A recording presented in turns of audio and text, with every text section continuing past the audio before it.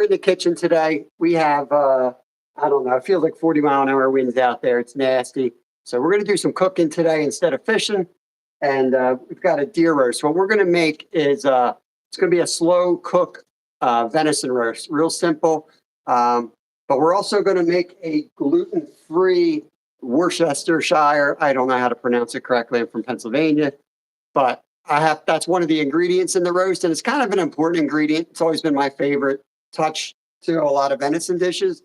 And we got 2 people in our house that's gluten-free. So I'm going to show you how to make that up. And this Worcestershire sauce is something that we're going to make extra of, and we can use for other recipes in the future. It's got a good shelf life, doesn't need to be refrigerated, just store it cool and dark. But yeah, we're going to get started. Travis is in, Bud Files, Justin, you've been thunderstruck, Luminary Shine. Good morning, everyone. Betty, Betty, don't judge me. I'm not a great chef like Betty is, but I'm going to do my best today. So the first thing we got to do is we got to make the Worcestershire sauce recipe. And I think I'll just be able to use the blender for this. Let me make sure you guys can semi-see this. I know lighting's not great in here, so I'll just do the best we can. Matthew, good morning. I got my notes, so I can kind of show you this. You might be able to take a screenshot of that, but I'm going to review it. It's probably backwards to you guys. It looks backwards to me, if you can even read my writing. But it's basically vinegar-based, and then a bunch of spices is what you're doing. I'm going to use apple cider vinegar. You can use white vinegar as well.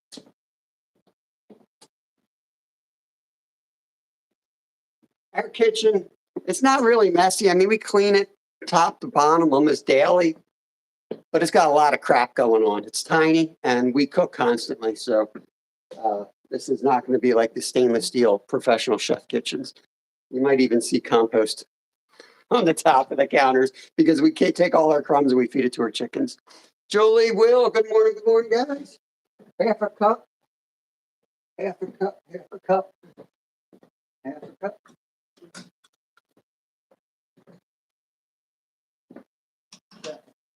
We're going to add the liquid in. It's going to be half a cup of, we're going to use apple cider vinegar.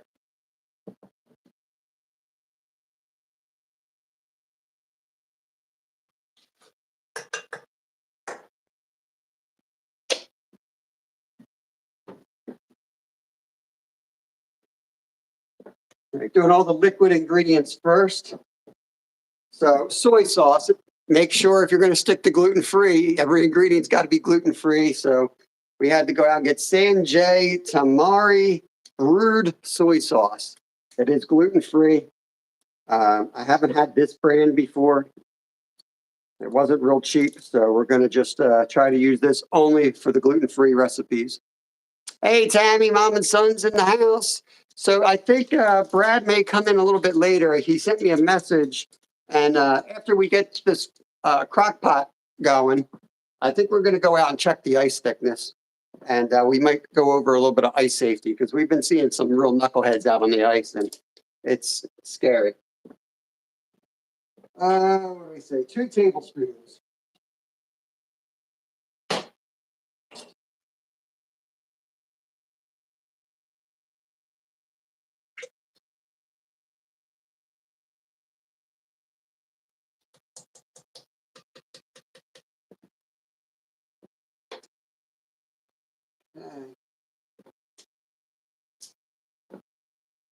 It's pretty much all the liquid ingredients, but I'm going to do the brown sugar next because brown sugar kind of turns into like a syrup anyway.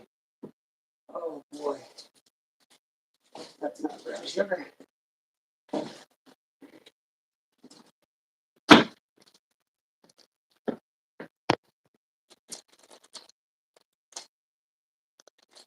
Yeah, Luminary Shine has a great live stream. A lot of people do, but you all know each other. Luminary Shine's one of the newer folks in here. Awesome angler. What I said, 2 tablespoons.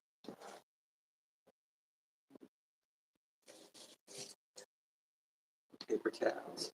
I rearranged the kitchen a little bit when we do lives in here just for the camera and the lighting. So I might not remember where everything is. The strainer behind you is swinging a little bit. Can you steady it? Also, the clock says 10:30. Yeah, don't go by that clock.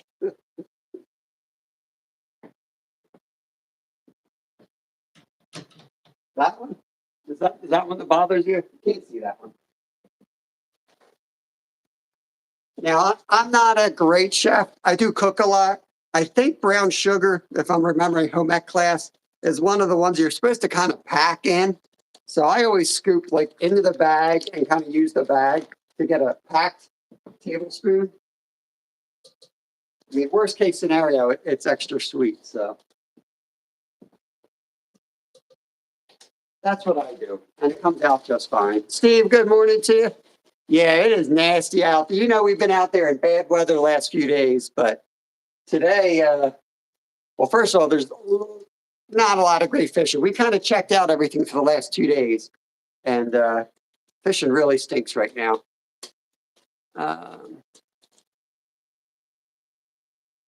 Everybody's safe in here. We make sure that we protect everybody who comes in here. You guys are all safe to hang out in here. We keep it as family friendly as possible, and everyone's cool to each other. No drama. And we have a good time. Mustard powder. I know there's mustard powder. This is like ground mustard. Like I said, you can go like crazy on this stuff. You could even use wet mustard. I know there's slight differences in the processes of it, but it doesn't matter that much for this.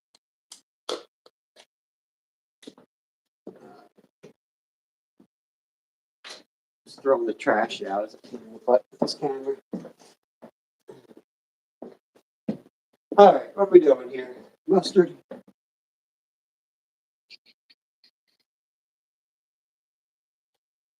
I wrote it all down. I wrote it down myself, and I can't even read my own writing sometimes. Mustard.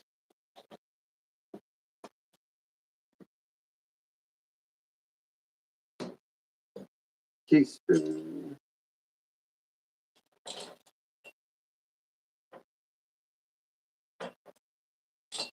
All right. Teaspoon onion powder. I know I should have had all this organized, right? Just didn't.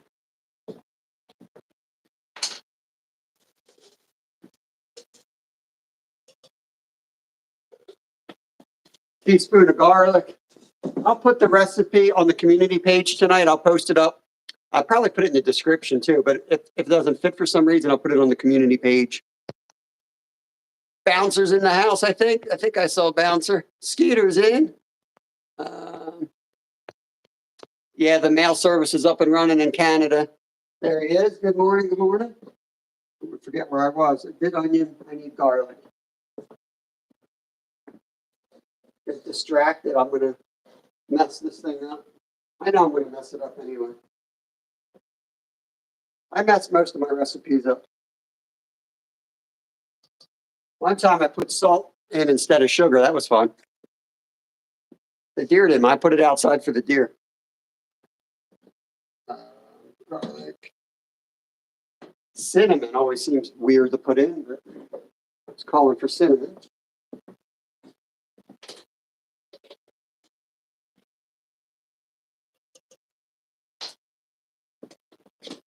Ginger.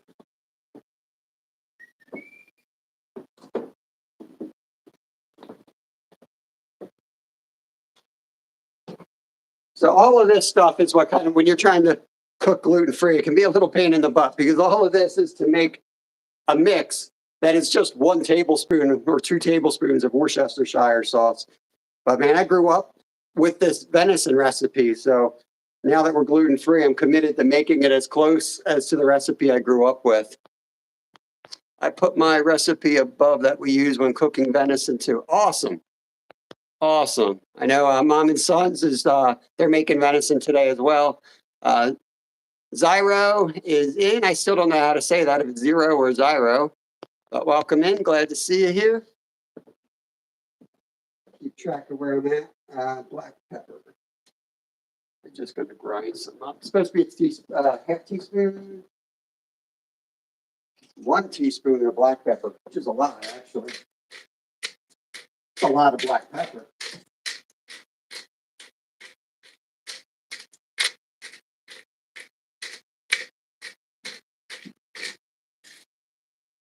That's about a teaspoon, let's say.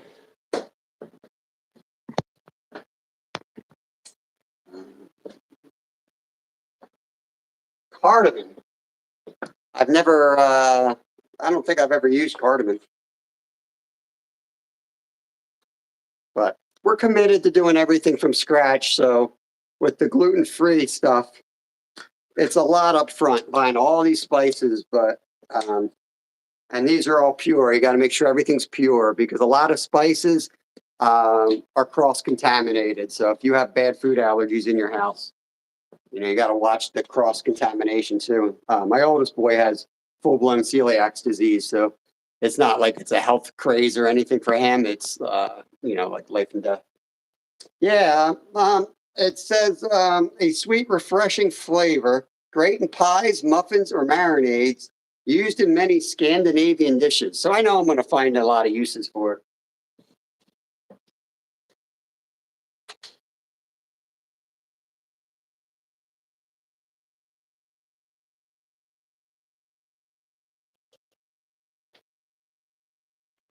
Trying to remember if I put the ginger in or not.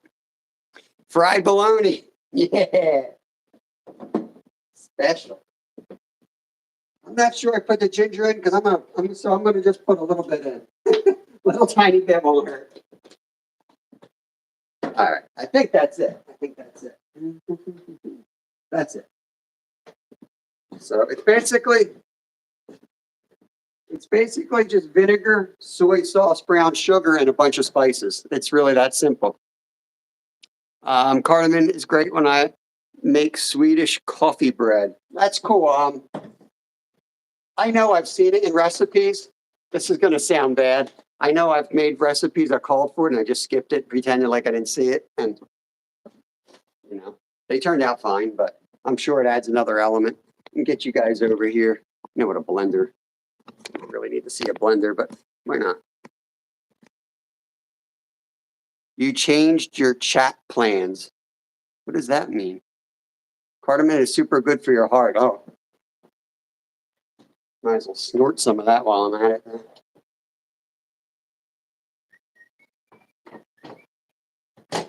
Chat plans.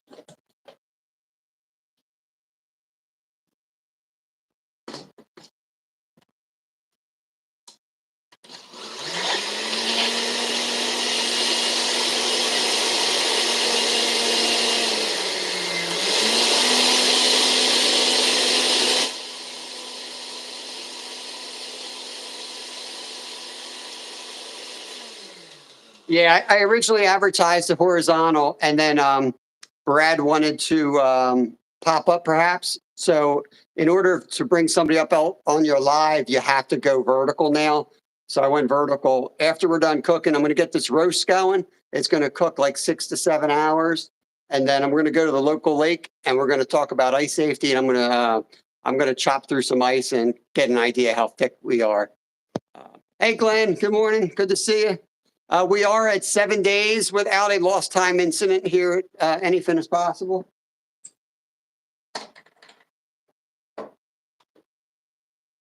It smells like Worcestershire sauce. Oh, you know what? There's a little bit of chunks. Let me hit it a little bit harder. A couple chunks in there.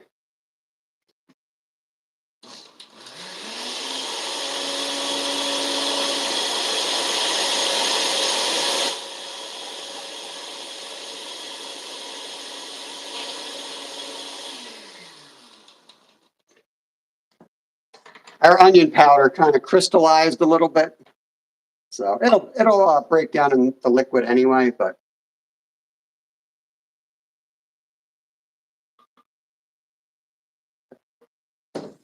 so it's got the air bubble still in it, so it'll turn a little bit darker. But that's basically that's the recipe for gluten-free Worcestershire sauce.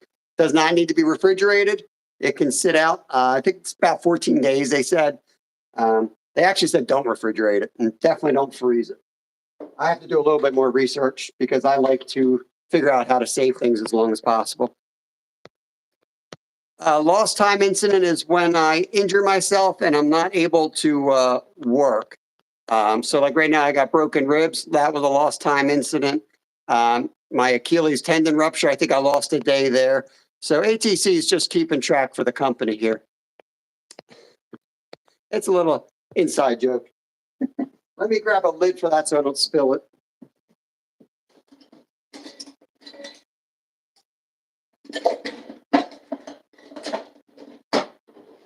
Where's the dang lid? I swear somebody steals my jar lids.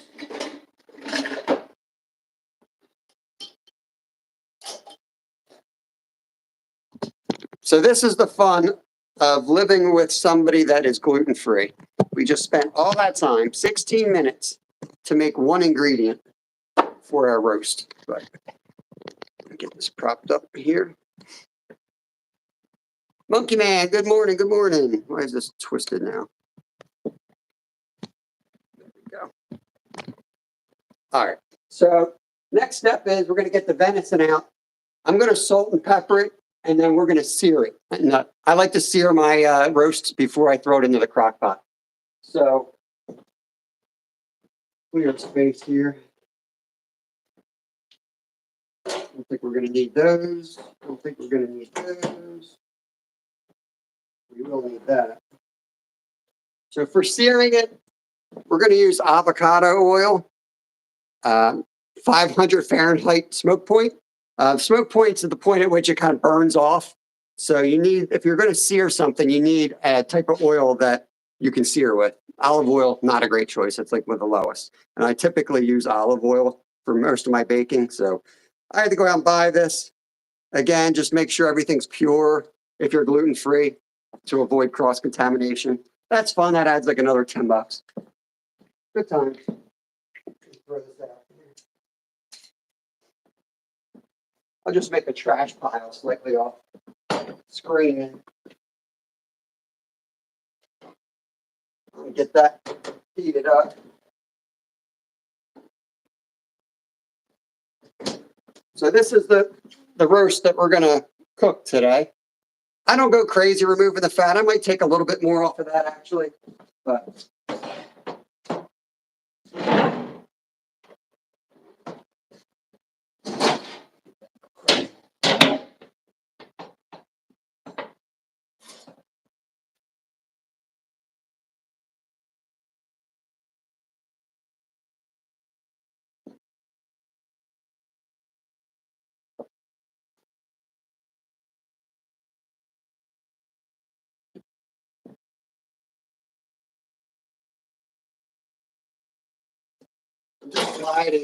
I'm just sliding along to get as much of the fat and as little of the meat as possible. I just want to get that thick white fat off the top.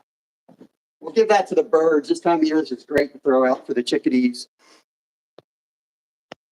We'll be making venison chili. Venison chili is awesome. You need WD-40 I do need WD. You're not kidding, man. My wife has been, I kid you not, my wife brings me Advil so I can get out of bed. I wake up, I have to take Advil just to get out of bed. Travis, what's going on, buddy? Making some chili.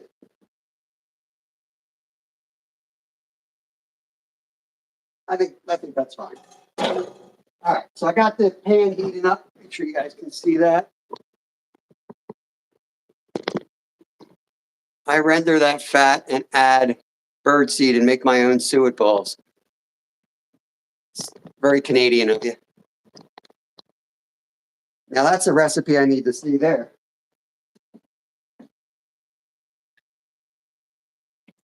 This pan's a little small, but I don't want to waste. I don't want to waste the oil. So all you're really doing is getting that pan really hot and then searing all the sides of the roast. It's pretty simple. And it's not mandatory, but I think it adds a little more flavor. I think it also retains the fluid, which isn't really important with a roast, except that I think it helps like tenderize it. I could be wrong on that, but that's just how I feel about it. So we're waiting for that to heat up. Let me salt this roast over here.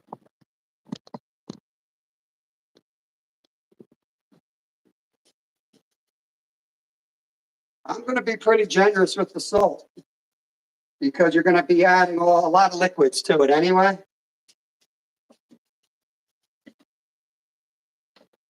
So you don't need to go crazy.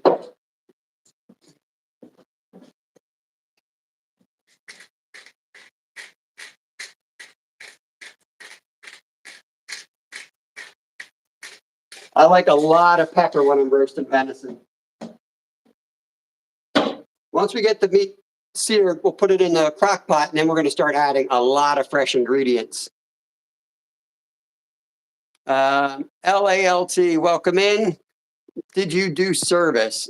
No, I did not do any military service. I'm going for trout at the local lake. I don't think it's thick enough, Travis. We're going to go up and measure the ice next. After I get this roast in, it's going to cook all day long. I'm going to run up there and see if there's see what the ice is. I know it's at least 2 inches. I don't know if it's 4 yet, and I don't think they let you on it till they decide to let you on it.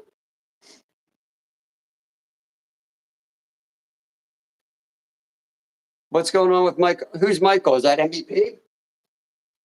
I don't know what's going on with him. Did I miss something?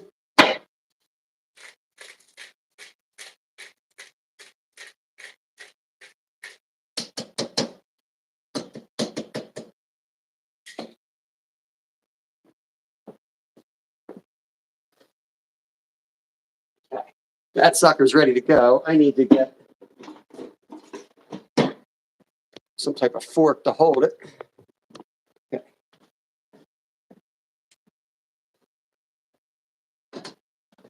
Hopefully you guys can see it. I'll try not to block it.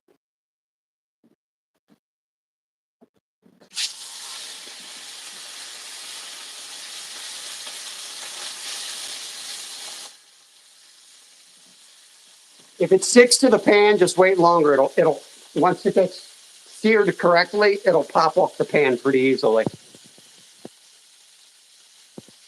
Oh, thank you for letting me know that, Glenn. I did not know any of that, buddy.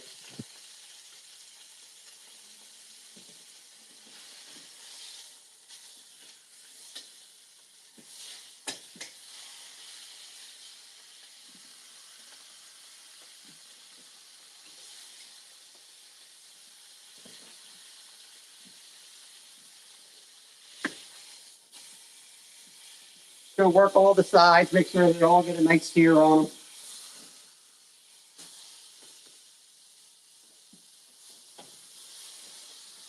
That's pretty much already seared. So that's the nice thing about using the proper oil and getting a real high heat on it.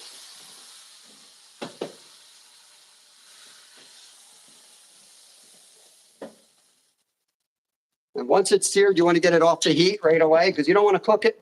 You want to slow cook it. So we got it just cooling right there till I can get the crock pot together here.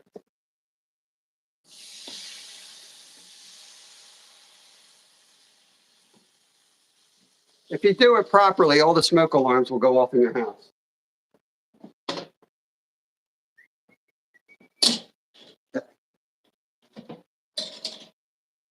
Back y'all up a little bit.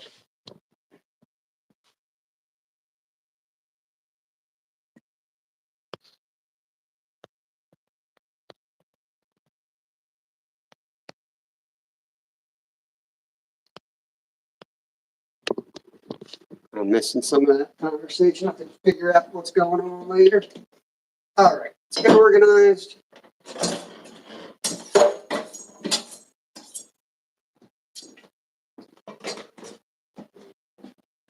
Throw my pepper in the sink. A little bit of smoke in here.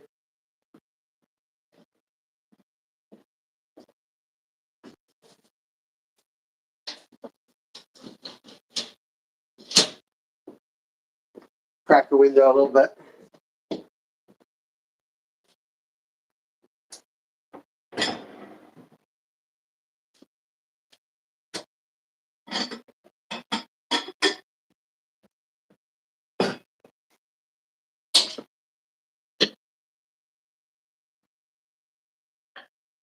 I plop the roast right in the bottom of the crock pot. And then we're going to start cutting all the other ingredients up. We're not smoking anything. This is going to be a crock pot meal. Big Eagles game. Yeah, the quarterback's back, I saw. Okay. So I'm going to push that back. And then we can start getting our other ingredients together. Okay. Trying to keep track of these things so I don't screw anything up for you guys. Because I usually just kind of wing it. But I'm going to actually like do this one the right way. Slow cookers are the way to go. You can just go out and do what you got to do. This one you should put it on low for like 9 hours. But since I wanted to wait till 10 to go live, what I'm going to do is I'm going to cook it on high for like 2-3 hours and then put it on low. So the target time would be 5 o'clock then, which is like 7 hours away. Low will let it just fall apart. It's going to be really tender. When you go high, it might not be as tender, but still pretty good. All right, mom and sons, Ray is getting her to work. So are we talking about MVP or the Grumpy Vet? Not that it matters. It's horrific. I'm just curious. All right. Onion.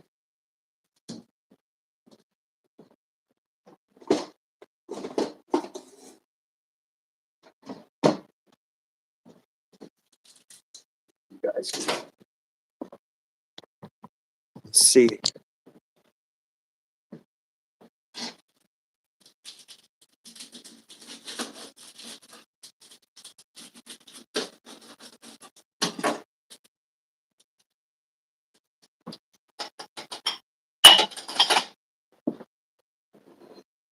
So I'm going to throw all the scraps in a bowl here, and that's going to go out to the chickens.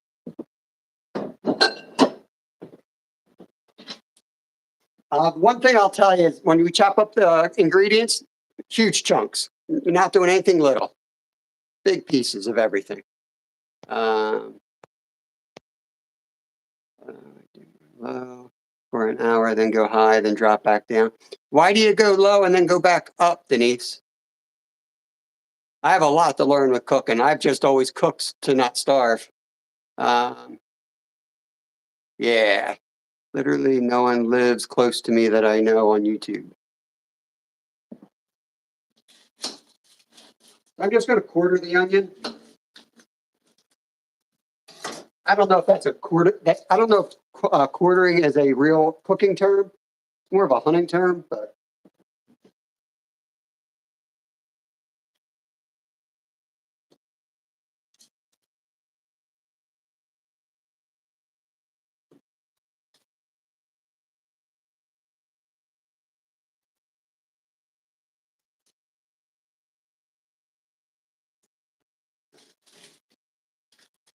That's it. That's it.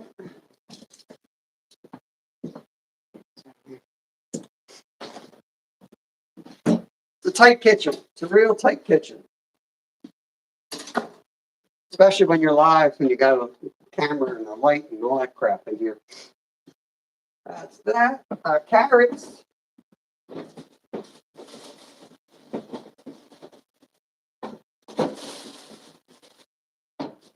I prefer to use the big carrots, and then I chop them up to about that size anyway.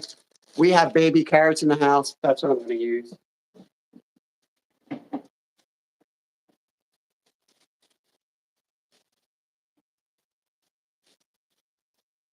I don't want to put too many in because I'm going to put potatoes in, and I like a lot of potatoes to carrot ratio.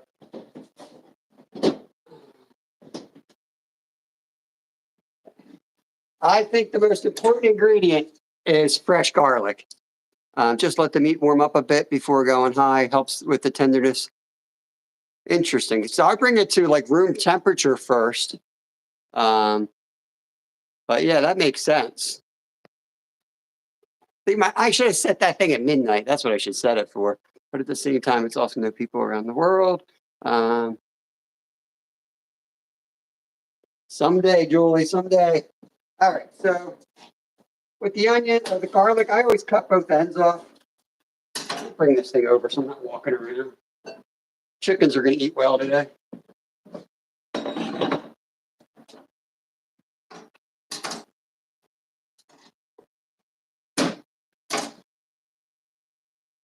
I always squash. I don't know if you guys do that. I cut the ends of the garlic off and then I just squash them like that. And then I pick the little piece around and that's how I do it.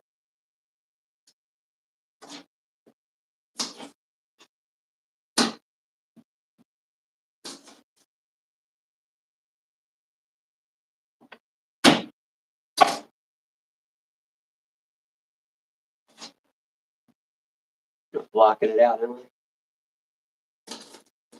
Trying to do this at a weird angle so you can see it.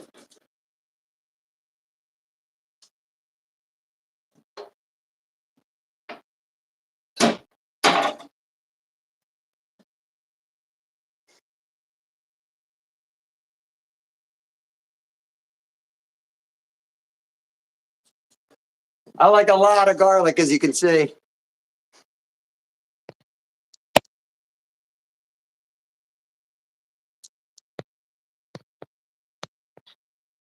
I'll be making a couple pounds of my secret jerky when I get home.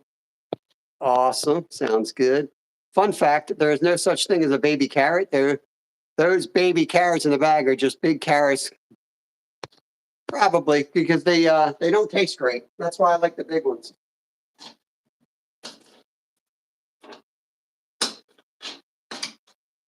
Believe me, working at the grocery store, I've learned that how much food prep and selling is based on what it looks like, not how it tastes. I have a tiny kitchen. I know what I need. What I need, Denise, is camera angles. I'm going to do that when I start recording more of my cooking fish videos. Like I'm going to do tuna steaks this week as well. And I'm going to have the camera above coming down. But for lives, I don't know how else to do it. It is kind of tough. Yep, we got a Skeeter meetup first week in May, I believe. May 9th, actually. May 9th through the 11th. I can't wait, Skeeter. Can't wait.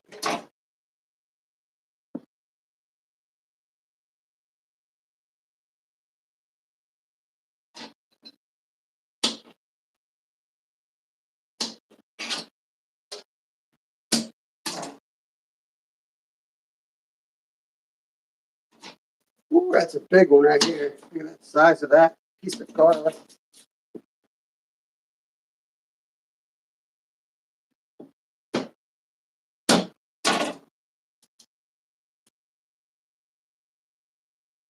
All right, done with the garlic.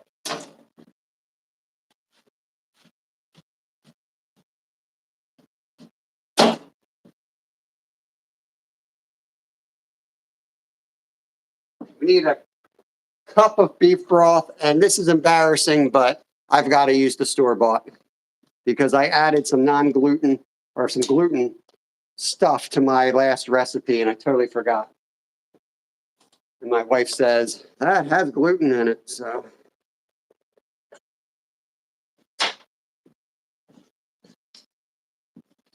Oh.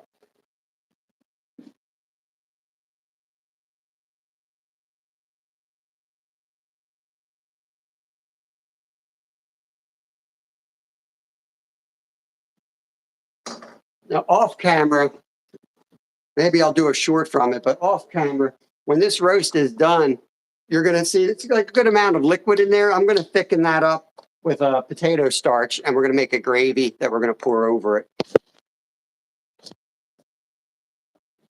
I guess this goes in the fridge now. Just throw it in the fridge. I'm done with it. Beef stock. So that's 1 cup. I want to aim for 1.5 cups of liquid. So I'm going to do a 1/4 cup balsamic vinegar. Yeah, like I would love to lay all this stuff out before I cook. I did get that out, but it's just there's not enough room.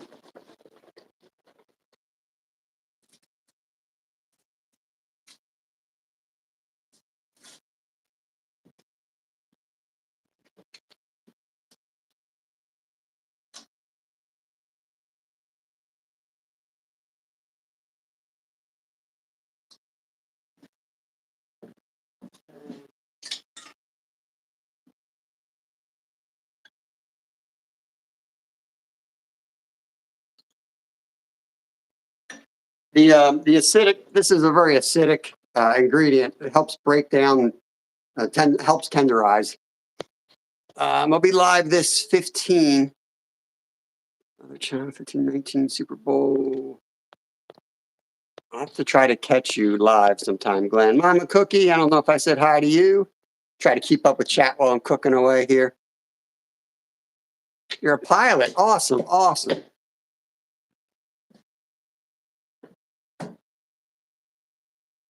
All right, so now we get to use our homemade Worcestershire sauce. I want to dump the whole thing in, but I won't. I'll fight the urge and I'll just do a quarter cup of that.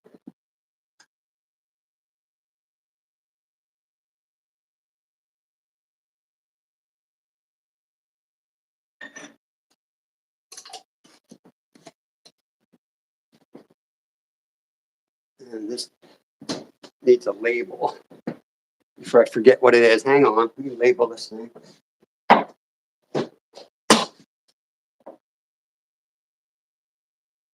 Gluten-free Worcestershire something sauce. All right, got it. Tomato paste. I'm only going to use like a little bit of this. I wish I had a smaller can. I hate wasting it, but I already had that in the pantry. And I know I got it for like 50 cents on sale, so that's what I'm going to use.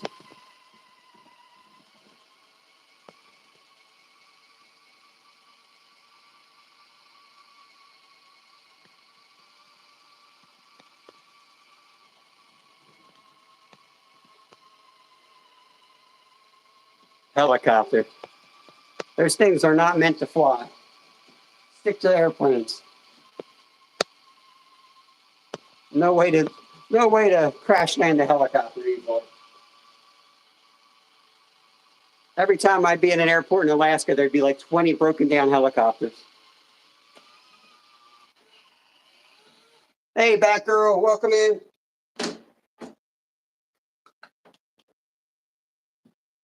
We're making venison roast.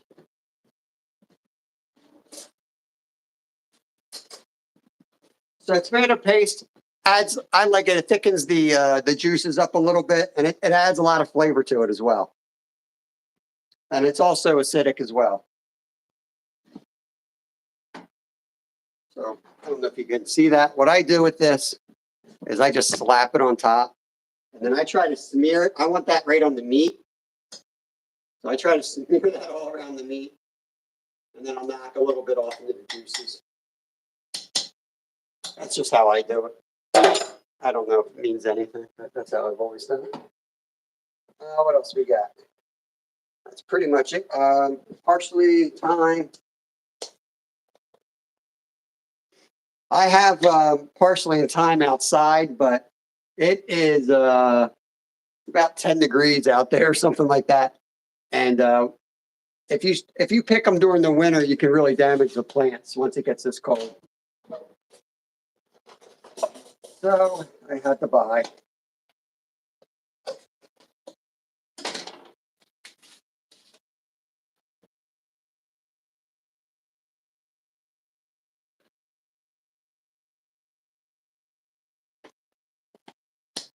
I go pretty heavy on my spices.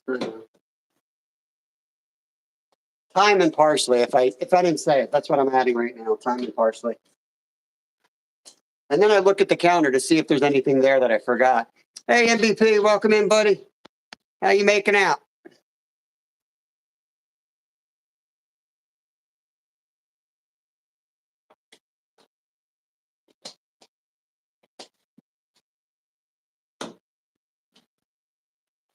Then the taters. And in my store, they actually wash and dry these things, then pack them each day. I love it. So I don't have to wash them again. They're only last a couple of days that way, but they're much better.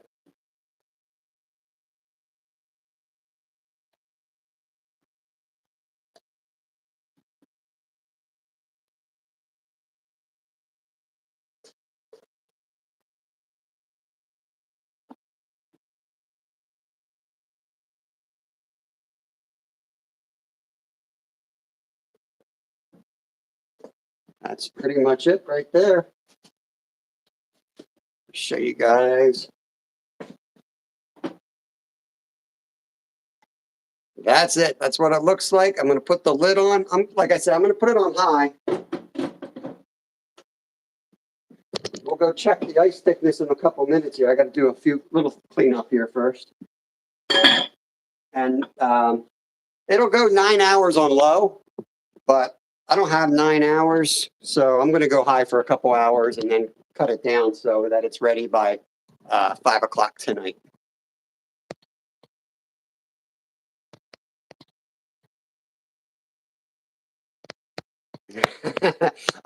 I can't afford to shop at the store I work at.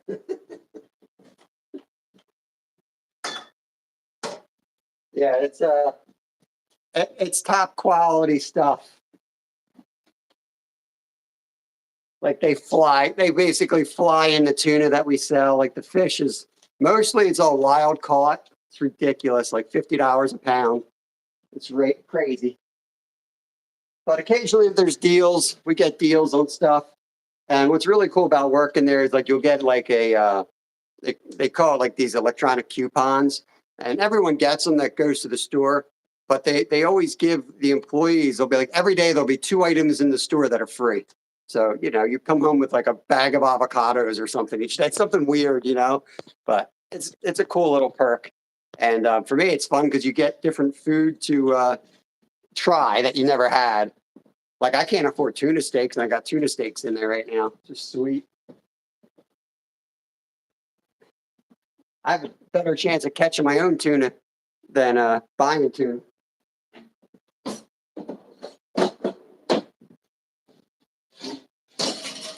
I can clean this all up later. I just want to make sure I have what needs to go away. In this black crock pot right here, or crock pot, tea kettle, Paul mentioned this on his. Hey, there is Culture Foods, Different Tastes. There's an awesome cooking channel right there. Great channel. Paul mentioned this on PA Outdoors couple. So I started doing it too. I put water in there just to liquefy the air, humidify the air in winter because it dries out. And then I cut up apples and I put cinnamon in there, and it smells awesome. It's like free potpourri. I appreciate that, Culture Foods. I'm just doing my best, man. Just doing what I can do. I do have some goals with this kitchen. I do want to get it organized so that I can shoot better videos in here. But I think we're good right now. I got the burners off. This one's on low. Crock pot. Make sure I got the right cord plugged in. I've done that number before. Soy sauce, I think, needs to be refrigerated. It usually does.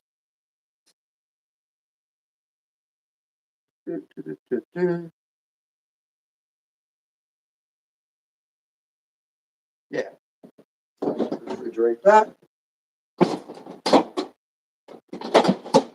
So what are we at in the live? We're about, okay, so 43 minutes. That's basically all the cooking.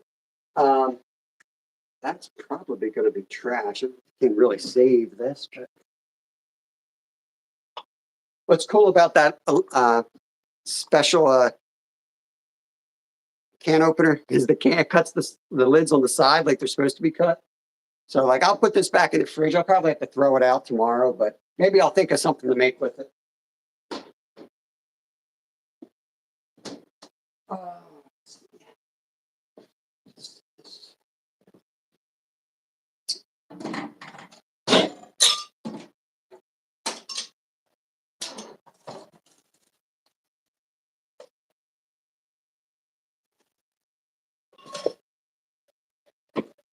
Soak as many things as I can soak while we're out playing on the ice here.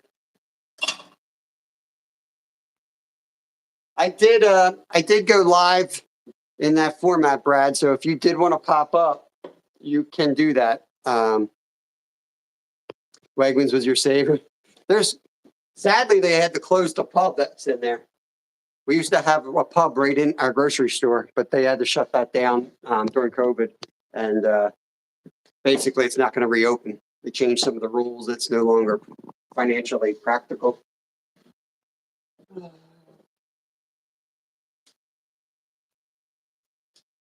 So yeah, this is with the drippings. We're gonna, after we take the roast out, we're gonna add a little bit of potato starch. Probably put it back on the stovetop and just whisk it in slowly, thicken it up, and we'll pour that over top of it. I'll try to do a short, or at least take some pictures of that, and I'll link it to this video so that if anyone's actually watching it for that purpose, they can see it. I stopped in and gave a like. I woke up by the time I was actually awake enough to pay attention. You were done already. I've seen some too. I will be in chat in about 30 minutes. Yeah, no worries, Danny. No worries. Brad, I'm going to head up to the ice. Yep, I'll pop up around 11 or so with you. All righty. What time is it? Oh, perfect. I was going to say, I'm not going to be out that long. That's perfect. Once you show the basic ice safety, I think that's important, pal. 4 folks died here on the ice. That's horrible. And I'm not going to say that I know everything, but I'll tell you what I do know about it. And at least it's something. The more information we can get out there, the better. But you saw when I was fishing live the other day, there's 2 high school kids that couldn't figure out how to get down to the ice. We're going to get down and walk right out on the ice. That's what they were about to do. And they asked me how thick it was. And I said, not thick enough. It's just, like, we're on the water every day. We have a better idea where things are at. It just blows my mind that somebody has no clue, would just walk down and walk out on the ice. It just blows my mind. Like, what do you think's going to happen? Turn that light off. So if you're just here for the cooking, which I doubt anyone's here for my cooking, we're going to head up to the lake now. So that kind of completes the cooking part of this program. How ridiculous this thing is. So just bear with me while I move around the house like a dummy. Oh, let me shut this. Well, too bad. I'll just shut the door for now. I got to turn the heat back up. I cranked the heat down in the house because can you crank the heat down? I think you can only crank the heat up, but I cranked it down. I get hot when I cook. 67. Turn that off. Gloves are in the car. Car keys. I got all my receipts together today too. Tax time. All right. Cords. Sorry, I know there's no smooth way to do this transition here. Trying to get everything in one arm load. Big warm winter coat.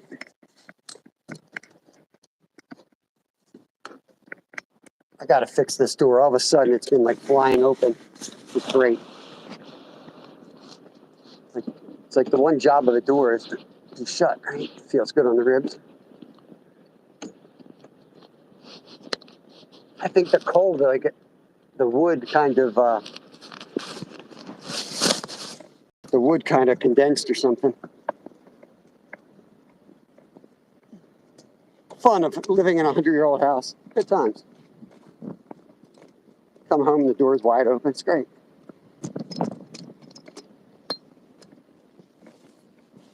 Bear with me. And it's bouncing all around. I apologize. I don't know any other way. Someday I'll figure it out. It's not very nice out today, guys. Very nasty out, which is why we're doing what we're doing. Shane, welcome in. Small screen. Yeah, we're vertical because we're going to share the screen with another YouTuber. And we're going to chat about ice safety is what we're going to do. I'm going to get up. We just did some cooking. We put venison roast on the crock pot. Gluten-free. We made some Worcestershire sauce gluten-free. So if anyone's gluten-free in here, check out the screens. I'll put the descriptions on there so you guys can, use that recipe, use the recipes if you want. And I have a cooking playlist that will have all that stuff on there as well. We'll move it under that playlist. But watch my community post tonight. I'll spell out where I'm putting everything. Disney Mad, welcome, welcome. Ice safety is important. That's right. Steel City Fishing. Welcome, welcome. I hope you guys, yeah, we're on the East Coast with all the poor people. We're fine out here. It's only the millionaires that have a problem out there. if they practice forest management instead of leaving everything go natural, wouldn't have that issue. There should be roads going through there. They act as, you know, natural fire barriers, but we won't get into that today.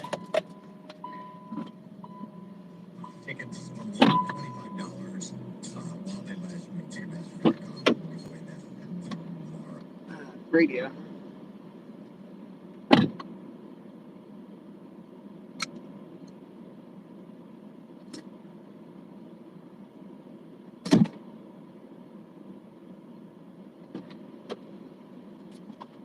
All righty.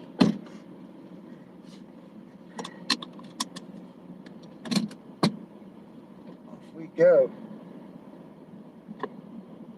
Yeah, I didn't have the heart to take you guys out on another bad fishing day. It's just what it's going to be. It would be a bad fishing day. So I figured, come up. I have to make the roast anyway.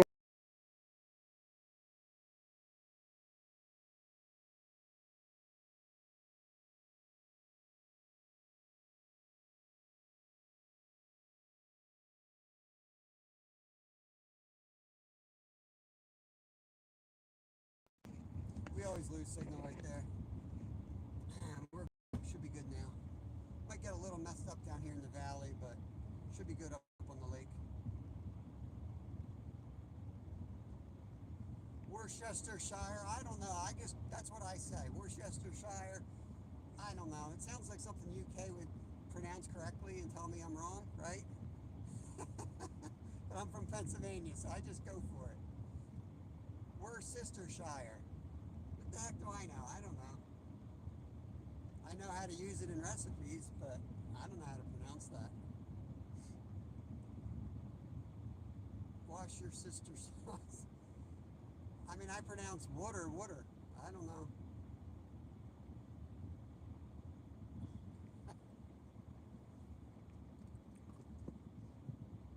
I'll shoot a video on those tuna steaks. I'll find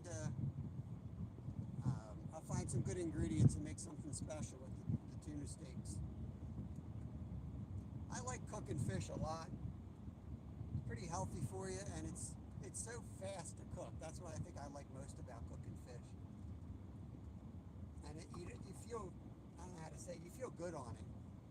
Like, you rarely eat fish and regret you ate the fish.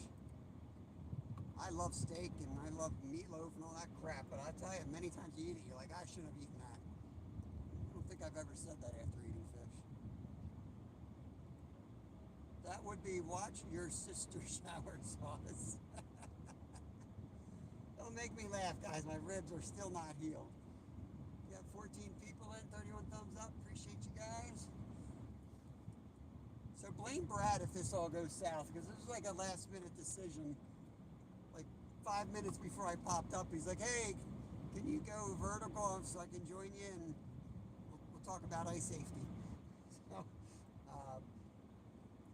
I'm not bringing my auger because I know it's not thick, so I just have a hatchet, which is what I used when it was 7 inches, and it made easy work of it just fine.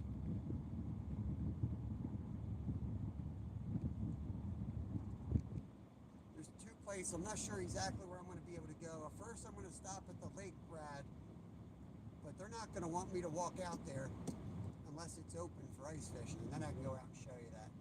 But we'll go to another local spot and I'll check the ice there. But I do want to hit the lake real quick because one of these days it's going to open. And when it does, that's where our lives are going to be till it falls. We're going to be set the ice shack up and we'll go live from the ice shack every day.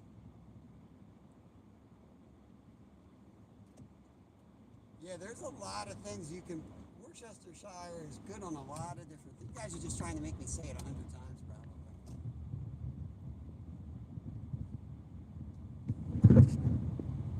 We've got 22 degrees Fahrenheit here.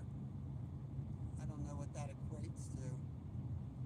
But we got down to about 7 last night.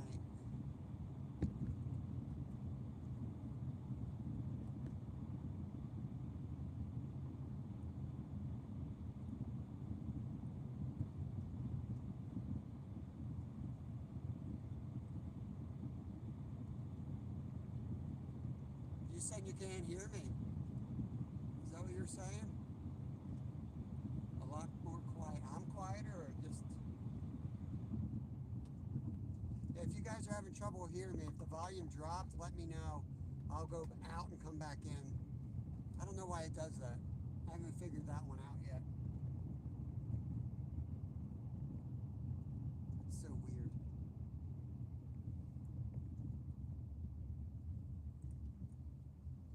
Well, Florida's a huge state, so the northern part of Florida is right at the freezing mark. The southern part is probably 70 degrees. But that's a really long state. Really long. Our states over here are bigger than a lot of the, the European countries.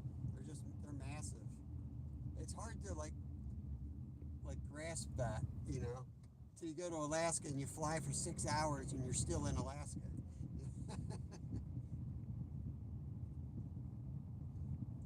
South Florida, 69. Yeah, I'll bet you up like Tallahassee is probably near freezing.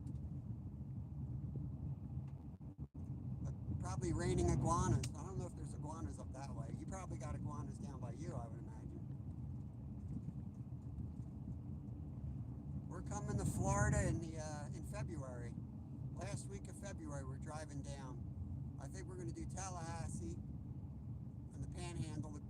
I want to fish the Gulf. Then we're going to go straight east out to Amelia Islands. And then we're going to go down the east, go down 95, all the way down to like Vero Beach, I believe.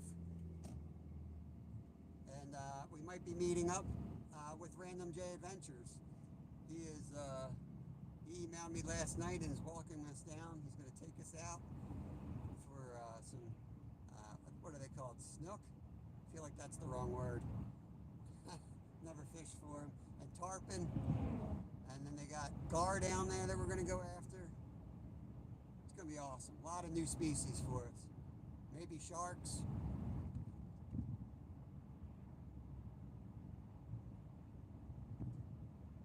$56 right now.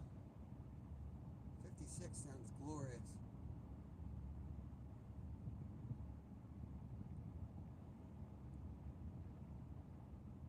I'm on an Android.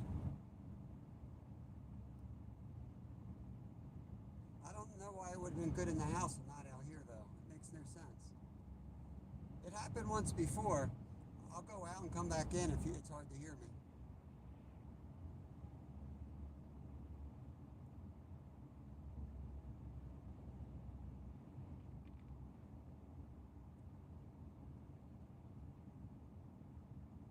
All right, appreciate it, Justin. Justin's turning into an IT guy.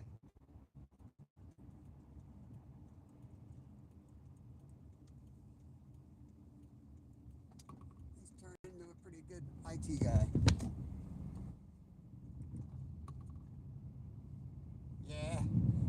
Yeah, I guess that's the problem. The temperatures drop in a place like that. There's animals down there that can't handle it.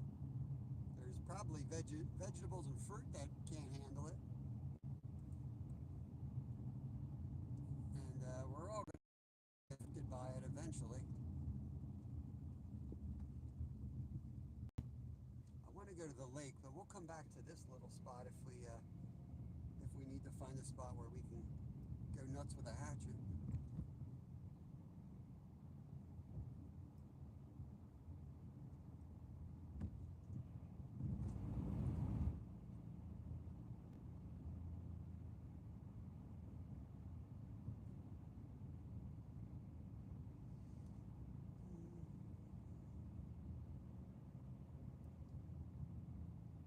It's been so windy here. A lot of the stuff's not really freezing up well, even though it's been below freezing, for going on 2 weeks.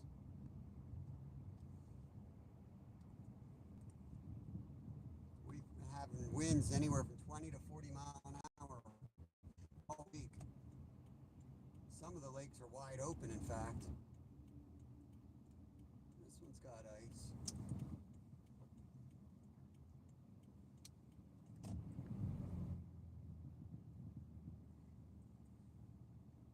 Yeah, see, they're going to have this marked. They're going to have this marked you're not going to be allowed on the ice yet. I may go down there and just talk to them, see if he knows how thick it is.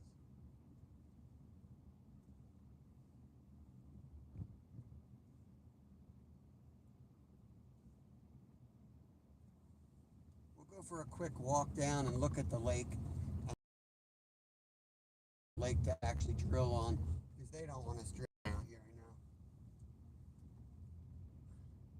They will allow ice fishing, but they inspect it and then they'll tell us when it meets their standards. I'm going to try popping out and come back in real quick. Hang on, guys.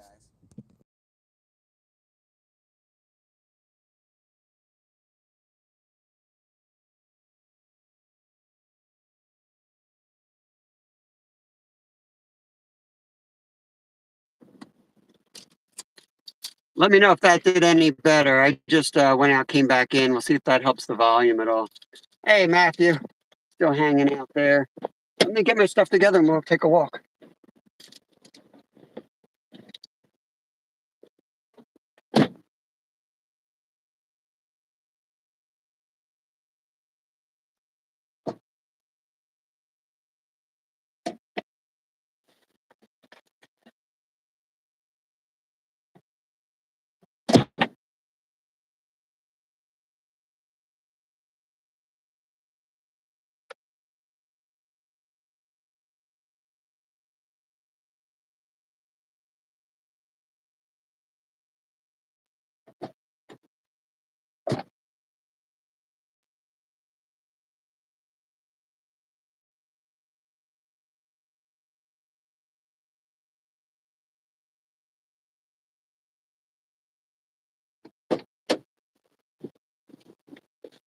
Hey, it's going to be really loud out here, guys. It's super windy.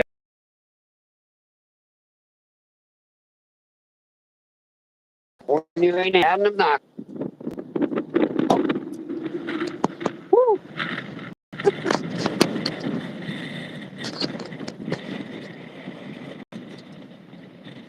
Oh, thank you, Julie.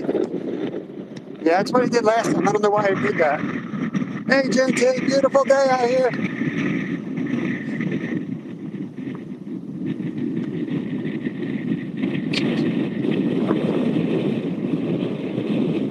Imagine trying to set your ice can up.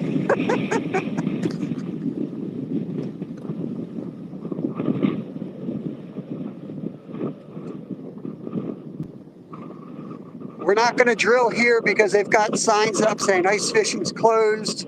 But we will find a spot where I can go over basic safety with you. I'm not going to do it here. You're not going to hear me. But just kind of want to poke around here. This is where I eventually want to come to with the ice tent. But it is solid as far as there's no water except for a little bit of over here, which might be overflow. Let's take a look what that's all about. So, you know, I've been telling you guys that these were old springs when I carp fish here. So I'm not surprised that there's like water right there. I'll bet you this whole thing is leaking spring water.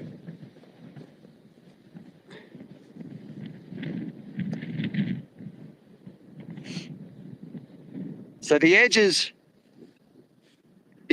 often are the thinnest part of the ice. But that looks really thin right there. It's just so darn windy. I think this thing didn't freeze up till just recently. And also, it's shallow. The rocks right there get the sun. And that's another reason why it's not freezing as well as everything else out in the deeper water. So the one thing I'll tell you right now about ice safety is ice does not freeze consistently throughout the body of water. You see all those holes? Each one of those is nothing but a tiny little leaf. You see that little leaf? That's all it takes is one little leaf to capture sunlight and warmth, and it creates a spot. So when you're walking through ice, if you see leaves or a stick sticking up, you want to avoid that. Because chances are it might be frozen, but it's definitely going to be thinner than the other spots around it. So avoid that. You got water running up from the wind over the ice. Call that overflow. you get enough of this, and this whole piece right here is now sinking from the weight of that. So maybe I can at least scare you about ice. See the water flowing down over this ice, and it's already kind of cracked all the way along that. All right, I've seen enough here. Let's go to another spot where I can hear myself think.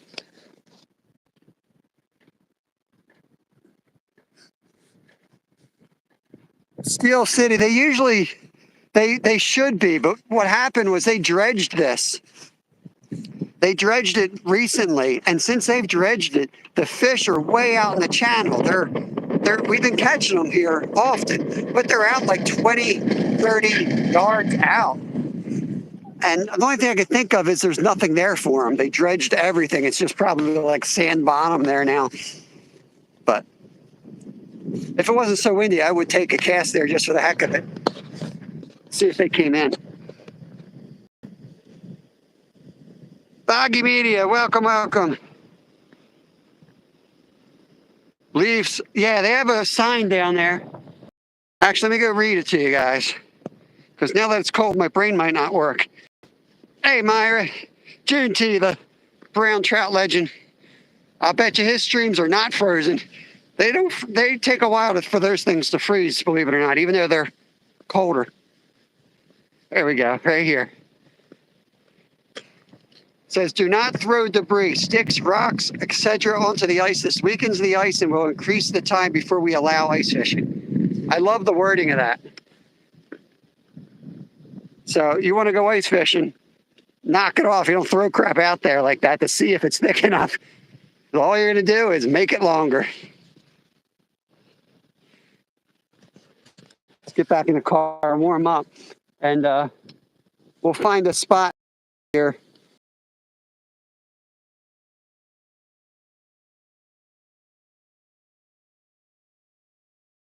Hatching, like I go measuring it, I guess. But I actually want to, this was for me to actually check out a few of the fishing spots. So I want to go somewhere where I can do that. I think I know where I'm going to go. Well, I don't want to incriminate myself here. Oh man, it's cold.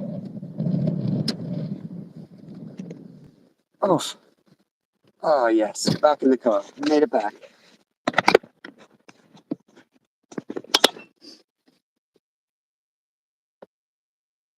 Chasing the Dream. This is the channel I will be live on for my vacation.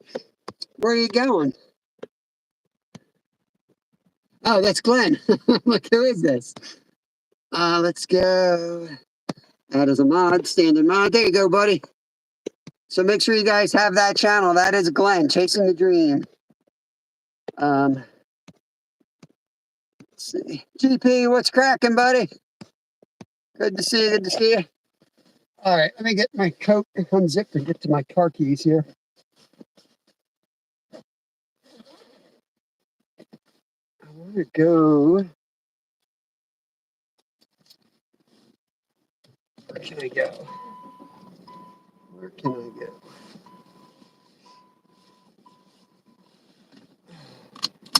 See, the parks are all like super careful, so you got to find somewhere where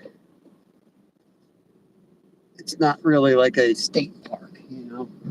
This is a county park, but they're still very protective, and for good reason. There's a lot of people from the city come out here with, I don't know how to say it, just very little outdoors knowledge, and they make really bad decisions constantly.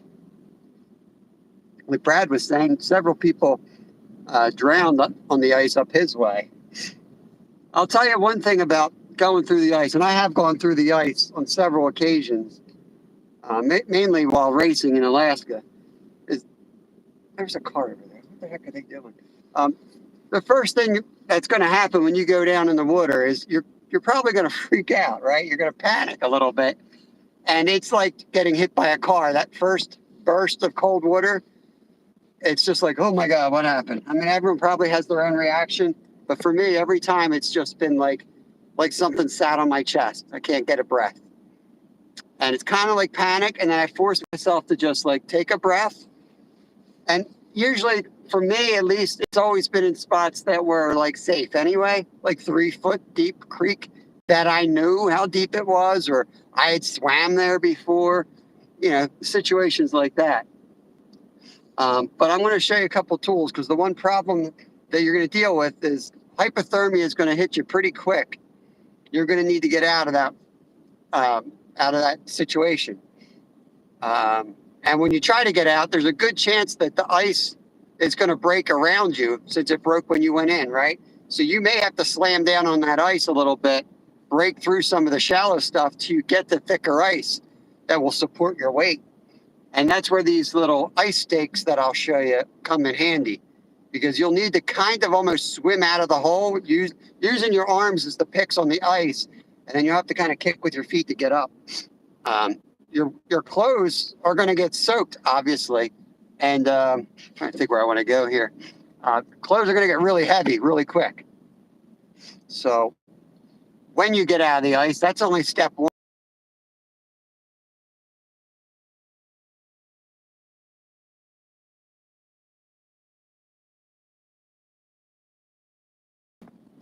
Where can I go? You can't do anything around here. I can't even teach an ice safety course around here.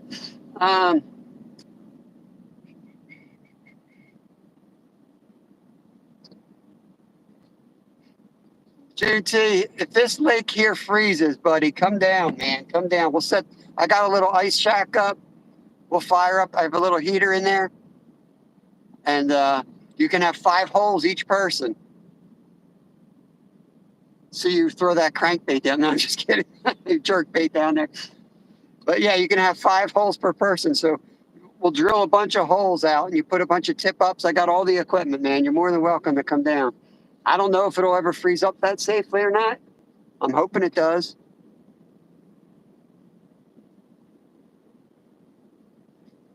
Yeah, swim towards the light. Oh, man. I think that would freak me out if I went down under the ice. And that's another, you know, lakes are one thing, but on a river, and I'll tell you, where I went down in Alaska, there was a good current. And that will freak you out, because it can swipe your legs out from under you and take you under the ice.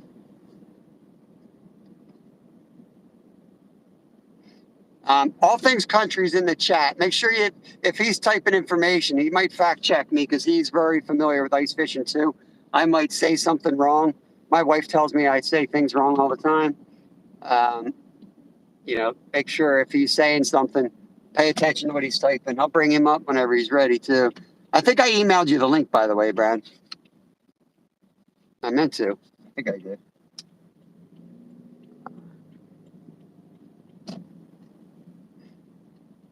The Horseman.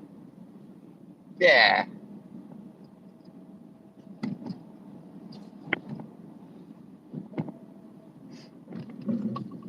Where can we go? It's sad that I can't even go live at my house, because I don't have a signal down in the creek. Like, I have a creek in my yard that we've drilled through, and that's like 3 inches. Be a perfect spot to show you, except I don't have a signal there. Where can I go? Go to Harleysville. Yeah, we'll go over to Harleysville.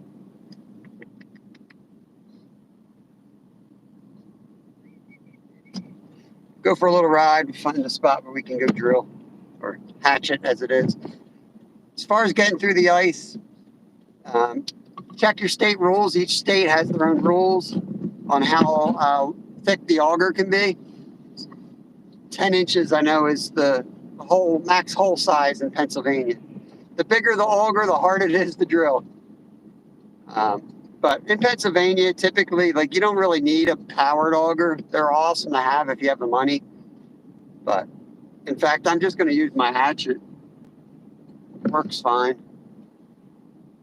If it gets any more than like 7 inches, then I'll probably have to take an axe, because I started having a little bit of issues when it got to 7 inches. A couple of the deeper spots were a little hard to, you know, get in there with the handle.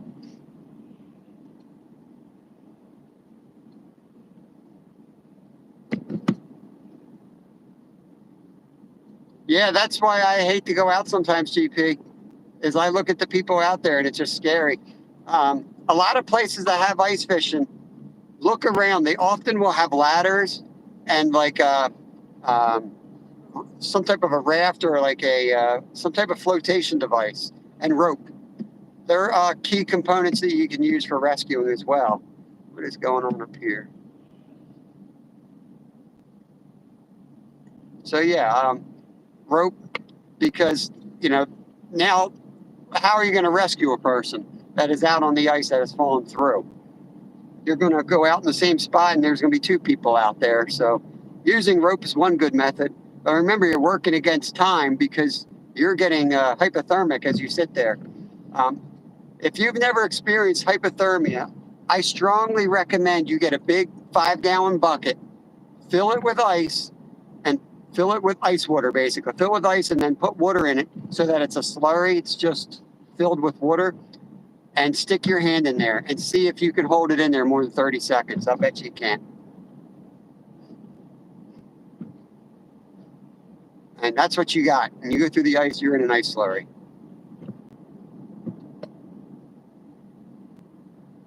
But the ladder is good because the ladder can branch over from solid ice to weak ice. And if you got to go over there, you know, that might be the only thing to do.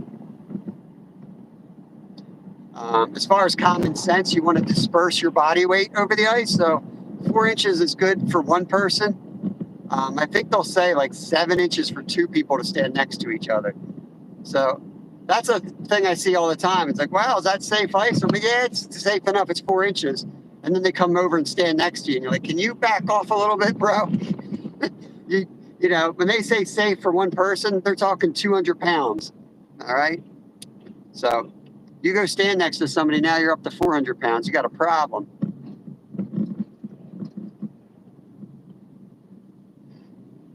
I can't read all of the chat when I'm driving. I'll try to get caught up because I know I see some chats in there I think are asking questions or pointing out other safety things I might be missing. You're going to also want waterproof pants, most likely, because sometimes you get water on top of the ice, especially if you're drilling with an auger. A good bit of water comes shooting up. Or if you're like me and have to dive for your ice fishing rod. You'll want ice clamps on your shoes. Yes, I sometimes do it without all the stuff, but I'm just giving you the safety tips. Ice can be slippery, believe it or not. So I do have boots in the back that are actually ridiculously expensive that I use for racing, but they are studded and they are awesome. But they sell all kinds of like cheap things that you can strap on over your boots. Yes, Slab. If Slab's paying attention, you'll come back in once I tell you guys about the strap-on ice cleats that go over your boots. Yak Track is a good company that I use because they're not awkward. Some of these cheap ones feel like you're walking with a baseball on your foot. It depends what type of cleat. I'm not sure. I mean, the metal cleats probably would. But if they're too big, they won't cut through the ice.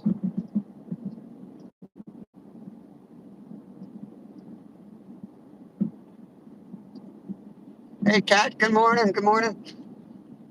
We're talking ice safety today, right now. It's a typical Anything Live. We prepared a venison roast in a crock pot. We made gluten-free Worcestershire sauce. And now we're off to check the ice conditions in one of the local ponds I like to fish.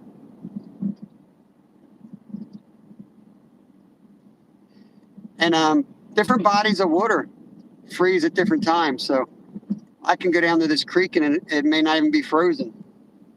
I can go to the lake. It might be solid. There might be a pond down the road that's not even frozen. So you can, you know, currents, channels that could be out there with some type of motion in the water will prevent solid freeze up. Sometimes it's just a matter of the minerals, you know, like salt. It could be in the water. A little bit of brackish conditions will definitely prevent it from freezing up solid. spring fed, you know, spring fed.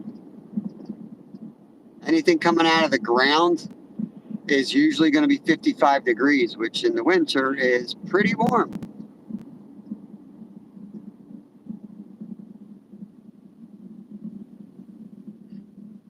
Looks like the power lines are down up here.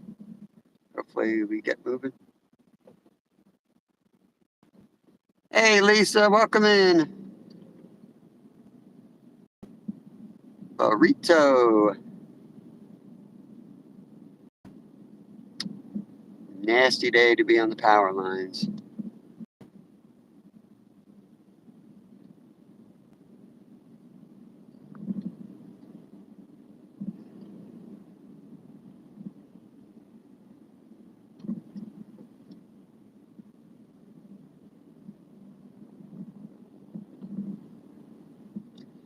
Fishing with Steve. I was just out at Deep Creek, Steve. The winds were horrendous. Is that Dougie Doug? Good morning, good morning. The wind was ridiculous out there. I'll bet you one of the big lakes near me, not even frozen because of the wind.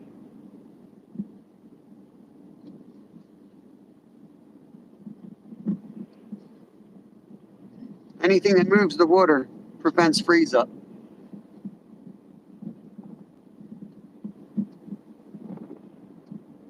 Yeah, I know we have solid ice an hour and a half from here.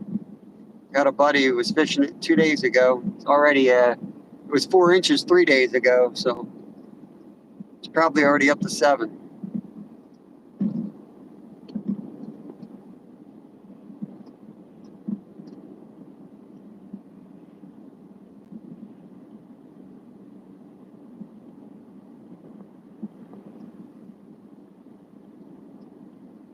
I see Tomcat Josh. Welcome, welcome. Hope you're doing good.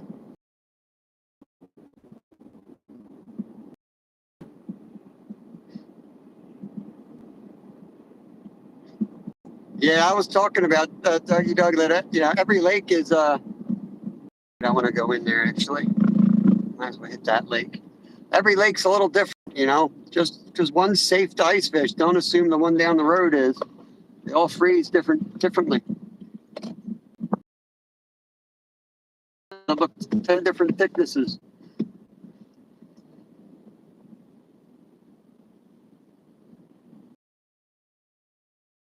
I can get to the back here.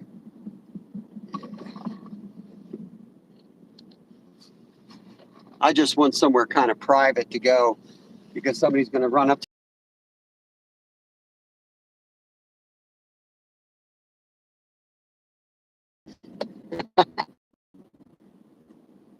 I'm not going to be out here long, guys. You know, my windbreaker material pants and all that. I just wanted to hop out there and show you a couple safety things. I do want to get I want to show you the ice picks in here so I can actually hear you. Give me 1 second, I'll be right back.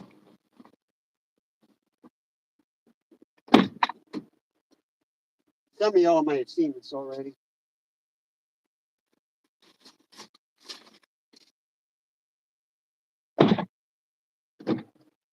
And I'm taking 0 chances because with broken ribs, if God forbid I were to go through the ice, it's going to be a struggle. But these are the ice picks. I'll wear them around my neck. You don't want to have them in your pocket. You don't want to have them on your sled. You don't want to have them anywhere but around your neck. Because if you go through, this is what's coming to be out of the water, hopefully. And you're going to, you're going to use these to get out of the situation. They're safe. They're not going to cut you. But when you slam them down on the ice, you see that pick where my camera is. That's what's going to drive in there and give you a good grip, get you out. It's like ice climbing. Let me get caught up a little bit and then we'll head down to the lake. Yeah, our local creeks are solid by me. It just depends. Some of them are wide open, some are completely frozen. Our creek that runs in my yard is about 3 inches thick already. But it's in a valley, gets no wind. So you would think usually that doesn't freeze first, but it's been so cold. The only reason the big lakes aren't frozen more is the wind. It's really delaying everything. Where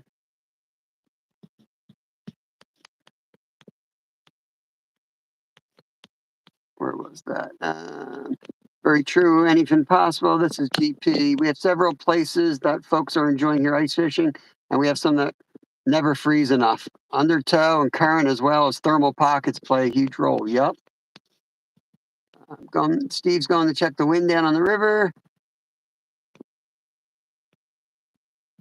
Looks promising. I'll let you know. All right. Thank you, Steve. I appreciate you checking out on that.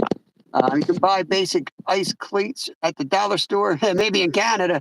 They're not the best, but they're at least safe. Yeah. Yep. You don't need anything crazy. I should show you my boots too while I'm in here. I don't know if I may not have brought my boots actually. God, that hurts. I can't do that. Oh. Ooh. Do not turn around. Do not twist with a broken rib.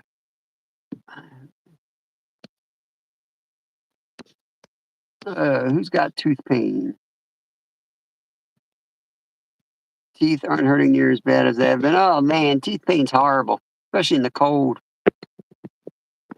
All right, let me get the tripod out. I will need that. Get my hatchet out and my ice ladle. And I'll be right back for y'all.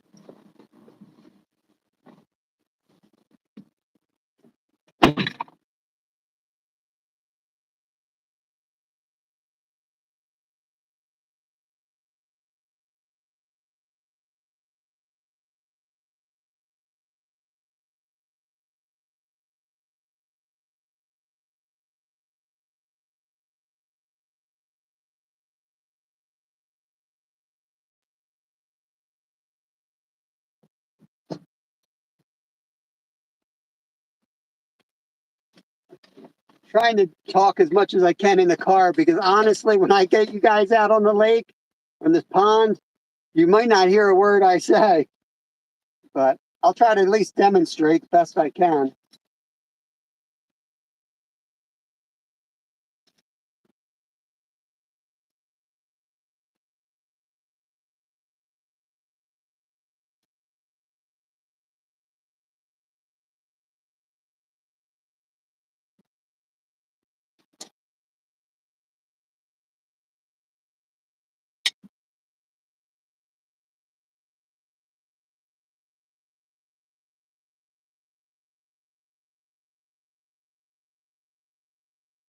I'm hoping we have a wind block down there like the last time we came here.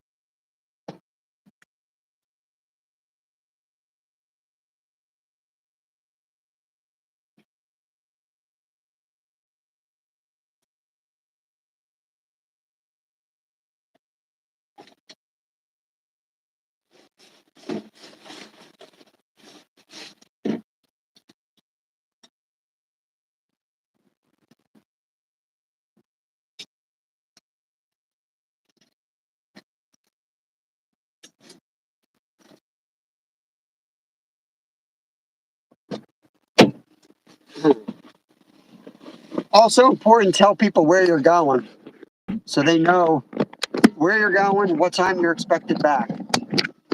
Okay.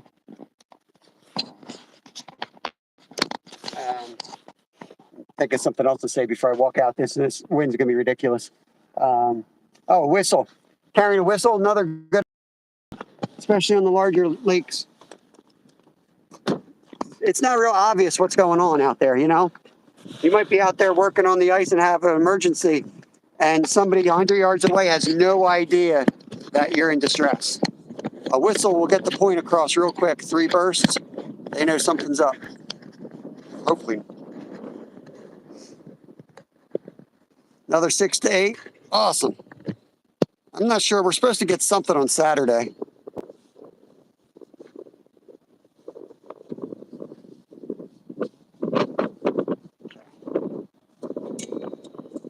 Believe it or not, you don't need fancy equipment. The hatchet works fine. They also sell bars, like it's like a pin bar. They work good too for testing out the ice. You know, you can walk and kind of slam that ahead of you. I wish I had one, but I don't.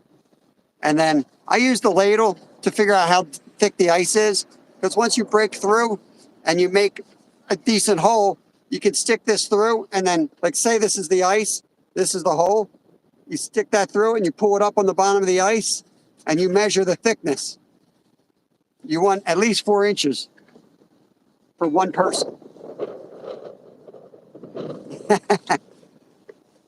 I spent days, I've camped on the ice actually in Alaska for many days. The coldest night I ever camped, 52 below zero. And I camped in a tent on the ice. I mean, not in a tent, in a sleeping bag and a bivy sack on the ice. Let me adjust this.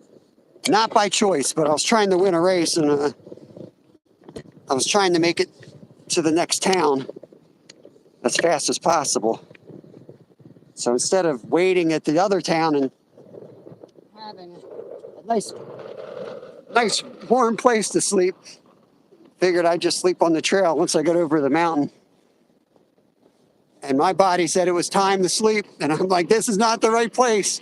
But when you start making dumb mistakes racing, they cost your life. You know, you got to climb in your bag and cook up some food and sit there and eat until your brain starts working. Sorry about the wind, guys. Not much I can do about it. I'm hoping when we get down there, the wind's not so bad. There's like, I forget the name of those trees again. The panda bears eat. I forget them every time. They're not native here, of course, but they do a good job at blocking all the wind. Let me turn the camera around so you don't have to stare at my face the whole time.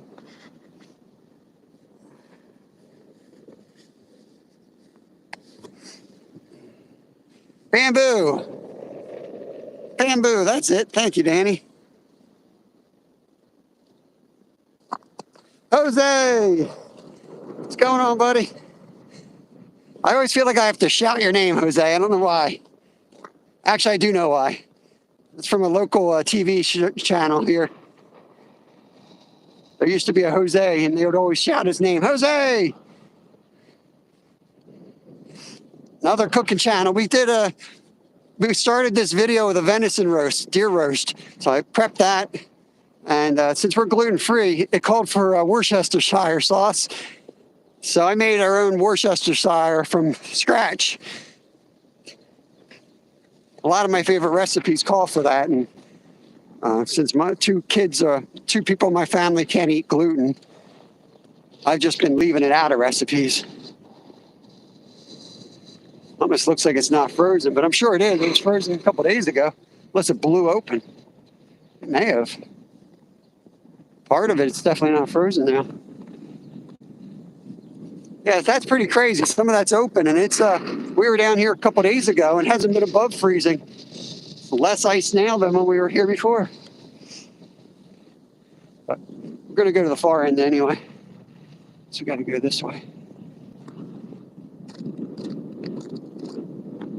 We're not gonna fish, we're just kind of talking about, we're gonna talk about ice safety right now.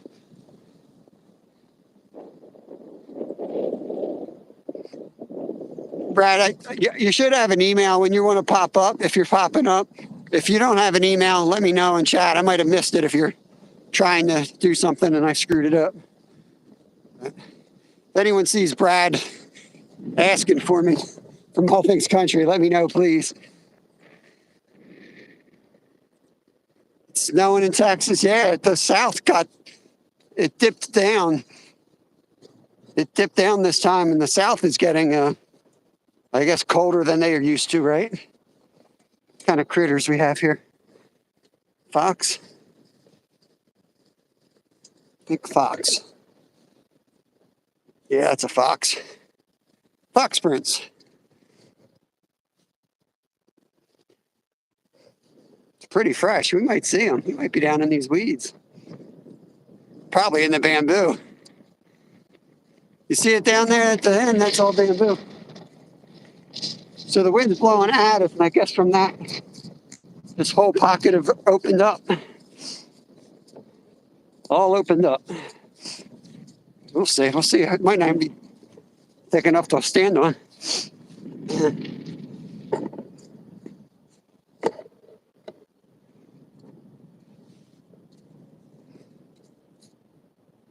I have it. Go ahead. I'll join you after you test the ice. Okay. Sounds good. It might be a real quick test.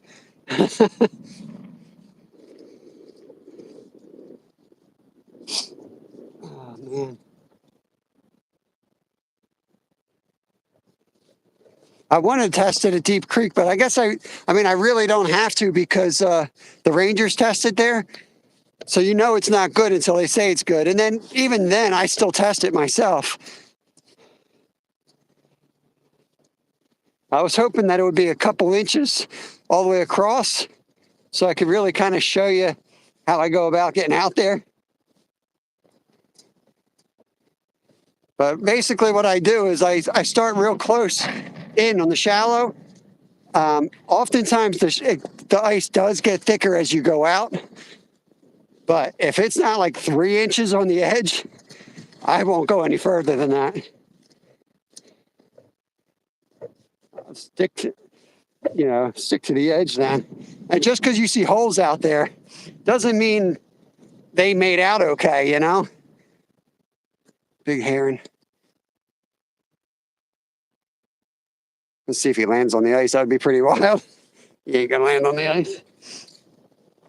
It's shallow like this too. The leaves reflect a lot of heat, and the shallow becomes the warm spot. There's the bamboo forest. Jose, that makes two of us. I sometimes don't understand English either.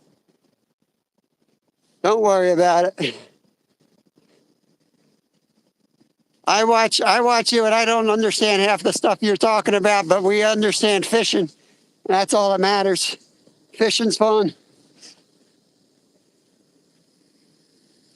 So you got moving water here, so obviously this is going to be a lot shallower or thinner ice than out there. Perfect example. You can tell just by looking at it how thin this ice is versus that. So give you a bigger idea. You know, see that little bit of moving water, what it's done to that whole area. That whole area is compromised because of it. Where can we get down there without me breaking my other rib here? Let's see.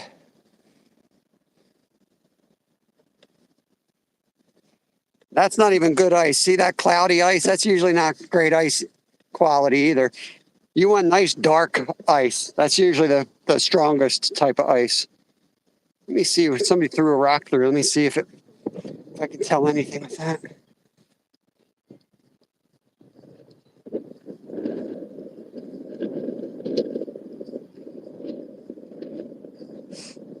I can't tell. I have to set it up somewhere and get down there. I want somewhere I can get down and back up. There's a little foot grab there I can use. Probably do that.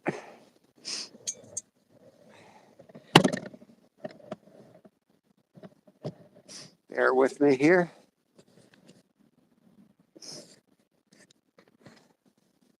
Got Jimmy in the house.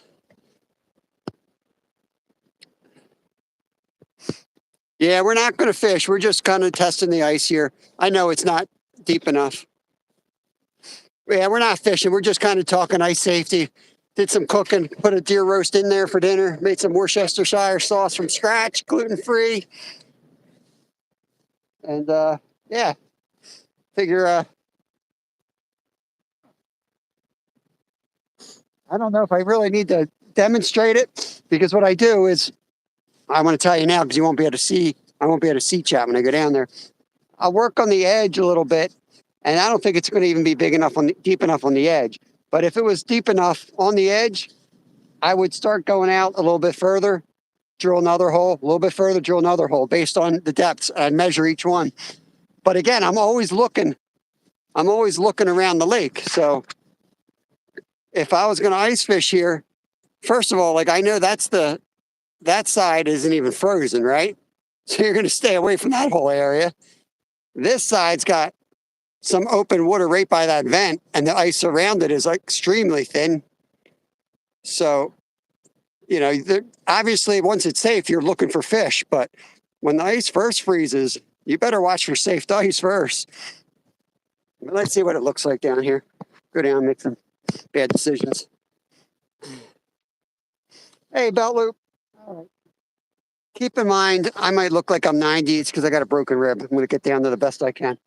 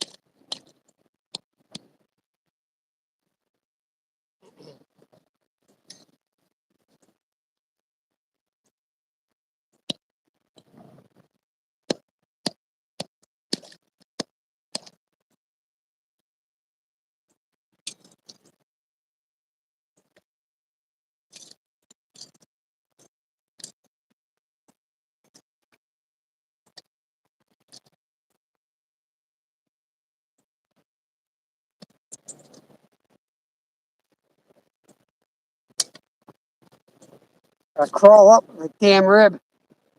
Oh, Lord. So it's about 2 inches, but it's not consistent at all.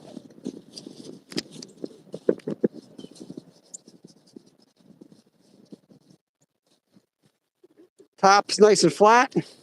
Look at the bottom. That's the current and the wind pushing around on it. So a lot of weakness out there. It's definitely not good ice. I would want at least 3 inches before I went out further.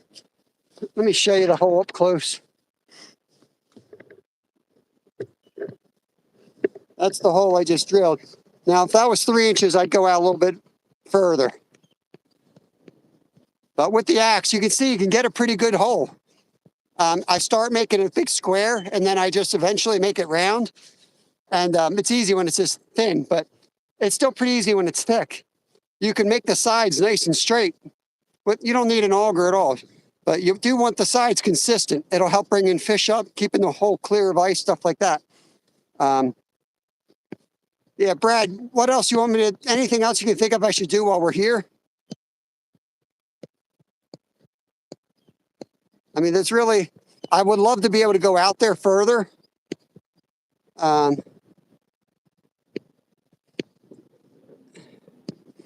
Yeah, keep it family friendly there, Mr. Steele. It's cold out here. You're lucky if you, never mind.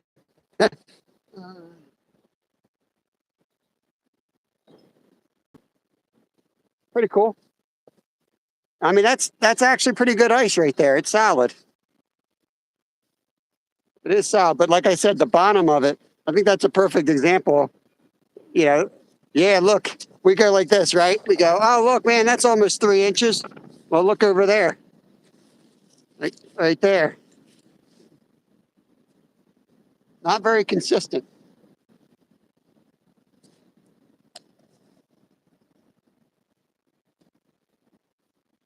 Yep. Thanks, Jose. Yeah. Let's see if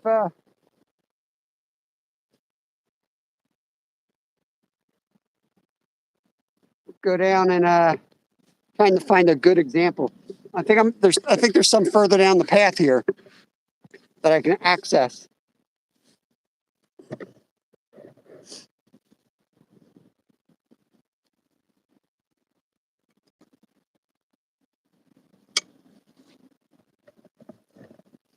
So Brad wants to try to show you how these little spots that you see out here, or the big one, that's a man-made hole, but these other spots are all leaves, and debris that got stuck in the ice and affected the way it froze.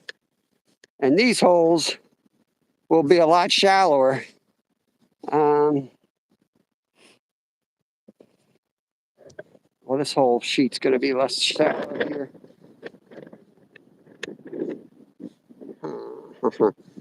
Yeah, I don't think I can do it, Brad. There's no good spot right here. Maybe back down this way there was. That bank's a little tough on my ribs, to be honest with you. I hate to be a sissy, but like I worked last night and I felt fine at work, but walking around up and down the edges fishing killed me yesterday. I was in a lot of pain when I got home.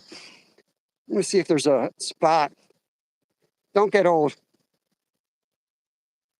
We can measure the ice down here, see how it changes between the shallow end with the moving water versus the deeper water. Might be able to get right here.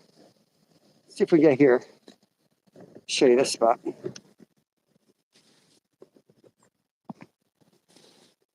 Let's go this way. Sun glare. I think that's on it.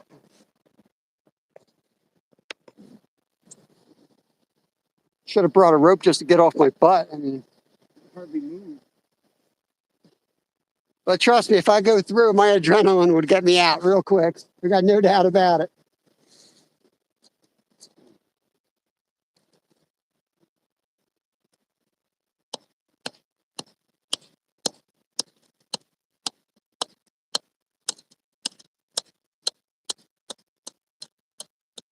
I'll tell you this, if you do use a hatchet, don't like do the whole circle that you're going to drill a little bit at a time. Because once you go into the water, then it's going to be splashing everywhere. So you want to get it, like if we're going to do an 8-inch hole, you want to get the whole 8-inch diameter down a little bit at a time before you break through. Once you break through, you're going to be spraying water everywhere.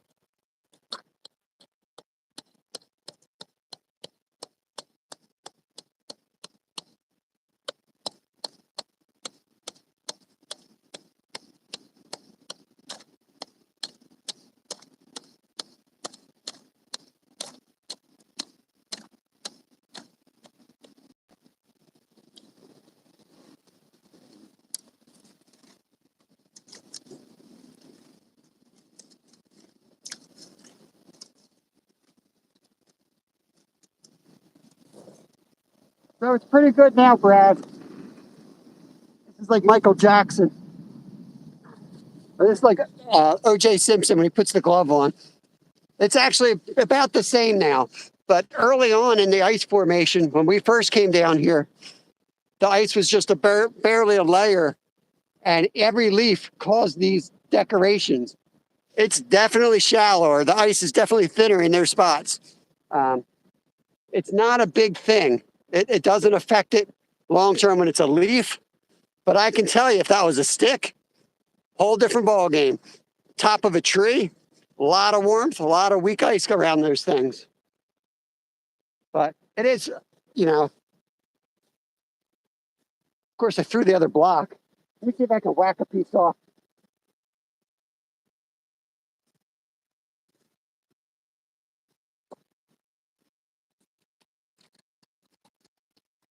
Not a whack.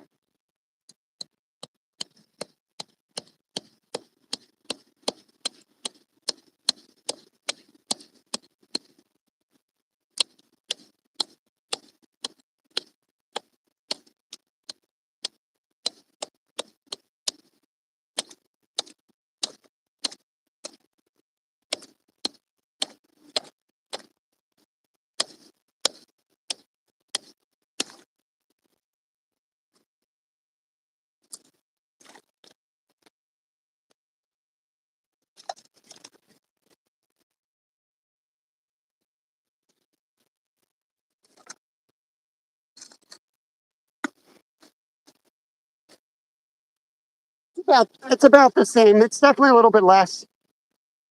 But regardless of what it looks like, just take me at my word on that. Any types of sticks, logs, anything like that, steer clear of them. They're not spots to be like, oh, look, there's cover. There's probably fish under there. You're going to be swimming with the fish. So here's another chunk. Let's go back to the car. I had enough. All right, Belt Loop, thanks for coming in, buddy. Appreciate you. Great channel right there. Belt Loop's a fine officer. We love the police here at Anything, especially the ones that don't arrest me. All righty. Let's get out of here. Get my gloves on. We got back to the car. I'll be able to read chat better. And then if you guys have, wait till I get to the car. And then if you have questions, poor quality ice too. Yeah, that's it. Different types of ice out there. When it rains and it snows and then that snow kind of is like a slush and that freezes, that's not as good as what we call we call it black ice or dark ice, which is just like calm water freezes with nothing in it. It's just stronger, more dense ice. So, hey, thanks, Gary. I appreciate that. Shell fishing, smell fishing. Wasn't me. Let me get back to the car and I can hear you all better. Turn this around. 17 in, 45 thumbs up. I mean, it's ice fishing is my favorite thing to do, guys. It's literally my favorite type of fishing. But I gotta say, like every time I go out, I'm just afraid I'm gonna be rescuing somebody because I see people do the stupidest things on ice.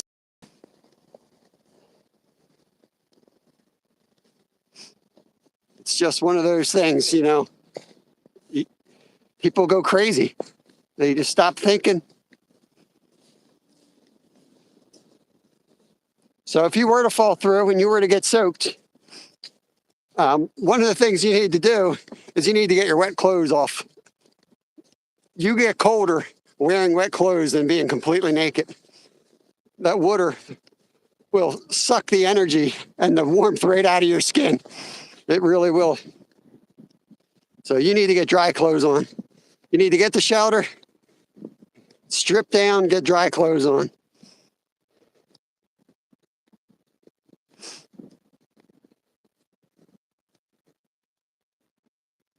Hey, Yogi. Welcome, welcome. Riparian buffer. So they don't want you in there. You see those signs. They don't want you in there. It's stuck on my boot. The ice ball stuck on my boot. Yeah, you're heading out the door. We're going to head back in the door. We're going back home. Just wanted to do a little ice safety talk since it's probably a good time to do it, especially around our parts. Everybody sees ice and they think, oh, time to go ice fishing. Let's go play on the ice. It's not even ice fishing, just playing on the ice, anything.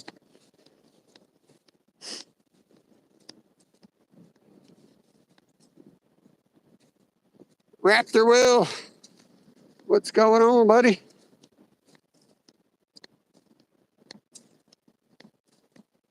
Oh, I do. I'm gonna get some pine branches.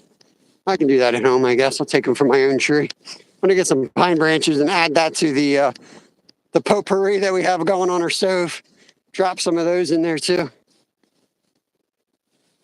Cranberries are good too. Throw them in if you have any.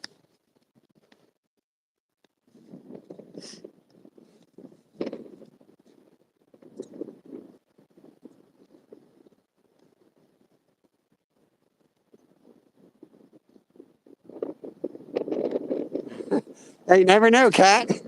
You never know. You could just be driving down the road and see somebody in trouble on the ice. You know what I mean? They're not hard concepts, but there's something about snow that just makes people lose their mind and like ice. You know? Like something magic happened, like liquid turned to solid. I'm good to go. It doesn't work that way.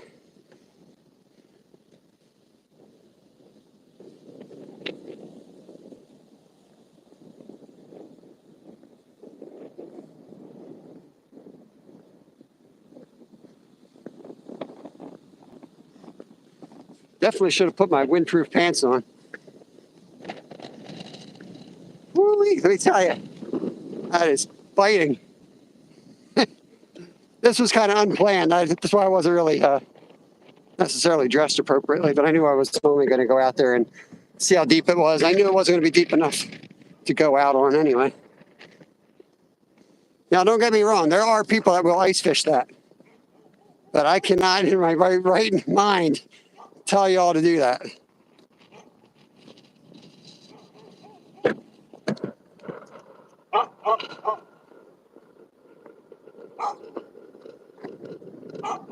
I should have, because Bob likes to call me Gary when he knows my name is Gary.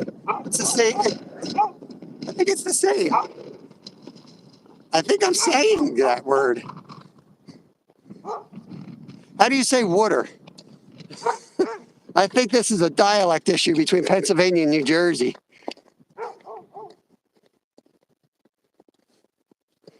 I could have a speech impediment just with that word. I don't know.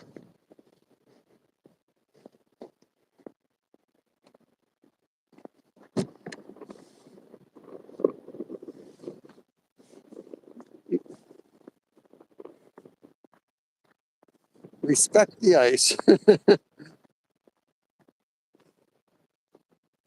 Hey, 2NY, welcome, welcome. Just out playing on the ice, checking the conditions.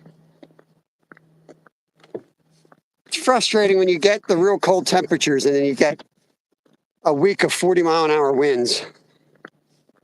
We'd be walking on 7 inches of ice if it was calm this past week, you know? Instead, we have 3 inches.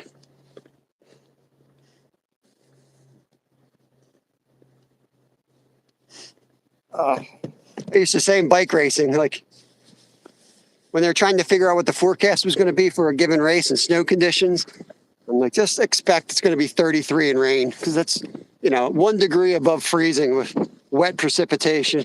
Just like the worst condition to be in. I'd rather 40 below any day than 33 and rain, especially from a survival standpoint.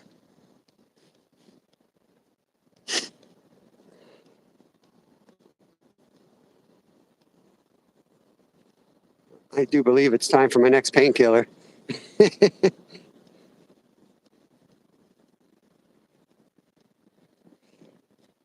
So it's been what? What's today's date? It's been almost 10 days since I broke my rib. It's just gotten worse and worse instead of better and better. All right, sit you guys here for a second. Whew.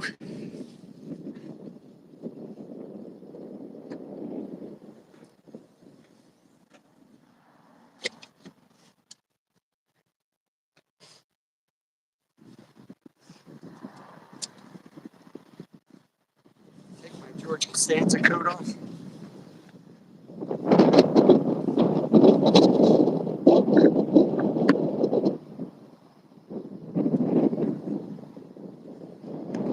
Well, I was born Gerald, so I go with a G for 50 years.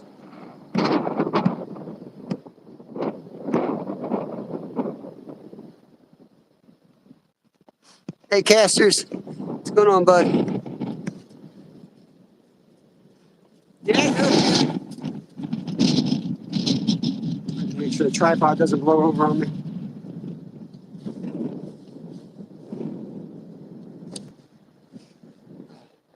I don't care what you guys call me. I know Bob.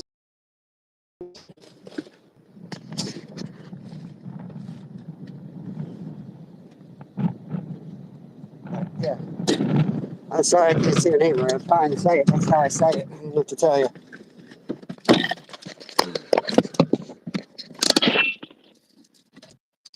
All right, in the car, out of the wind.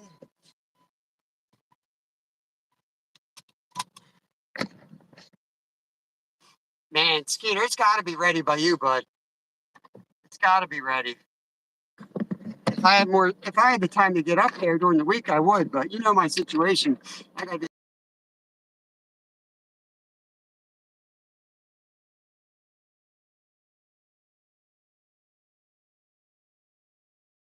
The good end. The good end's pretty frozen though. You know what I mean? The spot down by the I forgot the name of it again. Whatever these bushes are that panda bears eat. But I won't be ice fishing out there quite yet. Bobby. Hey, as long as it'll spell with an IA.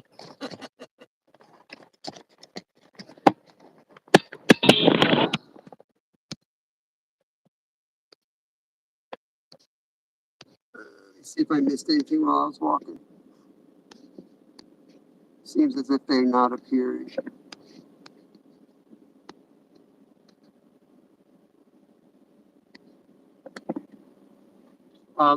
Curtis, first of all, I would check where you're going. A lot of times there's other people that have already taken measurements. A lot of county and state parks will post them. A lot of times tackle shops will know the conditions of a given lake. But if you have to go out and test it yourself, and then anyway, I'm always testing it myself anyway. But if no one's tested it, first thing I'm doing is I'm looking at the lake as a whole, determining where weak spots might be from water moving around the channel and things like that. The first hole, you basically have to just like, as soon as you get on the ice, you want to step on somewhere where it's shallow. If you go right through, you want it to be a couple feet deep, right? And it's just a matter of taking a measurement. If it's 3, it really should be 4. Sides, if the side's 3 inches, it might be worth taking another 8 steps out deeper because 3 inches will hold you if you're careful. I wouldn't stay out there long, but I would go out another 8 feet and drill another hole. I'll bet you that one's 4 inches because the sides never freeze as much, typically. So it's just a matter of drilling a hole, going out maybe another 10 feet, drilling a hole. That's how I do it. I don't know if there's better ways out there. That's the way I was taught. And I've been ice fishing since I was my boy's age. Make sure you take the safety devices with you. Take rope with you.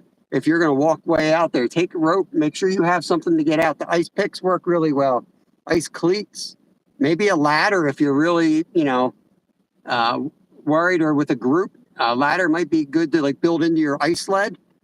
You know what I mean? If you're going to ice fish a lot, I think a ladder built into like a toboggan would be a great idea. It really wouldn't take up much space, and you could just leave it right at the bottom of it, just in case you had to rescue someone out there. But I don't want to make it sound harder than it is. But at the same time, I want people to know it can be very dangerous. That's all.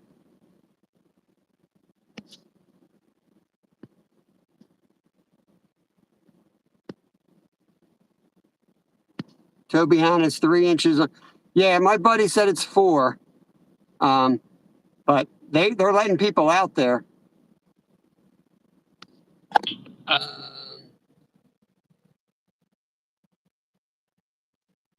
All right, sounds good. Yep, let me get home, see where the crock pot's at, and then we're gonna have Brad pop up for a little bit.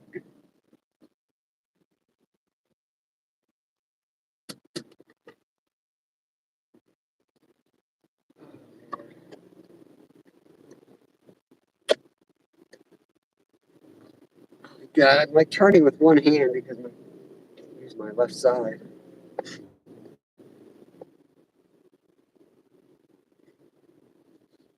Yeah, like what's today? Thursday? I may go up there Saturday. The weather between now and Saturday looks great for growing ice, so it's got to be single digits at night up there. I'll bet you we have 7 up there. I would say it's between 6 and 7 if I put a bet on it. I bet you Saturday 6 to 7. Just grows faster and faster. The first little bit, it's always the hardest.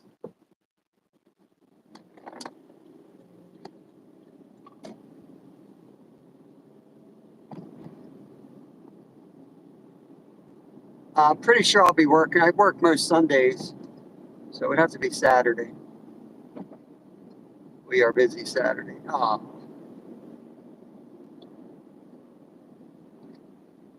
Yeah, we got a couple warm days in the forecast, but the majority of them are really cold. So I think it's going to stay good. I think.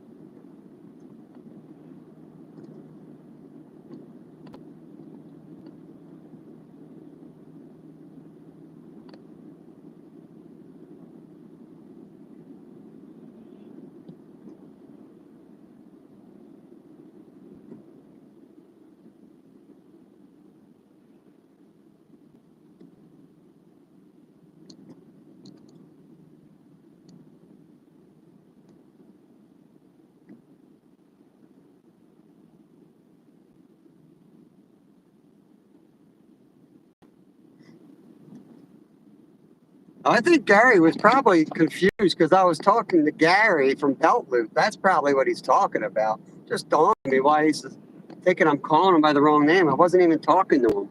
I was talking to Belt Loop.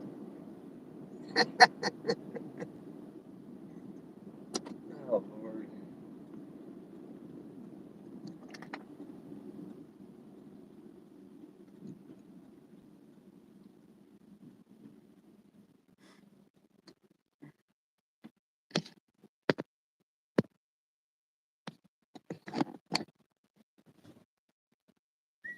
What's it, 11:50?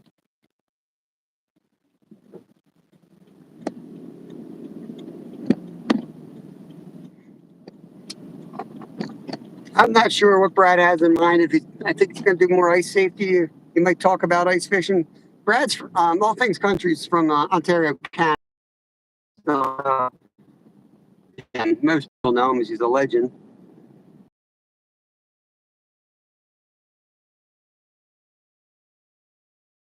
I am.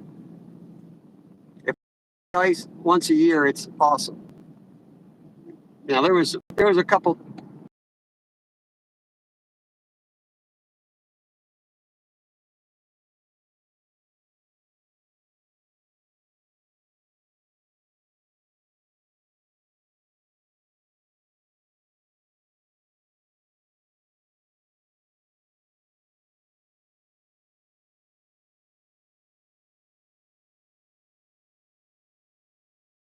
Take lots and lots of risk to win.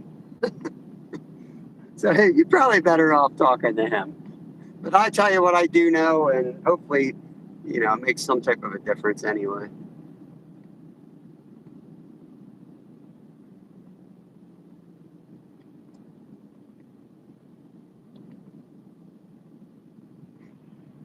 Travis is local to me.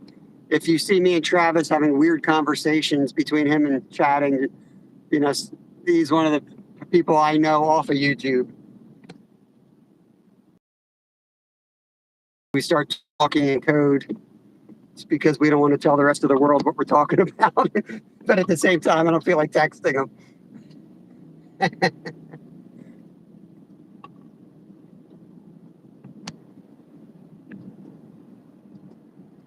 You might see the mountain coming this way. Yep, you're going to see Spring Mountain Ski Resort straight ahead. World's tiniest ski resort. It's going to be in the middle of that.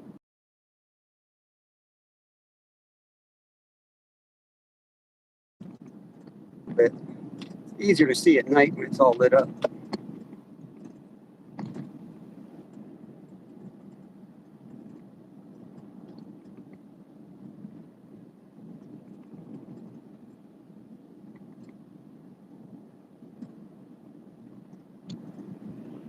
Magical smells. What magical smells are coming out of your house, Lab? Can't imagine.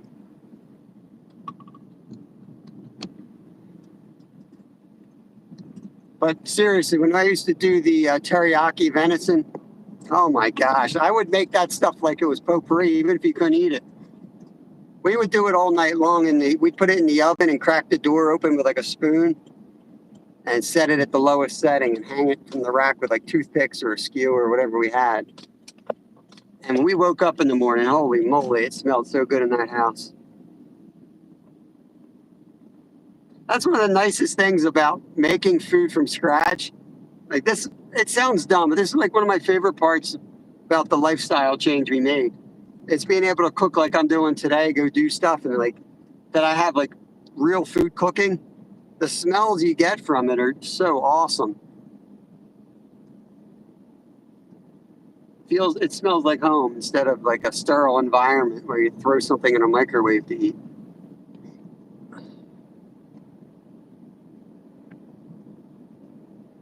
Makes me like want to work harder. Like I know I got a good meal to come home to. Makes me want to go like clear some trees out or something and then work up an appetite and walk in the house and I know I got like hot food ready to eat, you know.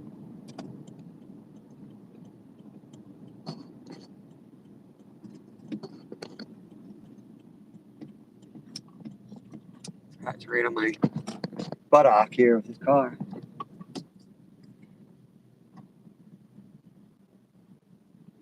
Alrighty. Let me. I was thinking if I need the tripod or not. I don't think I do. I think I'm gonna put you guys. I better get the tripod.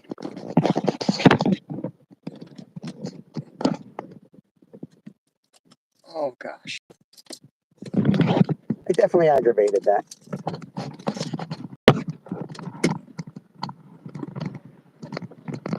Bear with me a minute. Oh.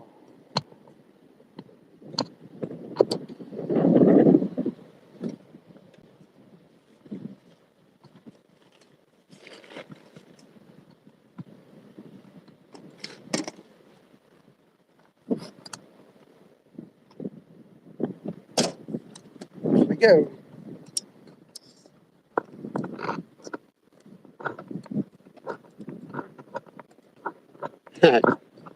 Chickens are out. They don't care. They don't mind it at all.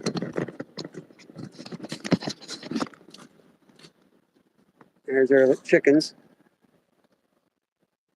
They have a little coop over here. If you guys haven't seen the chickens before, it's got a coop right over there, and doesn't have heat, but it's got a heated water container.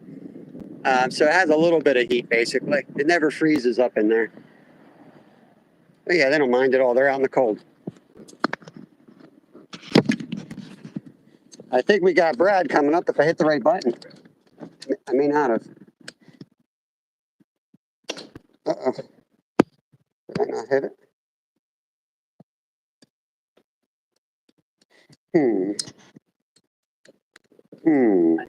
Oh, there he is.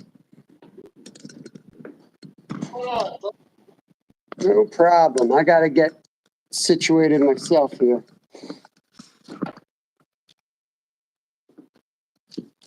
Bear with us, guys. Let's just get our camera set up and the tripods.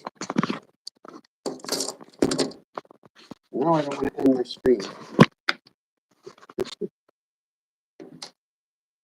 Oh, Lord.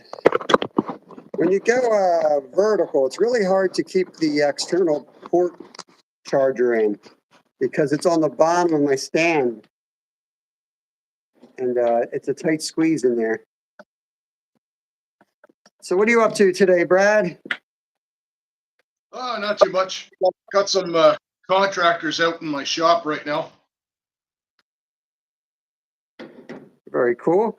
Looks like Travis said, looks like a professor. What are we going to learn about fishing? What are we going to learn? I actually used to teach this stuff. Not for ice fishing per se, but for military. I was part of the Canadian Rangers. That was where I served in the forces.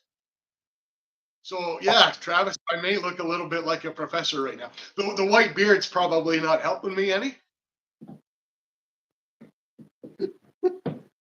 I was going to make another Kenny Rogers quote, but I decided against it. It's the wood that makes it. I would love to hear what you have to say on it because, you know, you had formal training and, you know, as many perspectives as you can get on it never hurts, you know, and you have more knowledge on it than me. But boy, I've seen a lot of mistakes people make, so. You know, it's one of those things too. Like, I mean, Bob, you hunt as well. Yeah. The small, stupidest mistake can have the most terrible of consequences, right? Yep. And a lot of 99% of it is just the most basic stuff that people don't even think of. So imagine this. Imagine you drive out to a lake somewhere, out in the middle of nowhere, right? And you're out, you fall through the ice and you lose your keys. Like imagine that scenario. You're dead. You're dead.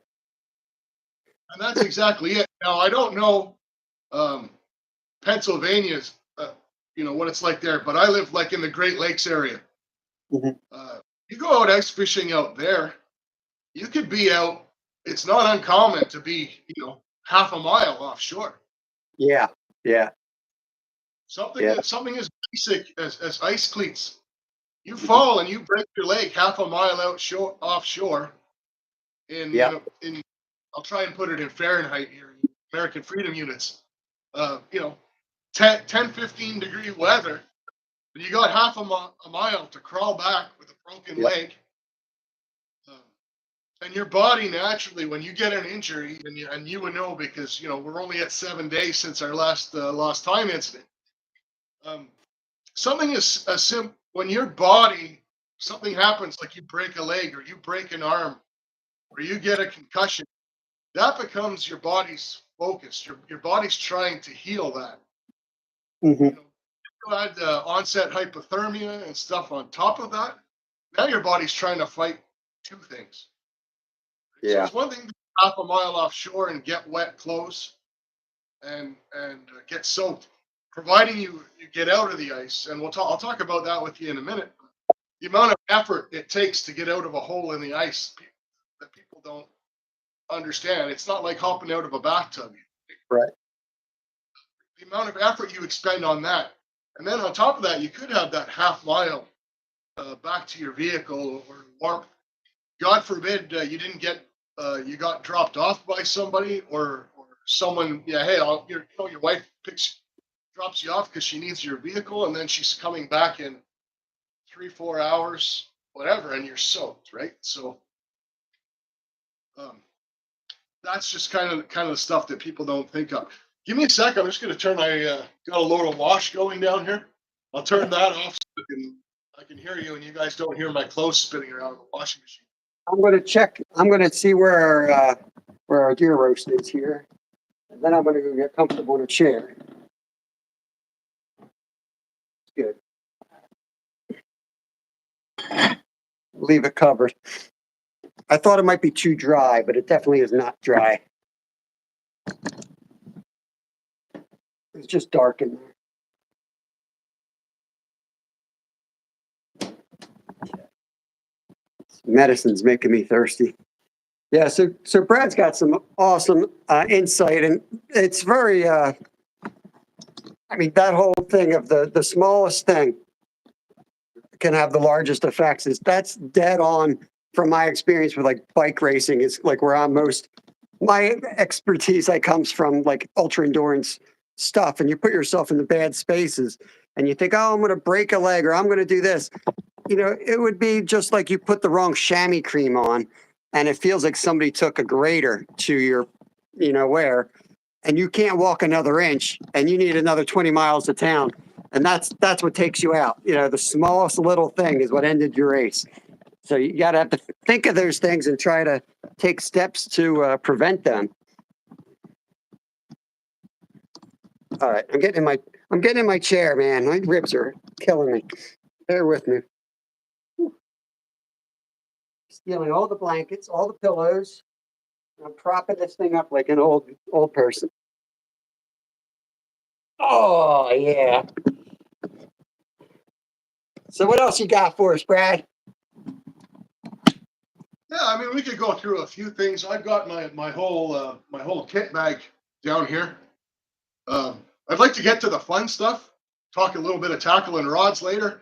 Yeah. So not all about safety, but one thing I want to say is I want people to get out. So it's not all a negative thing. It's about keeping it. That's the mindset you have to have with this stuff. It's about keeping it a positive thing. It's about not wrecking your day. I mean, I think I've told you the story of the car that I put through the ice, right? Yeah. And it was early March. beautiful day, slightly above freezing after we'd had a bunch of freezing weather. And there was a Ford F-150 out on the ice. And I was driving a little Volkswagen Golf. And I said, well, if he got out there, I'm fine. Right. Yeah. I drove down the boat ramp, which is how we access the ice there. And luckily, actually, about 20 feet off the boat ramp, right up to the axles in the car. Absolutely, I mean, ruined my day. Over what? Over not walking, 150 yards out onto the ice, right? Yeah.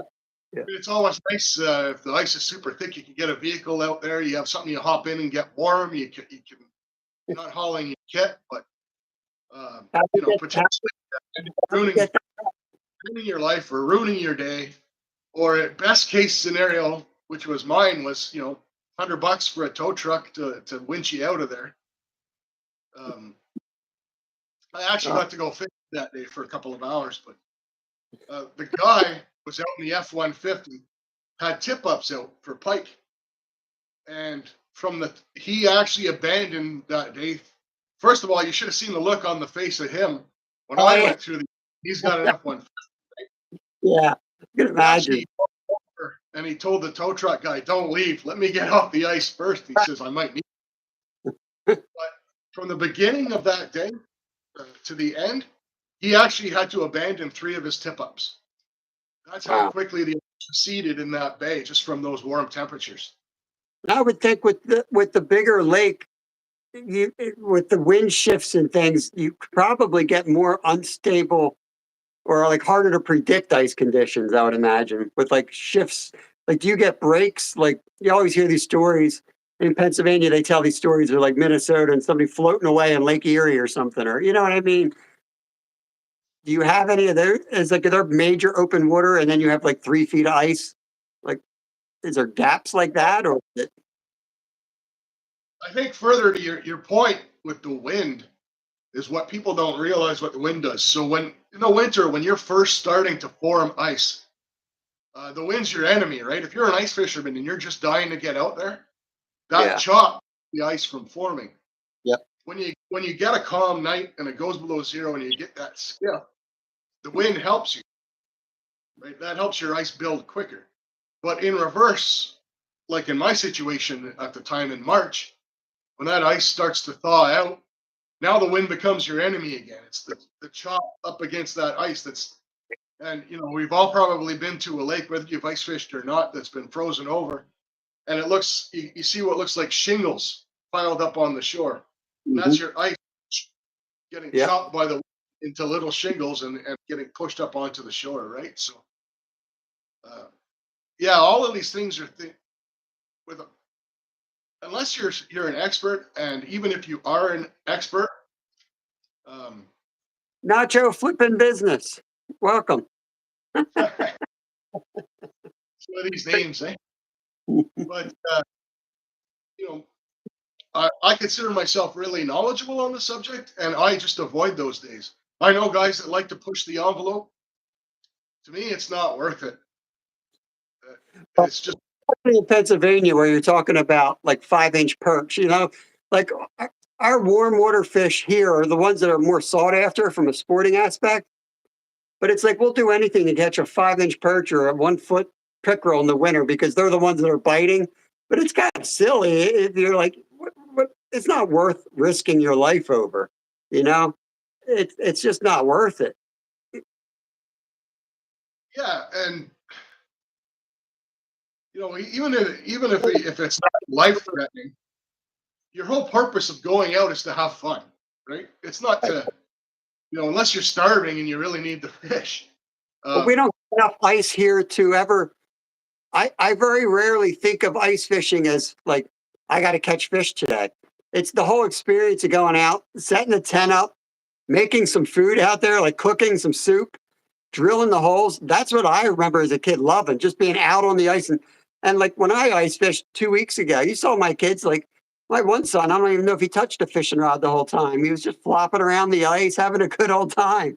And that's how I was brought up. Like, it's a special occasion around here that you get to go ice fishing. Well, there's that aspect to it, which I also enjoy. But one thing you and I have in common is I love terrible weather. I love getting out in terrible weather. So I've got It's, a little ice. It's not out yet, out on the St. Lawrence, um, in the bay, one of the bigger areas. So mhm, these huts, they pull them out with snowmobiles. nice. We don't have that level of ice yet, and but being out, walking out into that shack when it's, again, I have to convert this to Fahrenheit. When it's 5 degrees out there, the worst days, 2 degrees, zero Fahrenheit. Walking out there, getting into that shack and lighting up the wood stove, Oh, gosh, you so know, nice. cooking, cooking something as simple as a can of soup on the wood stove, and you got your holes in the ice, and you're fishing, and you can look out across the bay, and the snow's just howling horizontal across, and you're Yeah. in there in a and your bibs.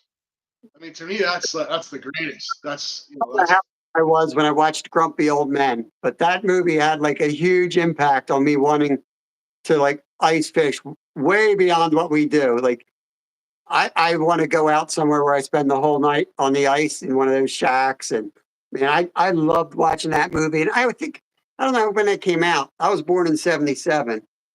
And I remember being out on the ice with my dad when I was Kevin's age. And I had the ice things around there. And um, I just remember being like shocked at how warm it was in the tent, you know? And I thought I was going to be so cold. And but the coldest weather is like now, right? So before you can get the shack set up, you're out there freezing your butt off, exposed to all the elements. Yet you hop on a sheet of ice and everyone says, "Oh man, that looks horrible. That looks so cold." Like it's just the opposite. It's so much you can now have a shack and you can fish in your living room, you know? yeah, and we have in Painesville, Quebec, so just east of me. It is literally Grumpy Old Man. It's a village of ice huts, and they set them up, and people are out there, and they walk, and you walk down the ice street, which is just something people have shoveled. Yeah, Hey, today, Nacho Brad from All Things Country, Ontario, Canada, is where he hails from. Um, Slab's right. Just go out and enjoy yourself. Slab says, I know everyone calls him Bouncer. I call him Slab. Every day is a challenge. We are all professional future corpses. so yeah, We we'll go through a couple of things. You touched on a lot of them, most of them. Um, a rope, and you'll notice this rope's coiled just the way they come out of the package. It's never been used, uh, and that rope, that's just something that I do. Is uh, the minute anyone that's ever used a rope obviously knows the minute I unwind this, I'll never get this as small as they get it for packaging, right? So yeah. I just one dedicated rope. Ropes are cheap, and it's my Probably just experience with. put this in a bucket. I think Nolan from Mission Discover says he has a bucket ready to go for ice fishing. That would be a good idea. Keep all your ice gear in one bucket ready to roll, at least for the safety gear that you don't use. Like, oh, I got to go get my rope. Oh, I got to go get my whistle. It's all cheap enough. You can probably make its own kit. And the other human nature, and I'm as guilty of this as anybody is, the more something's a hassle to bring with you, the more likely you are to leave it behind, right? Yeah. Um, I can't tell you how many times I've been out fishing and didn't bring a net because they're a pain in the butt to carry around. They get tangled in things, and I might be going, if I'm fishing the river, I might be walking through the woods a little bit to get to my spot. Then you hook onto something big, and you're like, "Damn it! I really wish I had that." Yeah. So, but the repercussions of not having what you need from a safety aspect a lot worse than potentially losing a big fish, right? Right. Um, ice Nachos, cleat. if the entire village is on ice over water or ice over the ground. It's an ice fishing village, right? They're out over the water on ice. Yeah. Just like Grumpy Old Man. If you've ever seen the movie, they all have their little ice huts. And Walter Matthau or Jack Lemmon throws the fish in his car when he's not looking, and yeah, it's exactly like that. But They get in a fight and he tries to stab him with a frozen trout or frozen walleye. ice cleats, you mentioned those. Um, I'm guilty of going without them as well. Mhm. It really depends where I'm fishing. If I'm hiking out anywhere remote, then I definitely bring them. This is a cheap pair. These are the ones we have here at our dollar store. Um, but you can get anything from these cheapies. Get them on Amazon too. Right up to dedicated ice fishing boots if you're hardcore, right? That already have the cleats and everything all built into them. Let me show you my boots. You might appreciate these boots. They're not cheap, but if you want to get something ridiculously comfortable, these are the boots I used in Alaska, and I've several races on them. Try to get some decent lighting in here. I don't know if you've heard of the company 45 North. You know what? Let me bring it back. Let me bring it back there. It's like an Alaskan company that specializes in like ultra endurance cold weather gear. So not only is it like really good quality, it's super light. And these boots and all their gear that they make is really good because you're sweating walking out there and all that stuff. But look at the cleats are that tiny in there. Like you can hardly see them. They work perfectly. A lot of like graphite carbon materials in the actual boots. Um, they've got a Sorel style boot liner, so they're made to pull out and quick dry. But I'm not sponsored in any way by them. But they're just awesome, awesome boots. They're kind of like a ski boot, but they are very comfortable for walking in. So I don't hesitate to wear these when I go because they're so comfortable and they're super light and they're super warm. But just thought I'd show you those. So there's different styles of cleats out there. You can buy the ready-mades, but these guys, you just stick them right in the holes in the boot. And these are the same exact studs that I use on my bike tires. So they're universal style. They're pretty handy to have. That's all. Back to you. Oh, back to my hospital bed. Got love our toy pups. Chat. Hey, Going in. MVP son. Mike said he just wore tennis shoes. We've seen how Mike gets around though. He is a very light on his feet, very nimble. So you showed your ice picks. These are mine. Same deal with the retractable ends on them. Nice. The only thing to mention about those is there are two styles. I like the one that you have better. Yours has the well, I'm old enough to remember when telephones actually had cords on them. Yeah. But it's got the spring cords, the coils. So they fit nice. So mine, if you buy these kind, come with a good sturdy piece of string.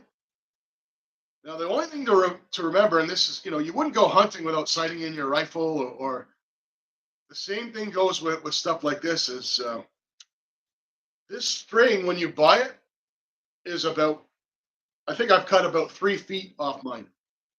So what people don't think of when you have something like that is try it on, put it out, put it over your shoulders.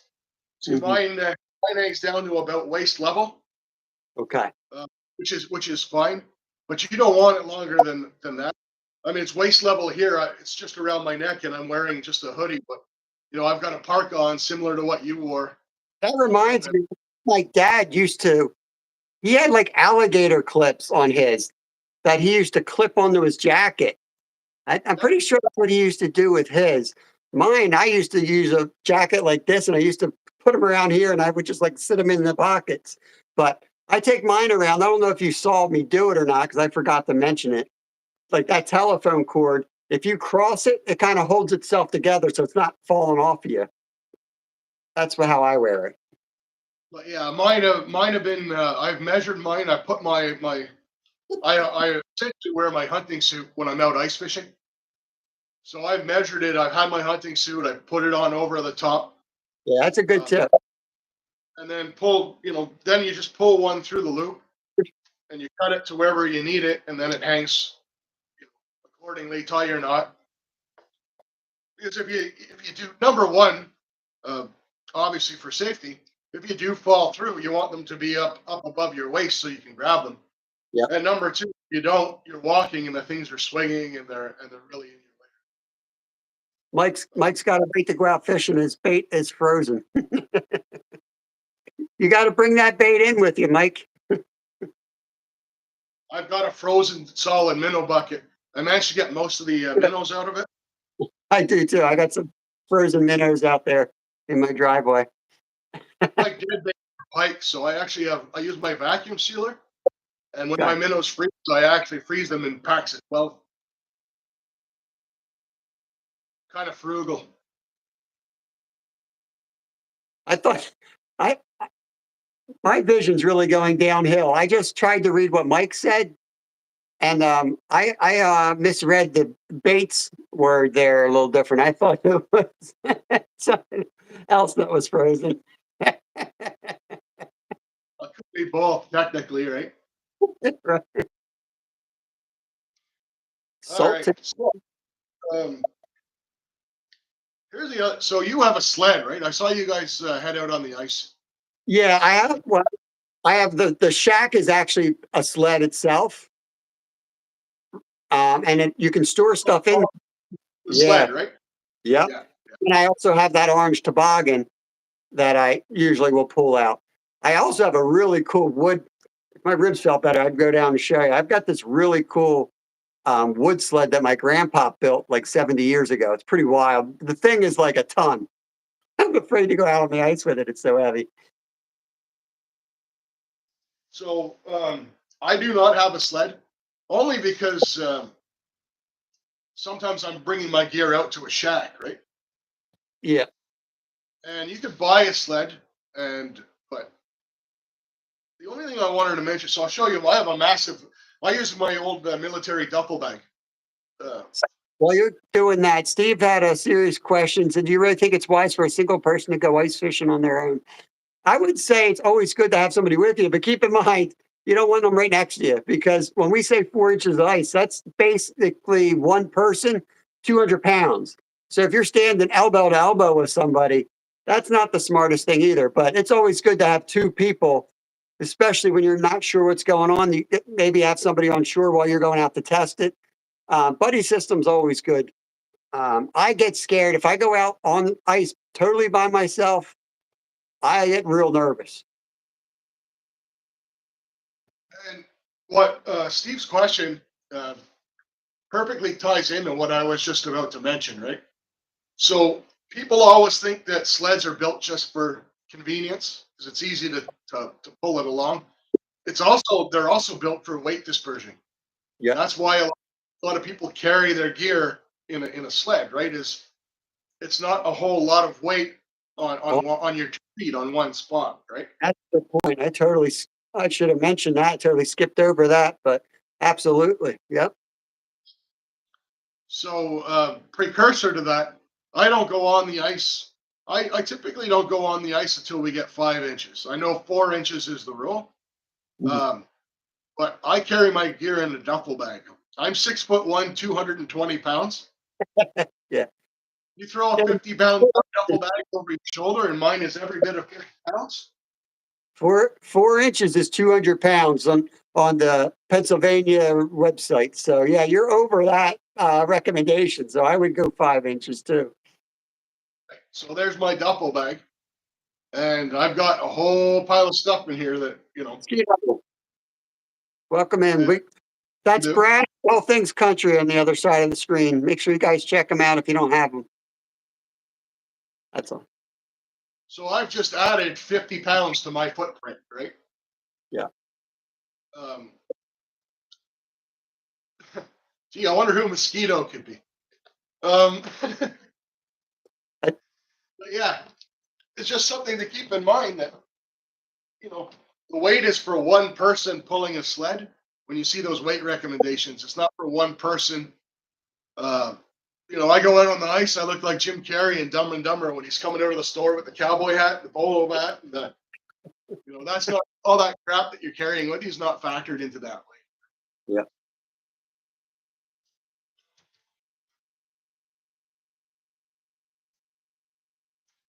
Yeah, I often think too, I like to have that sled with me just for like rescue situations too. I could kind of push that thing back into a hole and somebody can grab onto it and I can pull them out. Yeah, so I pack all my stuff. Here in Canada, they've banned plastic shopping bags. We all always have the reusable bags, which turns out okay. I pack all my stuff for ice fishing in these little reusable bags, and that way I can just pull it out at the. Those are propane cylinders for the heater, because I'm a fancy boy.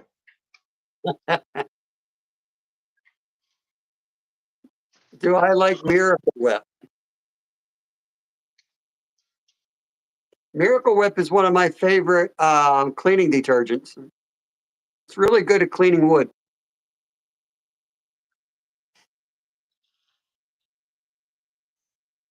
So I mentioned I was frugal. This is what holds my buddy heater.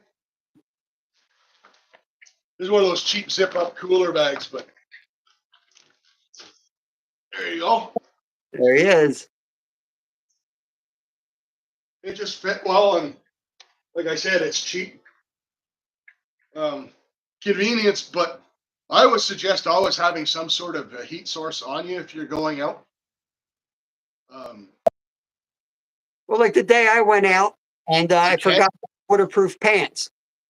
My wind breaking pants, and then I had to dive. I dove in to get my rod that was going through, and I got soaked. But it was like that little thing that would have ended my day if I didn't have a shelter. But all I did is went back to the shelter, fired up the stove, and just dried my pants off. Within like 10 minutes, I was good to go again. And that's just it. Just having some sort of heat source, even if it's as little as a candle and a soup can. It's amazing what a little tiny source will do, especially in a tight shelter like that, or even like under a wool blanket or whatever. There's a lot of cool survival tips you can do. Did you ever do the wool blanket trick with the candle?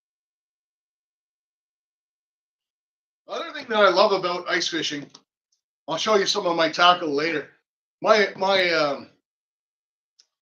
regular fishing tackle box has 6 Plano trays in it, and it's got all the pockets. And this is the cheap Plano tackle boxes, the cheapest tackle box pretty much you can get, right? I went deluxe. This one has two shelves. You get them with one shelf that are even smaller. Ice fishing, the beauty of it to me is so simple. It's like the most simple form of fishing going, in my opinion. Yeah. Right? You're either jigging or you're live baiting. That's pretty much it, right? Yep. Yeah, you should spend more money on your safety equipment than your actual ice fishing equipment, your fishing equipment, for sure. Yep. Steve asking if you spend overnights out there.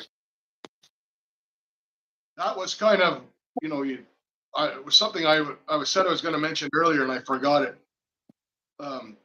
Absolutely, I would say as much as 75% of the cost of your ice fishing should be your safety gear. And that can include your shelter. I mean, I fish a lot of times with no shelter whatsoever. I just go out there. It just depends on the weather and the temperature.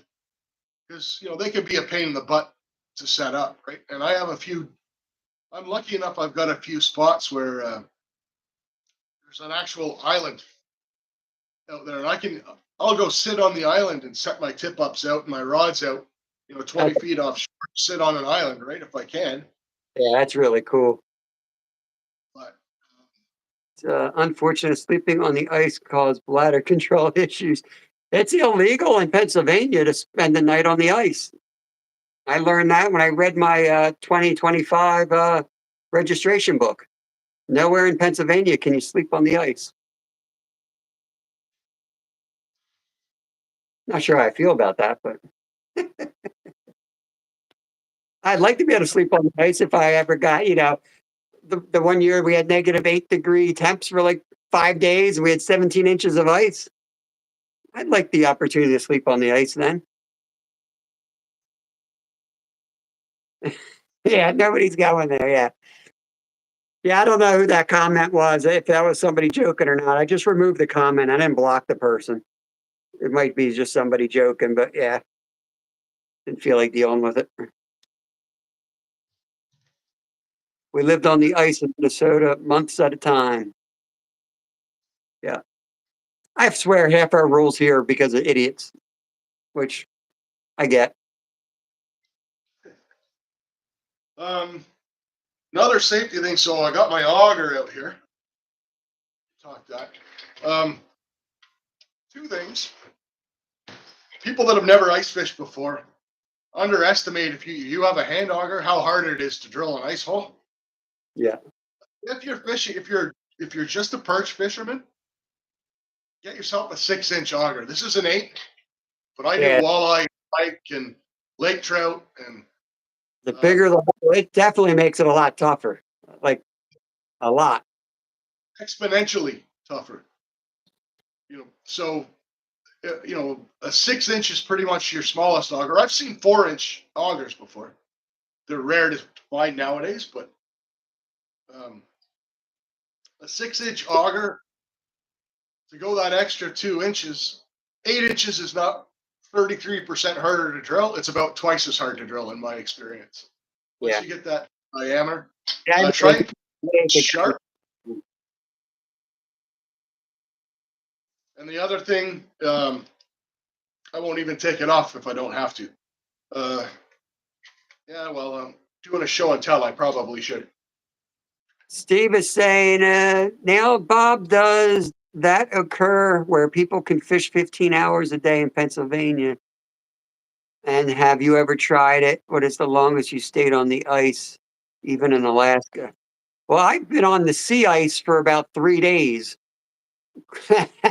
crossing from Safety up to Nome. That was the worst, getting stuck in a whiteout where we had to lay down and didn't know where we were. Well, we knew where we were, we just didn't know where we were going. So we all just bivvied in the snow and like 60-mile-an-hour winds. It was a blast. It actually really was a blast. We should have been scared to death, but we were too young and dumb. We had a blast. We ate every piece of food we had on us. But in Pennsylvania, I don't know. I think I've spent some like going out on the ice at like 7 a.m. and leave at 5 p.m. That's about all you legally can do. Most of the parks kick you out at dark on ice. So this is an 8-inch auger. I can't stress how sharp those are. And I keep them sharp because I hate drilling holes. And I don't want to lug out a gas auger or a lithium ion auger. How do you charge yours? I mean, how do you sharpen yours? Do you use like a stone or do you use something I've different? sharpened mine with a simple whetstone before. Yeah, that's what I used last time. But I don't know. I still am having trouble with that one. I can't get it to start the hole. The angle's not right on it. Because I like to cook, I've got some pretty expensive kitchen knives that I've had for years and years and years. And every year, I bring them in for a sharpening. And now I splurge and have my ice auger pieces sharpened. It's an extra $10, but to me, it's well worth it. Yeah.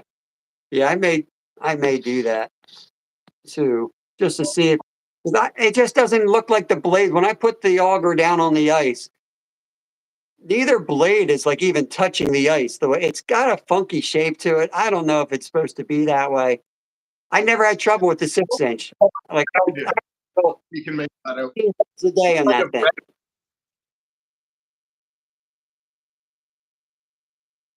It's not just it's a flat blade, but the surface is kind of angled. Yeah. I The think thing my is, I think they were dropped, like slammed down before I bought it. The box looked fine, but I'll bet you it was a refurbished or repackaged. and the problem is if you don't have these at the right angle, your auger's going to want to go in. Or yeah, And it's going to it's going to.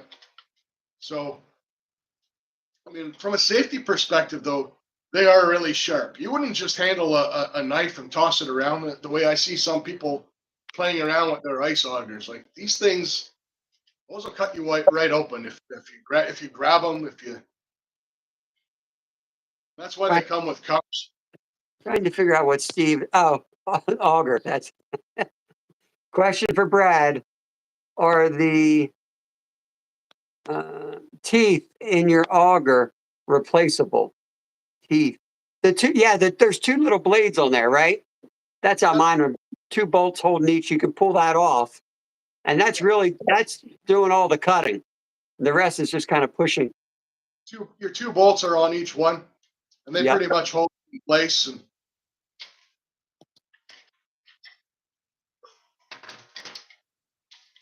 But yeah, they do actually. So the handle just kind of slides inside the shaft of the auger piece itself. It's collapsible, obviously for storage and shit.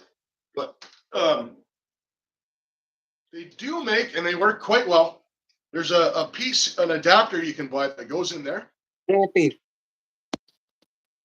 and you can run that off a 20-volt electric drill. Rather than buying a gas auger, if you've already got a 20-volt electric drill, That's awesome. that'll do the job. What brand is that? What? What brand is your auger? This one's a Rapala.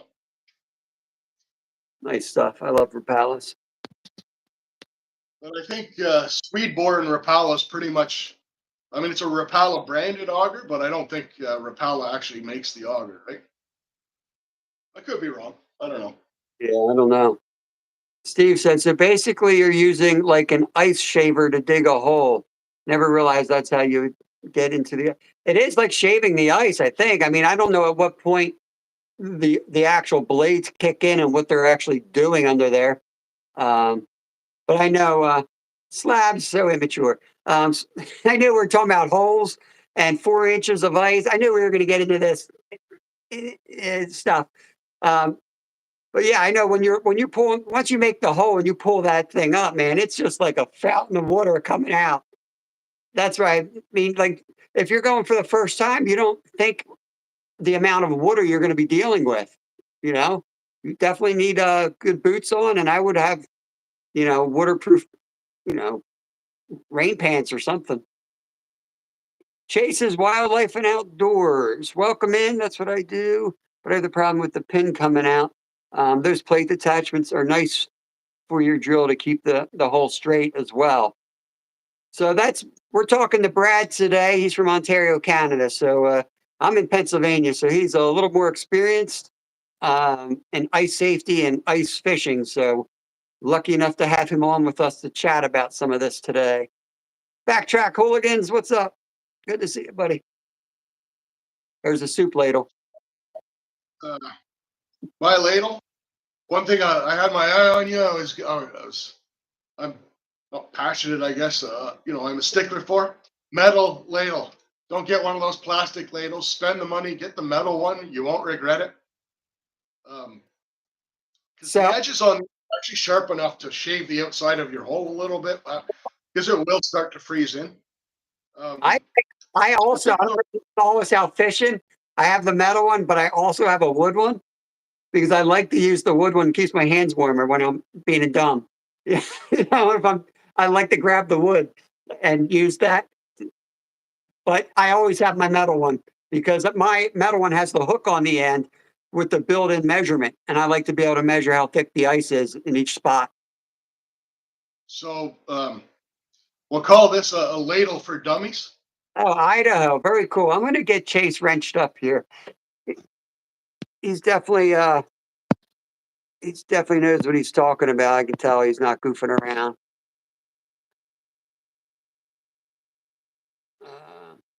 You have to. And how often do you have to do a Pete Rose slide? More often than I'd like to admit, Steve.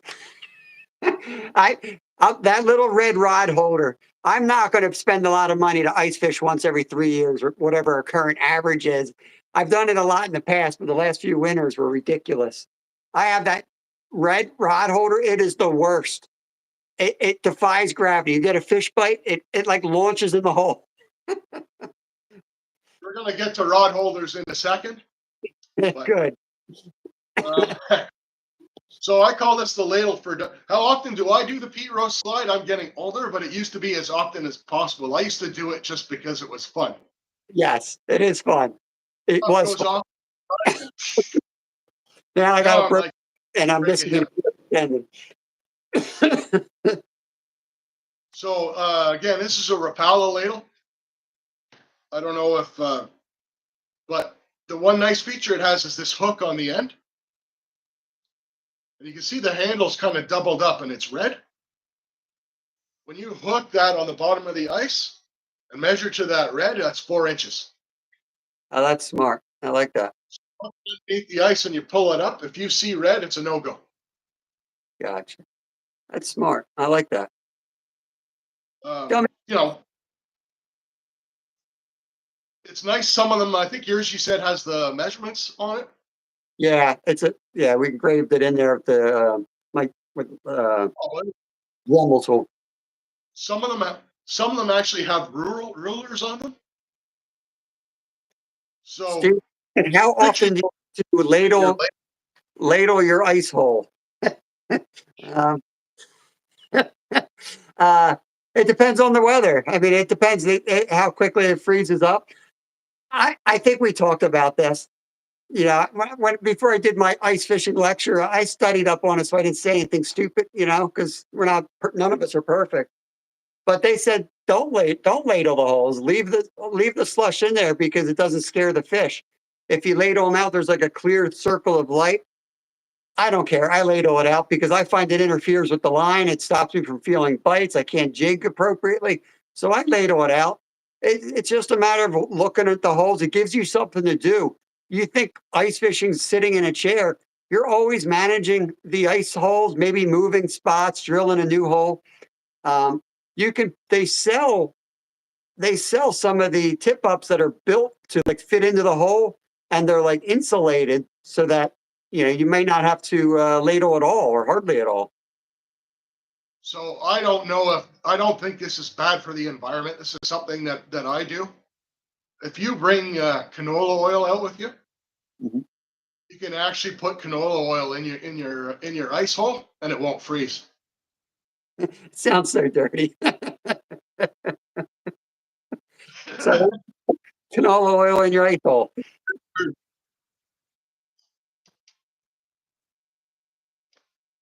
That's a cool trick. It'll look like Honestly, this gear is real spill out there. one thing that you had that I saw. I like these the only reason I like these is because they're easy to store. These tip ups. I've been guilty of putting like maxing out, if you're allowed 10 holes or there are 5 holes a person and we have 4 people, I've drilled 20 holes. And I just find myself missing bite after bite, or I'll pull the tip up and realize I had the flag hooked on the wrong side. So not even a shark would have sent that flag up, And I find myself it's better to just focus on a couple good holes, I think, than go drilling everywhere. We're actually by the books only allowed 2 holes up here. And only 1 rod, unless you're carp fishing. Well, you're allowed two when you're ice fishing, but Generous, very generous of the guy. no one pays attention to it.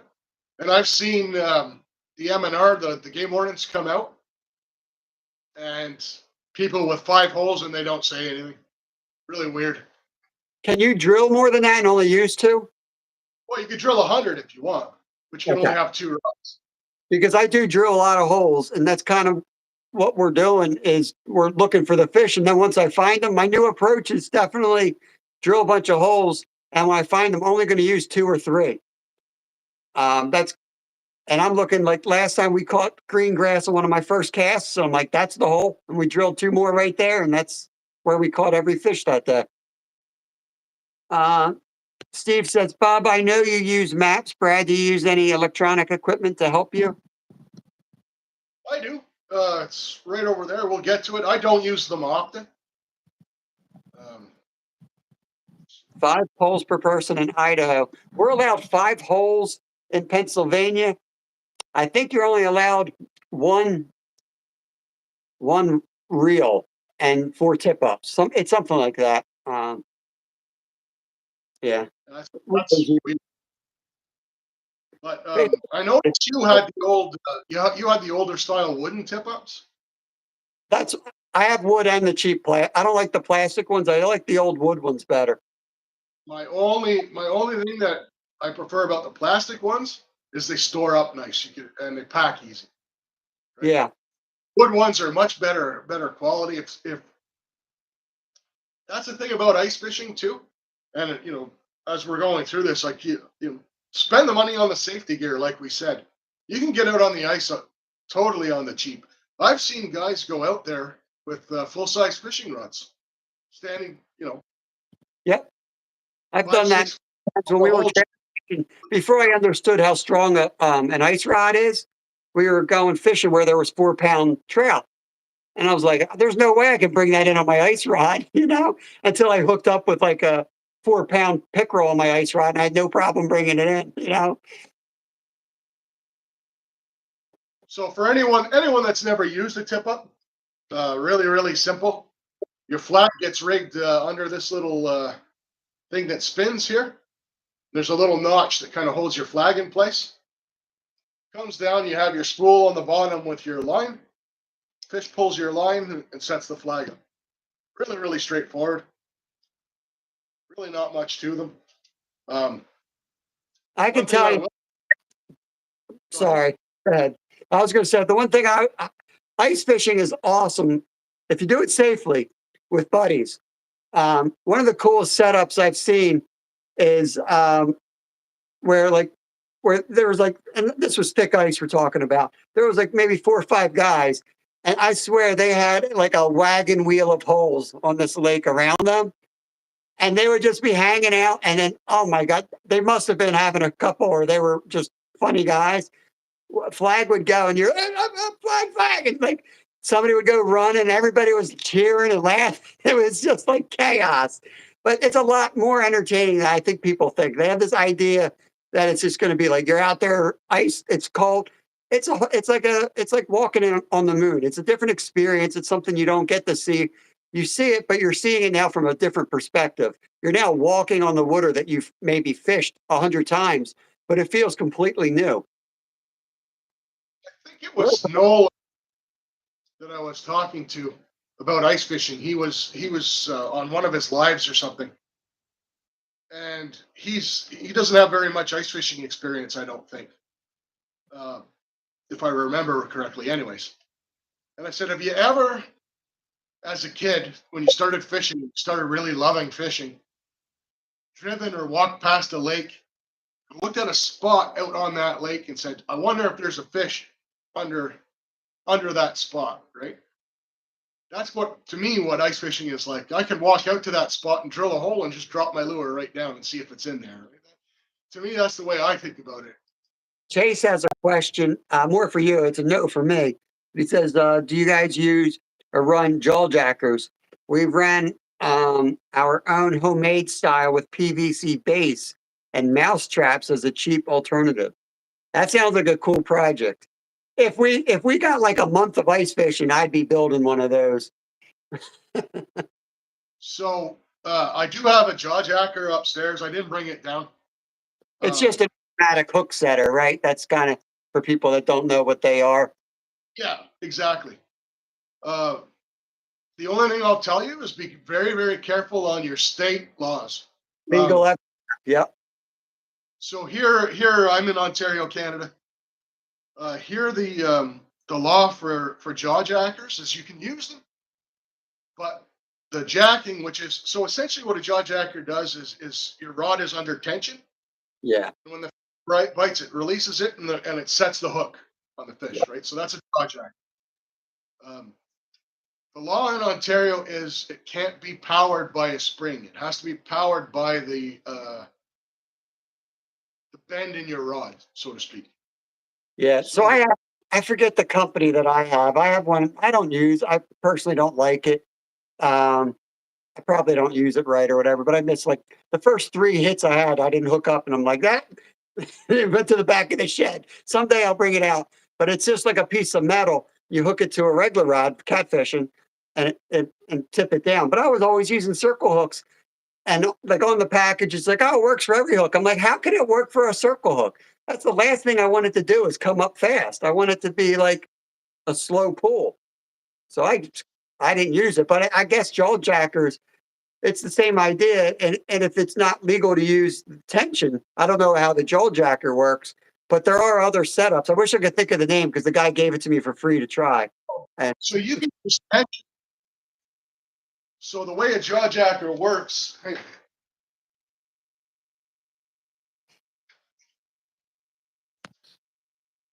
so there's 2 types of jaw jackers. Okay, so I'll grab a rod here. One type of jaw jacker, your rod is on. I think what was the fellow's name? Here. Chase's Wildlife and Outdoors was the one talking about So jaw he mentioned the mouse trap. So a mouse trap is spring powered, right? So you can rig one up with a. They have jaw jackers that'll hold the butt of your rod in a spring loaded device, and when the fish bites, it triggers a release like a mouse trap and jacks your rod up, right? Those kind here, not everywhere, are illegal. There's a second kind of jaw jacker where it actually puts your rod under tension and holds it like that all day long. that's kind of how the thing that I have works. You actually take a line, the line ties down to like the actual rod holder, and there's a little metal thing that when the bite hits when the rod tip gets under any type of a bite, if the metal piece falls off basically and it springs up. Exactly. So the spring loaded ones here are illegal. I'm told they work really, really well. I have the kind like you have. The little, it's your line goes through a little trigger, Yeah, and it's holding the rod under tension all day. Uh, Not a fan either. yeah. And I'm using J hooks for the most part. I'm still not a huge fan. The only thing that's nice about them is it's other rather than if you don't like a tip up. A lot of people don't like tip ups, and I understand that because you're hand reeling your fish, and um, it's nice to have something that holds your rod that when you get a fish, you can actually fight it on an actual rod, right? Yeah. So I can kind of understand that. I Um, kind of enjoy the hand lining part of it. You know, Kevin and I, we really enjoy hand lining. To be honest with you, whenever we get away with hand lining a fish, he loves it. I mean, I've seen him throw his rod down and hand line a fish just for the heck of it. and that's the other thing too. Speaking about a lot of it has to do with the line you use, and um, I'll get What it kind of line tack do a little, you use but on lights setups? Because I again, hardly use anything fancy. I bought ice line one time, and then last time I just used my regular 2 or 4 pound fluorocarbon. I never had an issue. so the only feedback I'll give you on that because I use the same thing. I use regular braid on my heavy rod, Mhm. and I use lighter fluoro on my perch rod, and I'll show you why that's my perch rod in a minute. But yeah, I use regular braid. The only issue that I've ever had with that is when you're fishing deep. So where I go walleye fishing, I could be fishing in, you know, or lake trout, could be fishing in 30, 40 feet of water. Mhm. Uh, the only issue I've ever had is when you get that your minnow or your bait down 30, 40 feet, then you reel it out all up and go outside and it freezes on your spool. So some of the ice fishing lines are designed to shed water. So Gotcha. now how well they work, well, I can't really I'm Yeah. not going to attest to that. I can tell you that I've had that issue using regular braid. I've never not used regular braid, so I couldn't tell you how well those other ones work. I could tell you I've been fishing with guys that used ice fishing braid or ice fishing line, and they've had that same issue. You can't tell Right. me in the time reeling up that fast that it's shedding all the water off. Sure. Not only It's like that, getting you up get with this snow you spill snow on your reel and it's your day shot too. I dropped it in there last time, then the sun warmed it up and then it immediately froze again. And it's like, that'll ruin your day too. That's why I like the tip ups, but I'm fishing like 8 to 15 feet. Nothing crazy where I live. And we're catching little perch and pickerel. Um, it's just a fun little thing to get through the winter. And trout. And yeah, for sure, Chase. I will. Chase is mentioning that he should look into the laws about his jaw jacker. I don't want to tell anyone to break the law, but it's one of those laws that my experience with game wardens. Again, I'm not telling anyone to break the law here. My personal experience with game wardens is if you're not doing anything stupid, they're pretty forgiving folks for the most part. If you're doing something stupid, or you're keeping fish out of season, you're over your limit, they were going to go through your stuff and they are going to hit you with every single thing they can hit you with. That's my experience. Went live ice fishing. Are you ice fishing right now, or you mean you're done ice fishing? But that's awesome. He was just out doing it. So you guys want to see somebody in action, or was in action, check out Tomcat. I was out maybe 2 weeks ago. Jeff Beal, he says it's a beautiful day here in Pennsylvania. Why aren't you fishing? Jeff Beal's a funny guy. What's going on, buddy? We went out, we played on the ice. I cut a hole in the ice. I stuck my head under it. I didn't see any fish, so we came home. So Prairie's saying they used to use a board with a string on it. Buddy I've Biggs. seen broken pieces of hockey stick. So I've seen. Go ahead. Buddy Biggs is ice fishing. That's what Tomcat Josh meant. I thought Josh was in my chat the whole time. I'm like, what do you mean he just went ice fishing? But Buddy Biggs, awesome channel. Awesome channel. So definitely check him out. He's out there right now. He's probably up in Maine. He goes up to Maine a lot. He might not be far from you. Yeah, he's actually, I think he got a hotel. He was saying his hotel is, he walks out the back and like 20 feet out the back of his hotel, he can drill a hole and go ice. Last year I was watching because I was supposed to go with them, but just too much life. Couldn't get up there. They were ice fishing all over the place. He was like late for something. You know how Buddy is. He was running late. So he ended up drilling a hole like 20 feet from his room while he was cooking something in his microwave, and he caught that huge one right there. Everybody went all over the lake, and he caught it right there. I've been out most of the week on Lake Cascade, home of the famous jumbo perch. Whole different experience seeing, geez, 2 pound come up. Man, yeah, our perch are pretty small. I have caught one monster perch in my life, but I caught it from the place that holds the lake record in Pennsylvania, or the state record.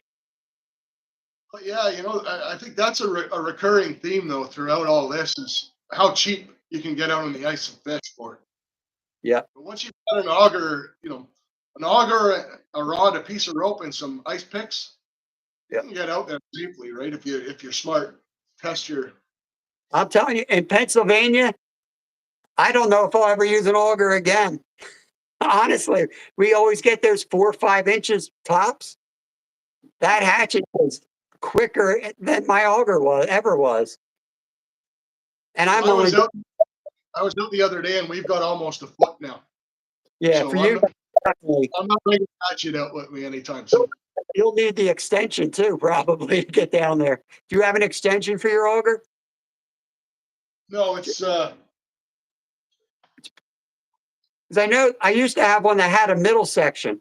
I say I used to because my buddy undid the bolt and didn't put it back on, and it went.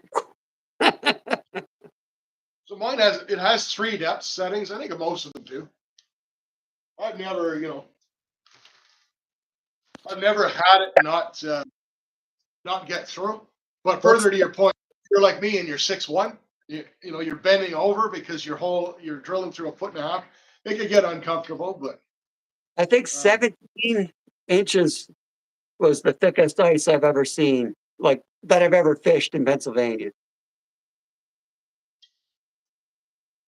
I I would think have too, like you mentioned, you brought up a good point because I mentioned that adapter piece you can get to run it from a cordless power drill. If you're buying the piece, they're not expensive. They're about $20.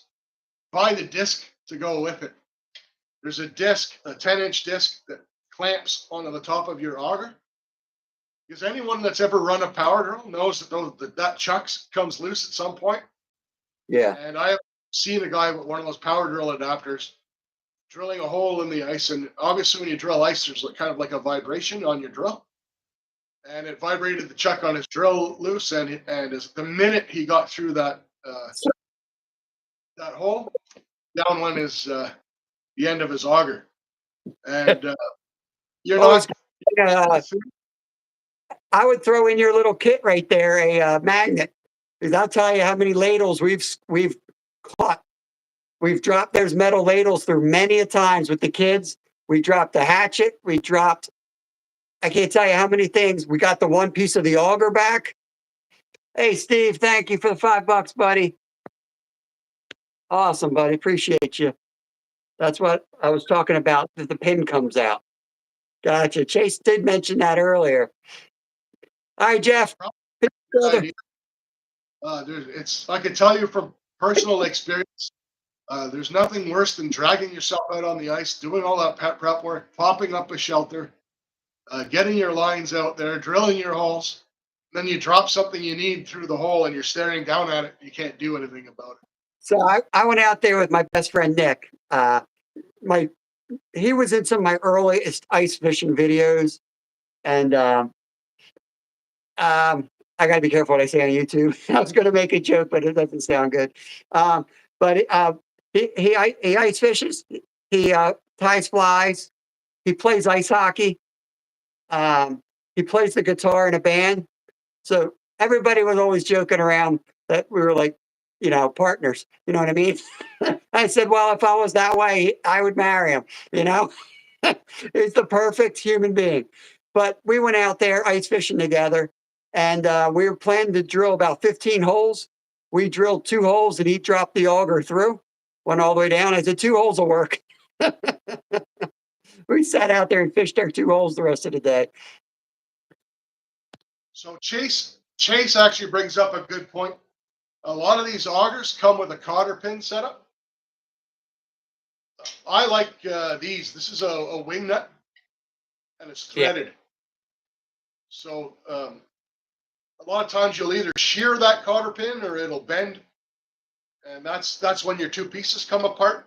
This one is actually threaded. So when I use it, I'm not worried that the piece is going to plop out and drop this thing down. And I don't know if they paint it bright red on purpose so you can stare down the hole and it just pisses you off looking at it. I don't know if that's the concept.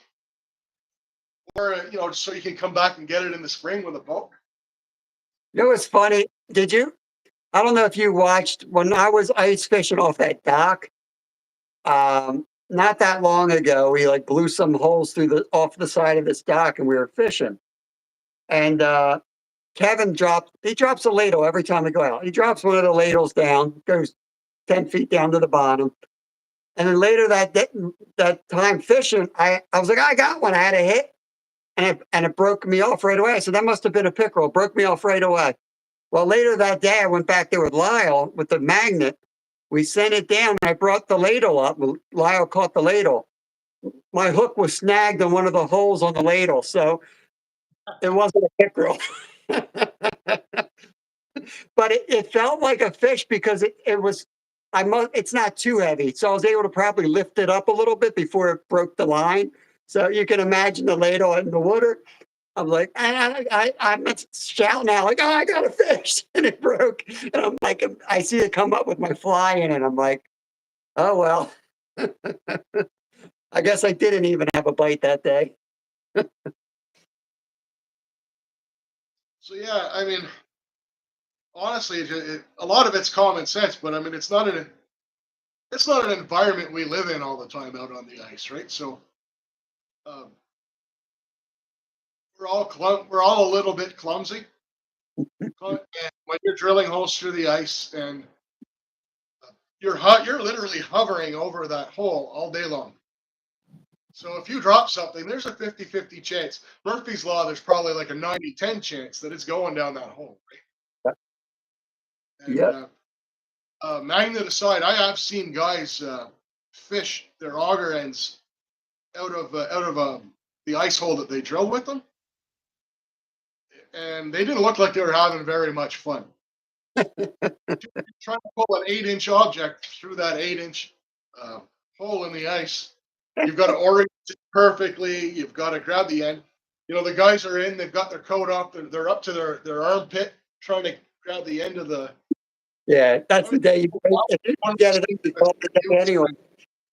It's one of those things, if it's not you, it's kind of funny.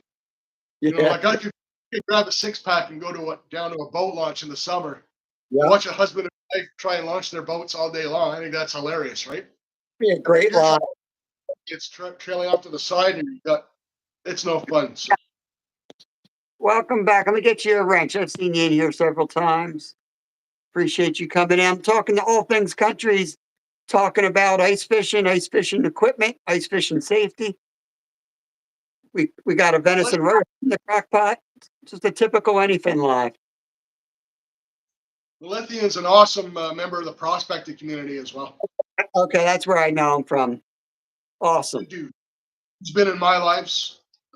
Anyway, so rather than a jaw jacker, since we were talking jaw jackers, I prefer just to use a rod holder. This is a more expensive. This one was $20, probably because it collapses. But those cheap wire rod holders, I stay away from them. Horrible. It came with the one. That's the only reason I had that one out with me. Came with the combo, and I'm like, oh, perfect. I usually put slush around it and like pack snow on it to give it some type of. But This one, what I like is you drill an 8-inch hole, and the feet you can spread them out further than 8 inches, so that's not going down the hole. The other ones that actually work well if you want to go with a cheap setup, but you know typically you'd only have one, is the ones that clip on a bucket.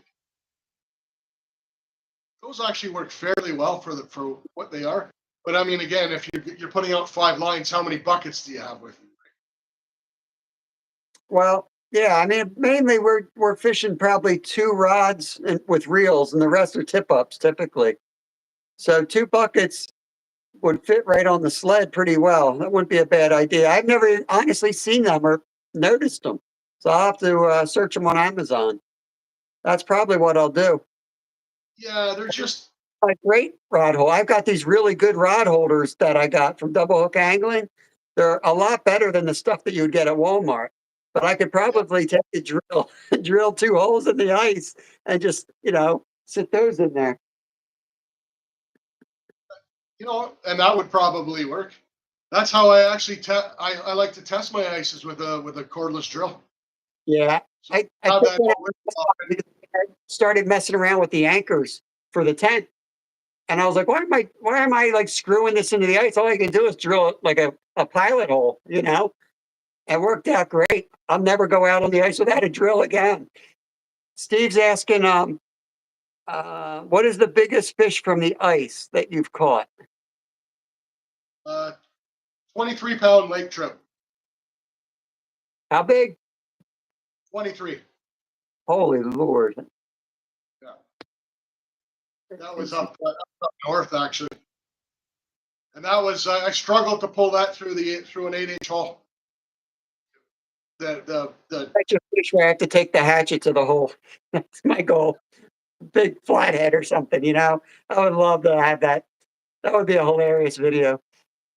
So the funny thing, where my ice shack is, that's kind of like a little village out on the ice.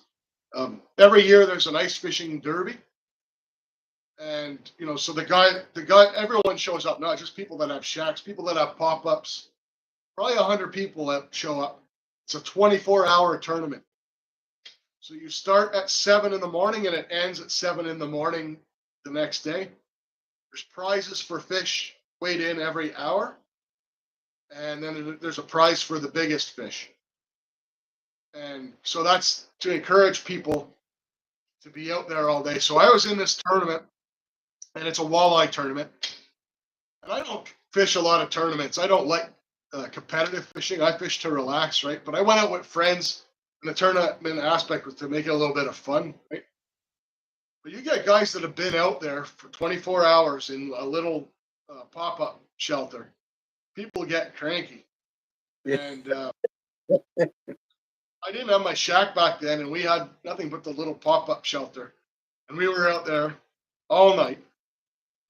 And so I got a fish on. This was the rod I was using at the time, actually.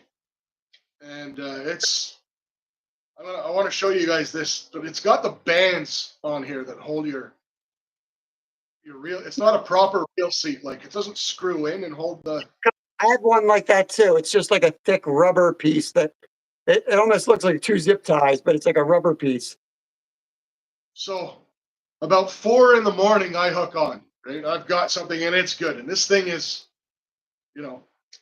pointing straight down the hole from the handle, and I'm biting it. And I'm like, oh my God, I got this thing. And the first prize was like $2,500, which, this was about 15 years ago. And I was fishing 30, 40 feet of water, and I pulled up a 14-pound pike through the ice in a walleye tournament. Oh man, you're About, thrilled any other time to catch that fish. yeah.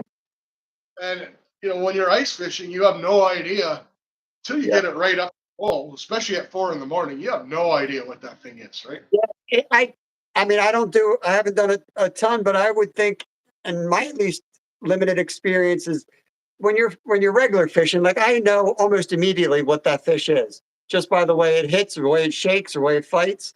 Ice fishing, I don't know if I would know it as well. You won't, because the bite, they're sluggish, right? Everything is sluggish. Yeah, like When you get a thought that was a pike, state record size pickerel.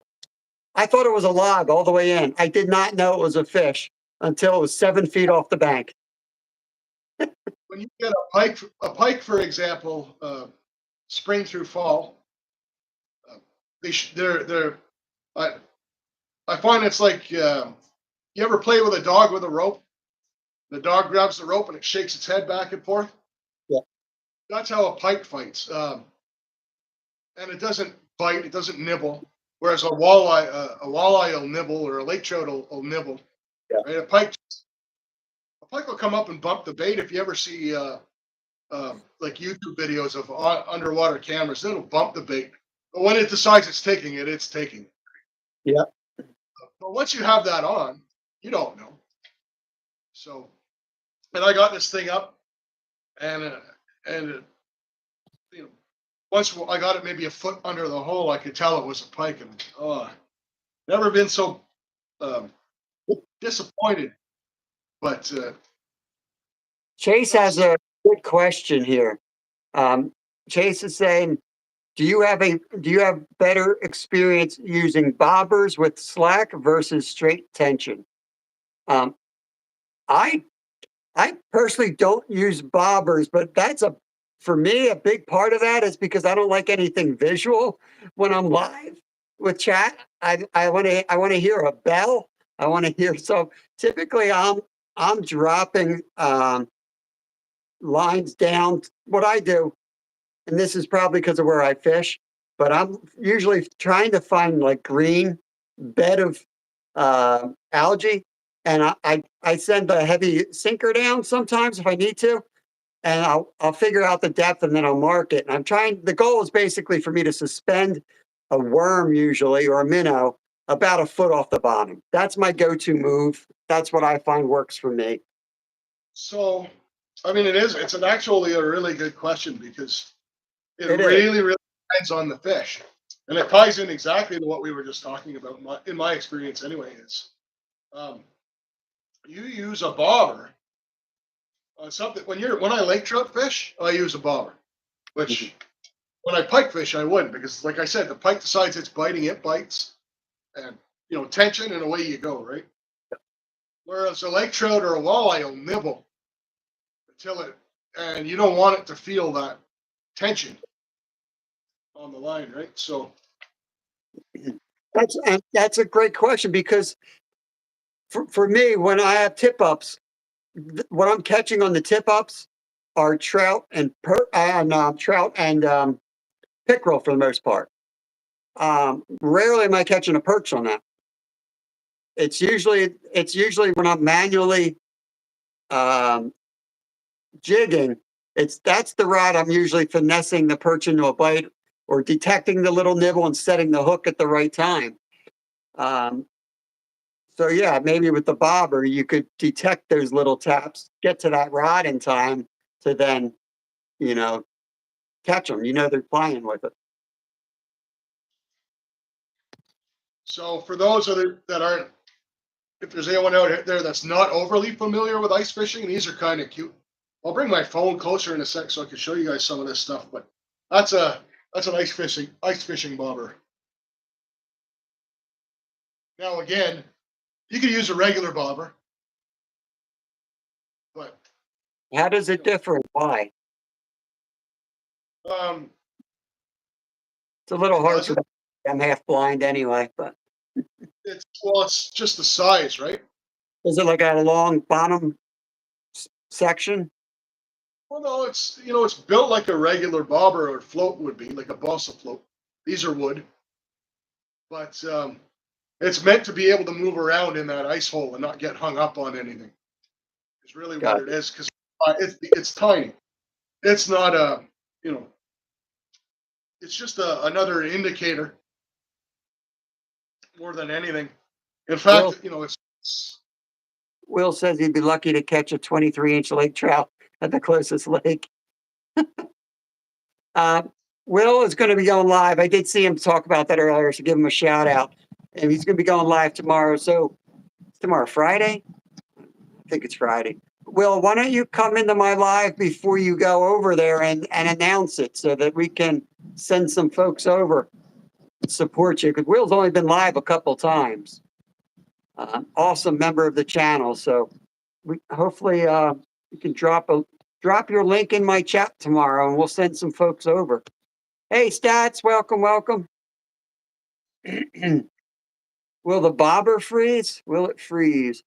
I think what happens, the bobber's not freezing, but within that hole you have slush and stuff like that. So I'm guessing that bobber's built so it's not getting stuck in all the slush, and it's not getting stuck on the side of the holes.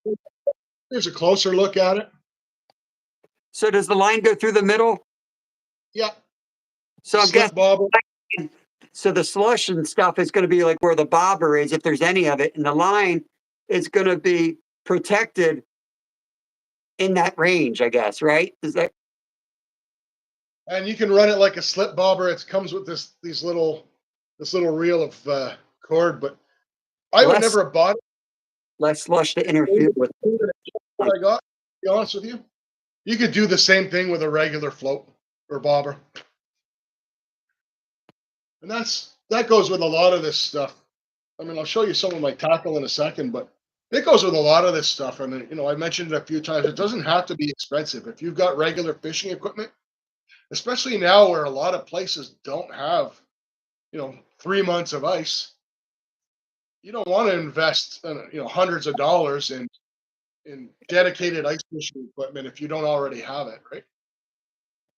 It's also one of those hobbies that people get all excited about it, and then they try it and they hate it. Yeah. Yard sales, Craigslist, great places, Say great this places. earlier, Pat, when you're being critical of my ladles, I have like 12 ladles. I find them at yard sales. I don't think I bought any of my gear. I don't think I bought any of it. I've gotten everything either gifted from like my grandparents, or most of it yard sales. It's amazing how much ice fishing stuff is out on those tables. Chase So- said this is an ice buster bobbers, straight verticals, and you can punch them shorter for sensitivity and weight if jigging. Best bobbers I've used. Very cool. Good info.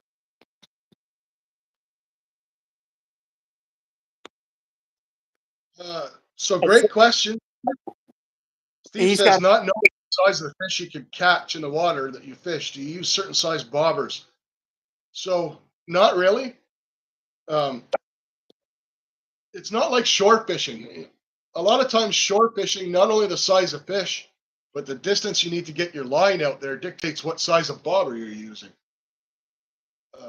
The bobber in ice fishing is just an indicator. So is the bobber underwater?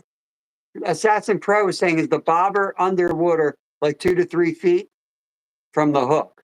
It's sitting right on top of the water like a regular float, right? Yeah.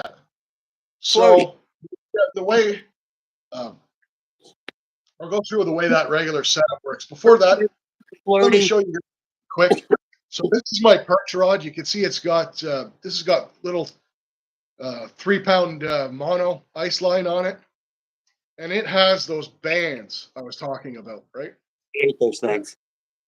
Well, these are crazy glued in place, and that's why my Real because of that. perch rod, right? Because I've actually fought fish and had the reel flopping around on me and come loose, Happens or even to just time. thing, you know.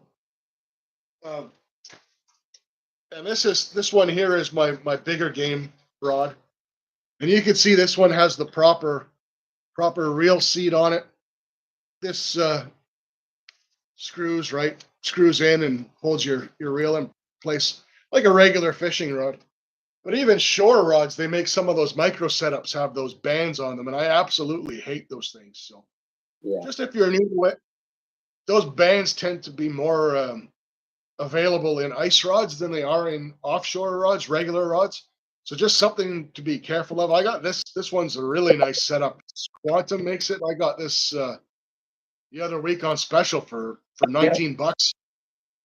Right? Not expensive. Medium action. Stats. For larger fish, right? Stats is asking about the freezy slush doesn't drag under the bobber. Well, the slush is floating. Ice is lighter than water. It's going to float in the hole. It just kind of interferes with the action of the line, and it actually might prevent it from going up and down with a sensitive bite. You might miss the fact that there's a perch nibbling your bait. That's more the issue, I think.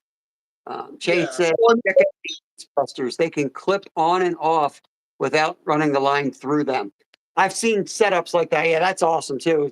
Guys that have been know my channel, you know how I am. I'm like ADHD efficient. So I preach being versatile and being able to switch up on a dime. You're out there trout fishing and you see a 50-inch muskie.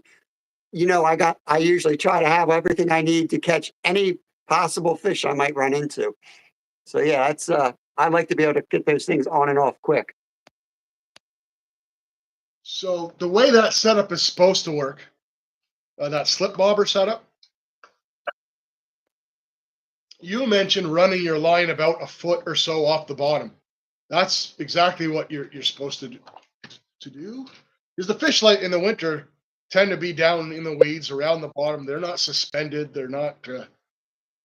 Skeeter's going to be live tonight.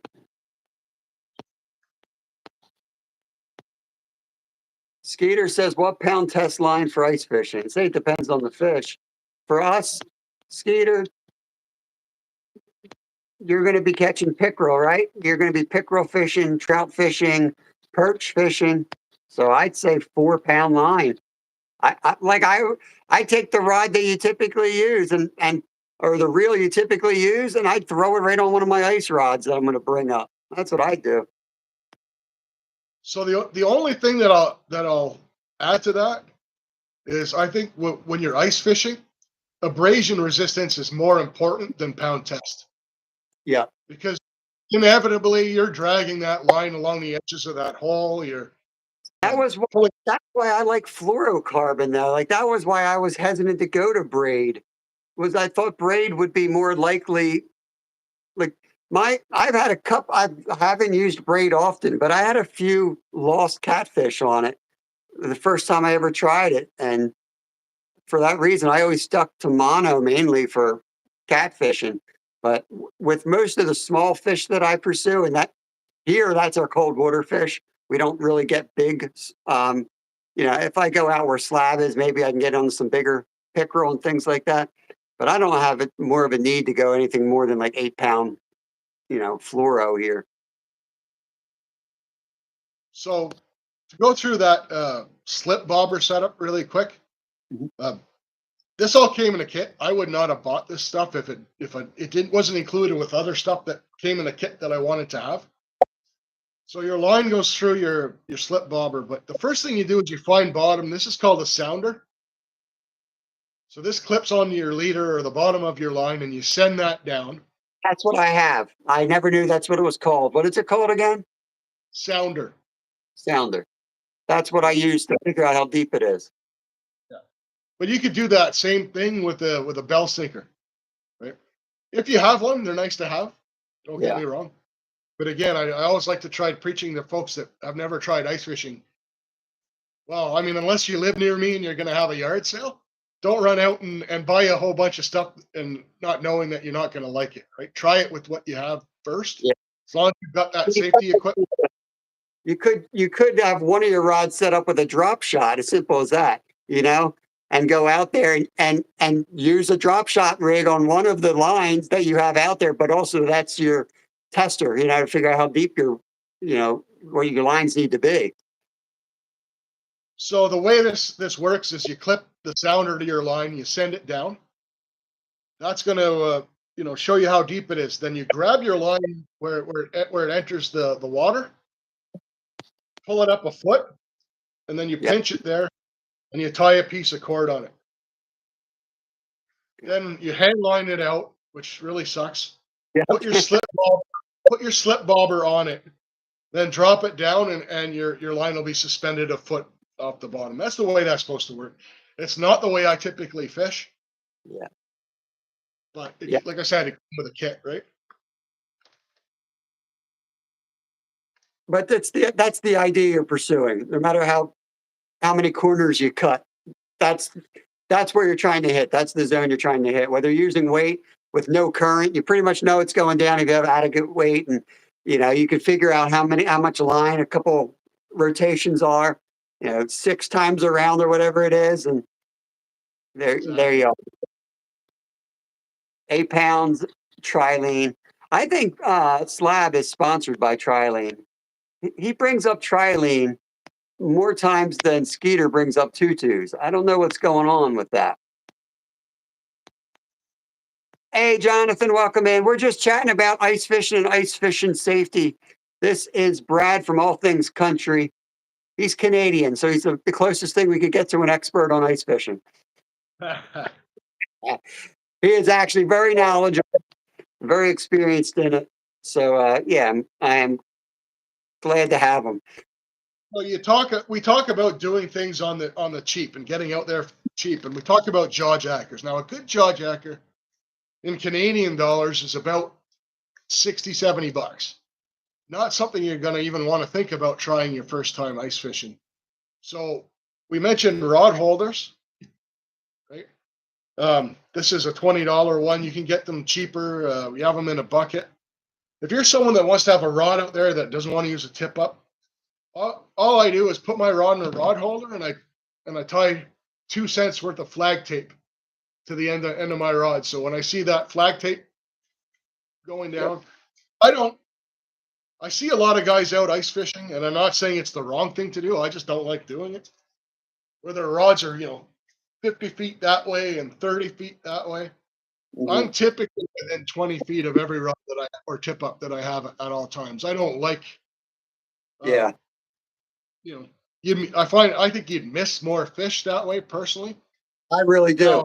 I really do. It's more, you watch those videos of the perch, underwater perch, and you think you're hoping to see one. In reality, there's 30 of them just staring at your bait, and so it's that finessing is what you need to worry about, not drilling another hole. And when you're on the perch on a good day, I mean, I caught that 23-pound Laker. I've caught my biggest walleye was through the ice. That was almost 12 pounds. Right. 14-pound pike.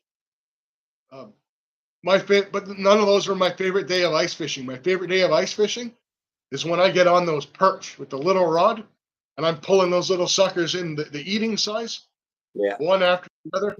Though to me, that's the most fun. I'll throw 2 tip ups out with minnows for pike, Mhm. and I'll sit, 10, 15 feet from each of those in the middle with my perch rod jigging for I'm, perch. That's my favorite way to ice fish. you know the spot that I'm measuring this weekend. You know where I hauled out all those perch from.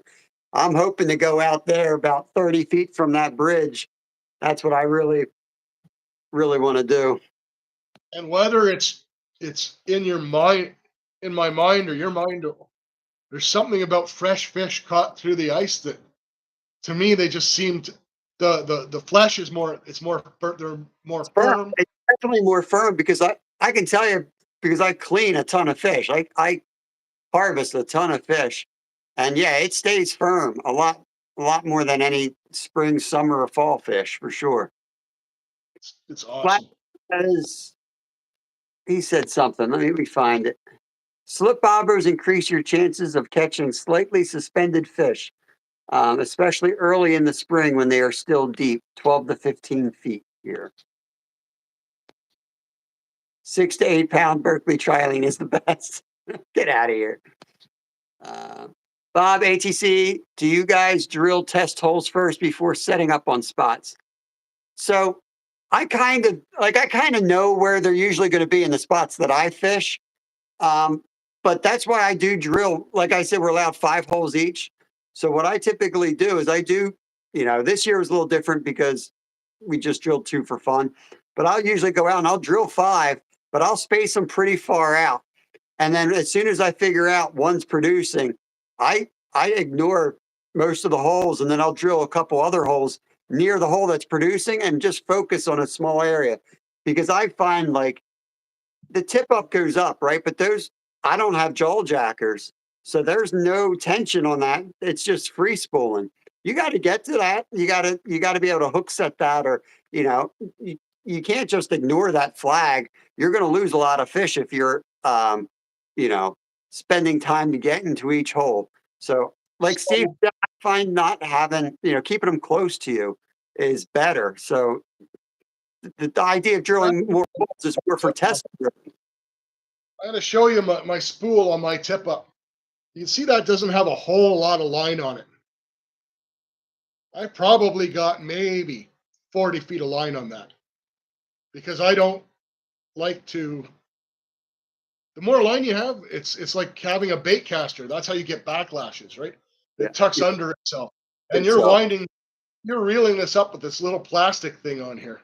It doesn't have anything to spread your line across the spool. You're yeah. kind of doing it by hand, right? Uh, Well, so you're all not that, that way, when it bites, it turns your little spool here, right? right? And as it's doing that, it spins. That's the thing that releases your tip up, your Yeah, flag. And that's how you know if you got a fish or it was just a false alarm, is when you run up to it, that thing is spinning. yeah, I've had them take a bait and just sit there. That thing's not spinning, so you have to try every time. But um, that being said, you don't have a ton of time. You don't have, and that's why these guys set these tip ups out, and they're 50 yards away, and they're running like a madman, and that thing is spinning, and that fish is taking line.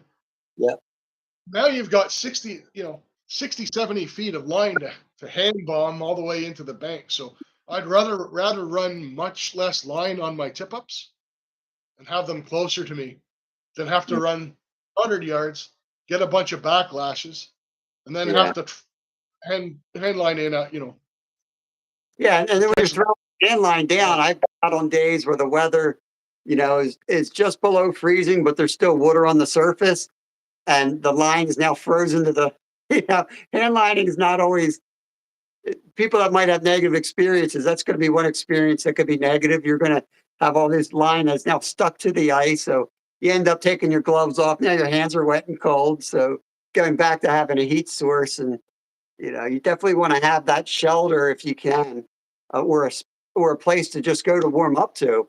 And then like even as simple as leaving your tip ups, go in your car for a minute, if it takes that to just kind of get yourself dry or warm again and get back out there. It could save it Well, from being a miserable experience. the only thing that I'll caution people against if you're out there, and you talked about it, is acclimatization. Your body getting acclimatized to your environment and cold. People tend to get into the car and blast that heat, full blast as much as they can, and they just make it worse on themselves. So what you typically see is a guy will sit out on the ice for an hour and a half. He'll get cold. He'll run to the car, blast the heat, full blast for 10 minutes. Now, the next time he heads out there, he only lasts half an hour till he's running back to the car. Then he does it again. The next time he's only lasting 15 minutes, right?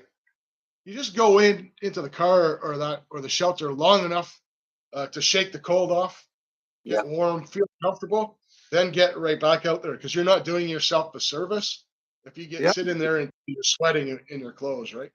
Yeah. And it's something I notice you do a lot on your lives. Is what I do is shed some layers, take your jacket off. Don't sit there in the car with your jacket on, huddled up with your hood over the top of your head. As soon as that's what I do. As soon as I go in my shelter, it's like I walk in my house, my jacket comes off immediately. Yep. Braid is definitely strong line, but 6 to 8 pound Berkeley trilene will outfish. There goes this trilene again. I think Steve had asked me earlier about can you run braid and fluoro? And yes, you can. You can run braid as like your backing and then put the fluoro leader on that. That's actually how Nolan fishes, and that's how I tried to fish until I broke off like on first big catfish, and I'm like, you know what? I'm going straight mono after that. More knots, more chances you have one knot being tied perfectly, more weak points, especially when you got an 8-year-old tying your knots. You can't remember, did he tie that knot? Did I tie that knot? So Steve mentioned losing your pole. That's an actual, probably one of the more common questions that I get, or for people that have never ice fished, is, aren't you afraid you're going to lose your pole? So, like I said, I use a rod holder. These spread out to more than 8 inches, so this isn't going down the hole. It's big enough when spread out. It'll hold enough weight on it that it's not going to flip over and flip down the ice. But it's like anything else. It's like having you would never leave your line uh, in the hole with your rod just laying flat on the ice any more than you would do that fishing offshore, right? That's Yep. a really great way to lose a rod. It's Friday in Australia. Rose is wishing us all a good morning from Australia. Said it's Friday here. She's time traveling. 4:35 a.m. It's early morning. Wow. Someone had asked, I think it was Steve, no, or was it Skeeter? One of the two asked about jigs.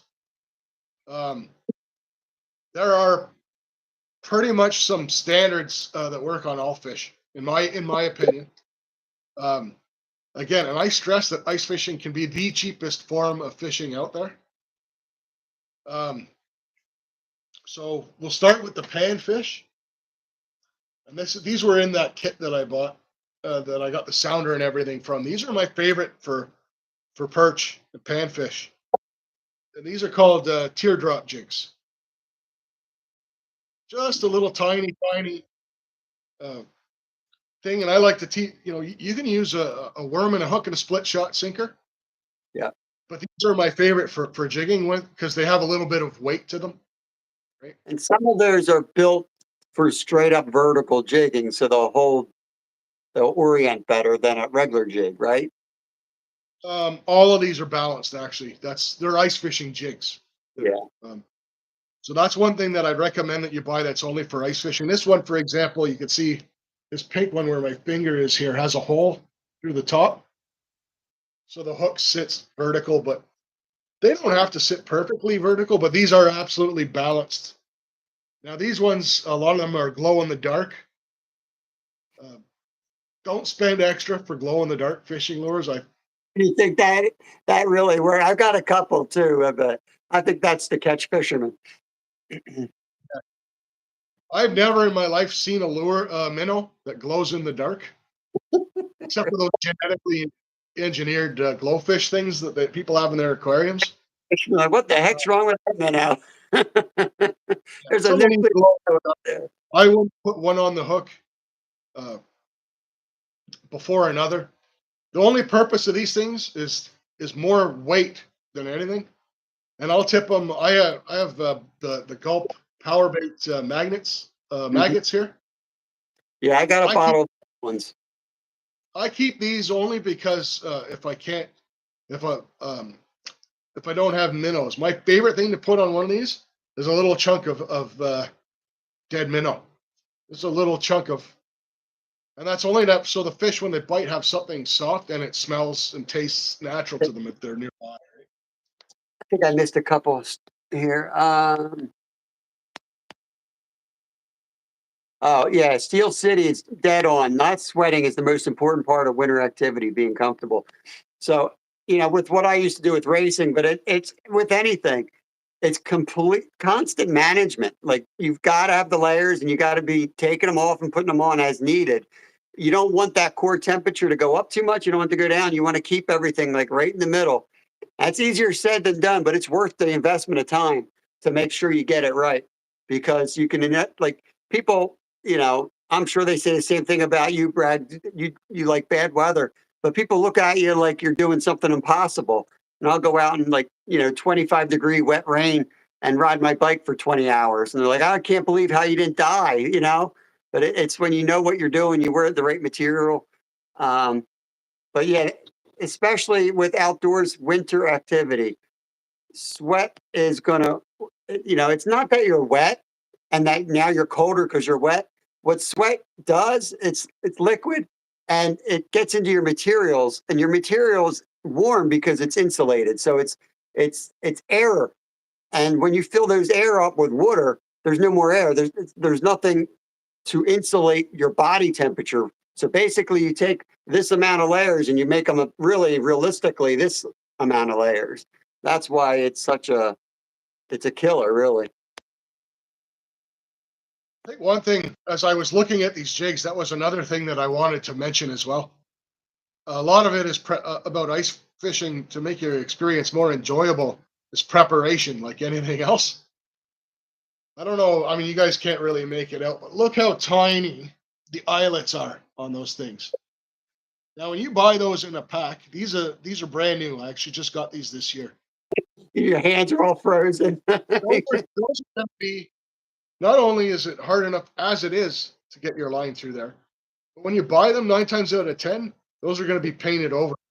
Yeah. So Take a take hook. 10 minutes in the house with a nice cold beer, sit down, and take your knife and chip those eyelets out before you actually go out on the ice. Because man, when it's freezing out there and you're sitting there trying to chip paint out of those eyelets, And then when you get it's just older, hey, it's hard enough to even see that hole. It starts moving around on you, and then you're live, cameras looking, and you're like, for way too long. Yeah, good times. but when it comes to jigs for larger larger fish, I have my personal favorites. So it's the only thing I'm going to tell people is don't fall for gimmicks. That's all it is. Steel People City. love You never fish at Port Hope if you haven't seen a glow in the dark fish. Sounds like The Simpsons. We have a couple of those yeah, glow in the Steel City's actually in. We were in a few chats together. He's from Ontario as well, I gathered. right? So he's kind of in. Coburg is Port Hope is kind of in between him and I. So yeah, it can get pretty polluted around there. Yeah. Um, so as But far yeah, as that you're- jigs are, I know you mentioned on one of your other lives, or whether it was your ice fishing live or not, the Swedish pimple is kind of a standard. I love that. That's my A go-to. vertical spoon. Yeah. They work really, really well. My personal favorite, I typically run two different things, and this is, you know, and this again is where you don't have to get into a bunch of gimmicks. Your stuff doesn't need to glow in the dark. It doesn't need to be called an ice fishing jig. If a lure is meant to be jigged vertically, it's a vertical jig. It doesn't matter if they call it an ice fishing vertical jig or a regular vertical jig. It's just a vertical jig. Just so that the regular person who fishes has to go out and buy yet a whole new setup of everything you can imagine because it now has ice fishing in front of it. So what I will say, It's like when a football team changes uniforms. It's a different color. It's so that you have to go out there and have to buy. Now they have a pink uniform. You have to go out and buy the pink version of your football team's uniform. Sorry, go ahead. then camo version, and the Right, 20 different colors. next thing you know, your name's Skeeter, and you got 20 Steelers jerseys hanging in your basement, right? But TV was nice. I'm not a huge like. I don't waste time watching professional sports. I just like I used to watch it at the. My whole life was like, oh, when are they on? When are they on? And they'd lose, and it was like would ruin my weekend. So I just like I don't watch it. But we were watching the last game, and I thought my TV was messed up because they had like this weird color jersey on. And I was like, well, you know, the hardcore fans are like, oh, now I got to go buy another jersey. I don't have that one. Go Birds! Outdoor Wally, buckshot, spoons, and eyeballs. Wally's a good lad. Some good Wally's another fisherman and prospector like myself. He's from New York State, right across the border. Well, I won't hold Uh, that against him. I'll give him a wrench. but yeah, Steel City mentioned using those teardrop jigs. I also keep a pack of those in my regular tackle box. Hmm. So if you remember when I had I think I was live on one of your Member Mondays when I was catching those tiny perch. Yep.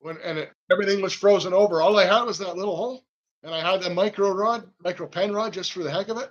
That's what I had at the end. It's a teardrop jig and a piece of worm, and you know, so There's days where I'm slamming perch. More times than not, it's either one of Dave's from Double Hook Angling, but they're 1/164th or a trout magnet head um, with a little bit of worm. I swear that they hook those finicky bites better than a hook like a J bait holder hook with a split shot a foot up.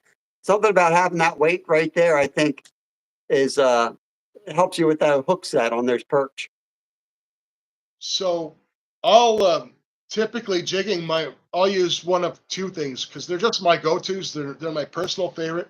One thing I'll use if I want to get uh, so just a regular like a jig head you'd use say on a twister grub, right? So just your regular good old fashioned J hook um, jig head. Now I do carry a lot of twister grubs in my tackle box. White is my favorite color, both through the ice and in the summertime. I think I always let white is just one of my favorite colors, but I've got an assortment. But I find ice Right. fishing, anything that replicates a minnow, is more It's funny. deadly than anything else. I read That, something about white baits and lures and how like they were the if you're going to buy a clearance lure, it said buy white because white is one of the worst selling colors, but the best for fishing. So a lot of times you go into a clearance table, they're clearancing baits that didn't sell a lot, and that could be because they don't they didn't work well. The people don't like them, but it could just be they didn't sell a lot, and they were actually pretty good. And the point of the article was like, when in doubt, go with a white lure or a white bait because most things in the water are white, silverish, grayish. You know, they're the colors. They're the most natural, and you get more hits on those colors than anything else. yeah, and I mean this is just my personal experience. I hate to tell. I'm not that guy that's going to tell people don't buy this, buy that. People have to, but Except Miracle Whip.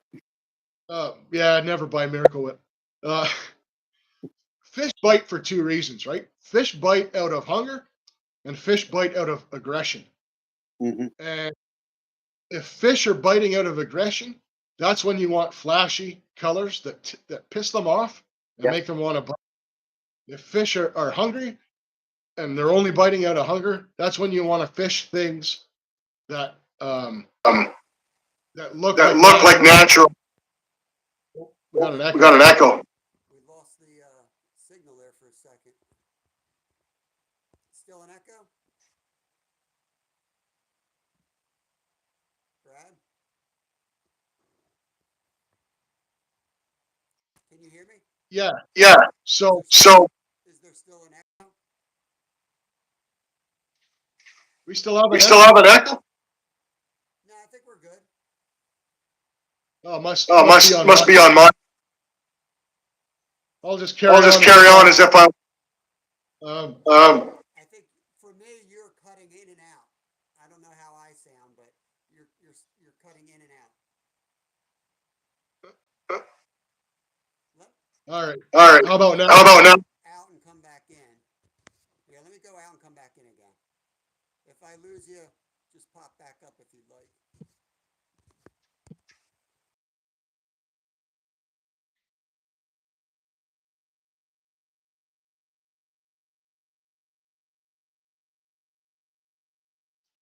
Just YouTube doing YouTube things.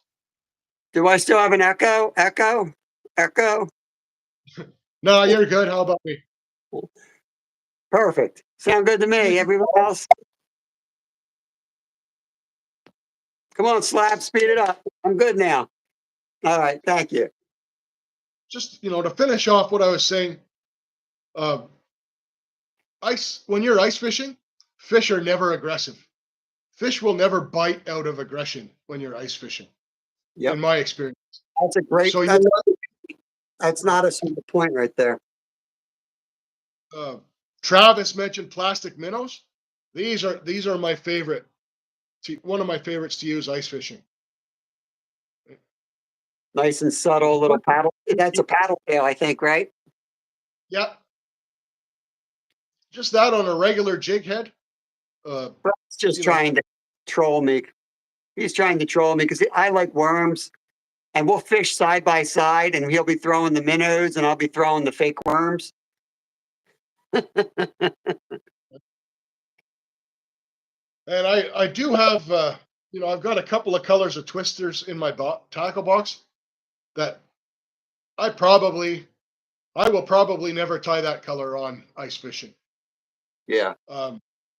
It just happened. I also use this box as kind of an overflow for my regular box, but typically I prefer to use white, gray, silver, black, blue.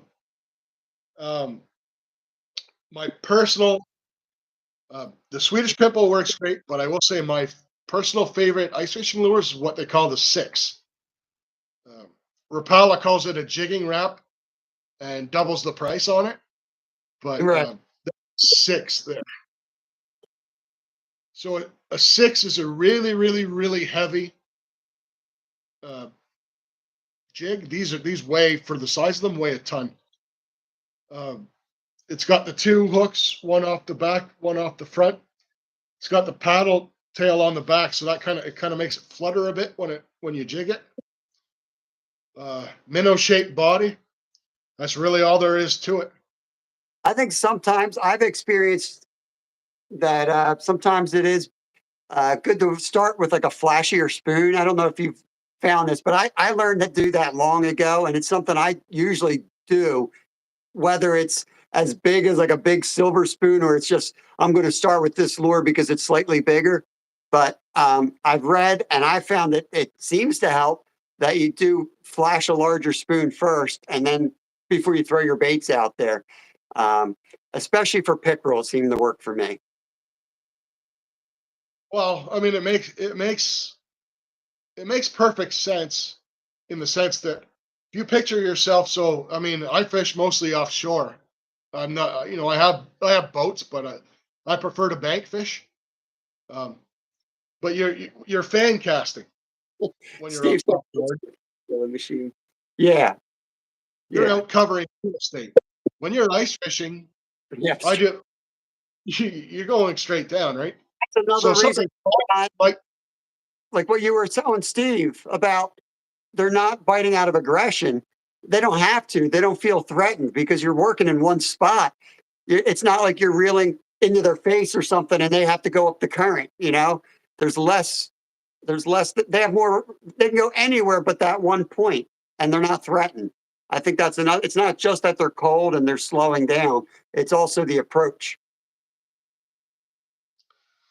But I can tell you from experience, I think your theory with the flashy spoon holds true.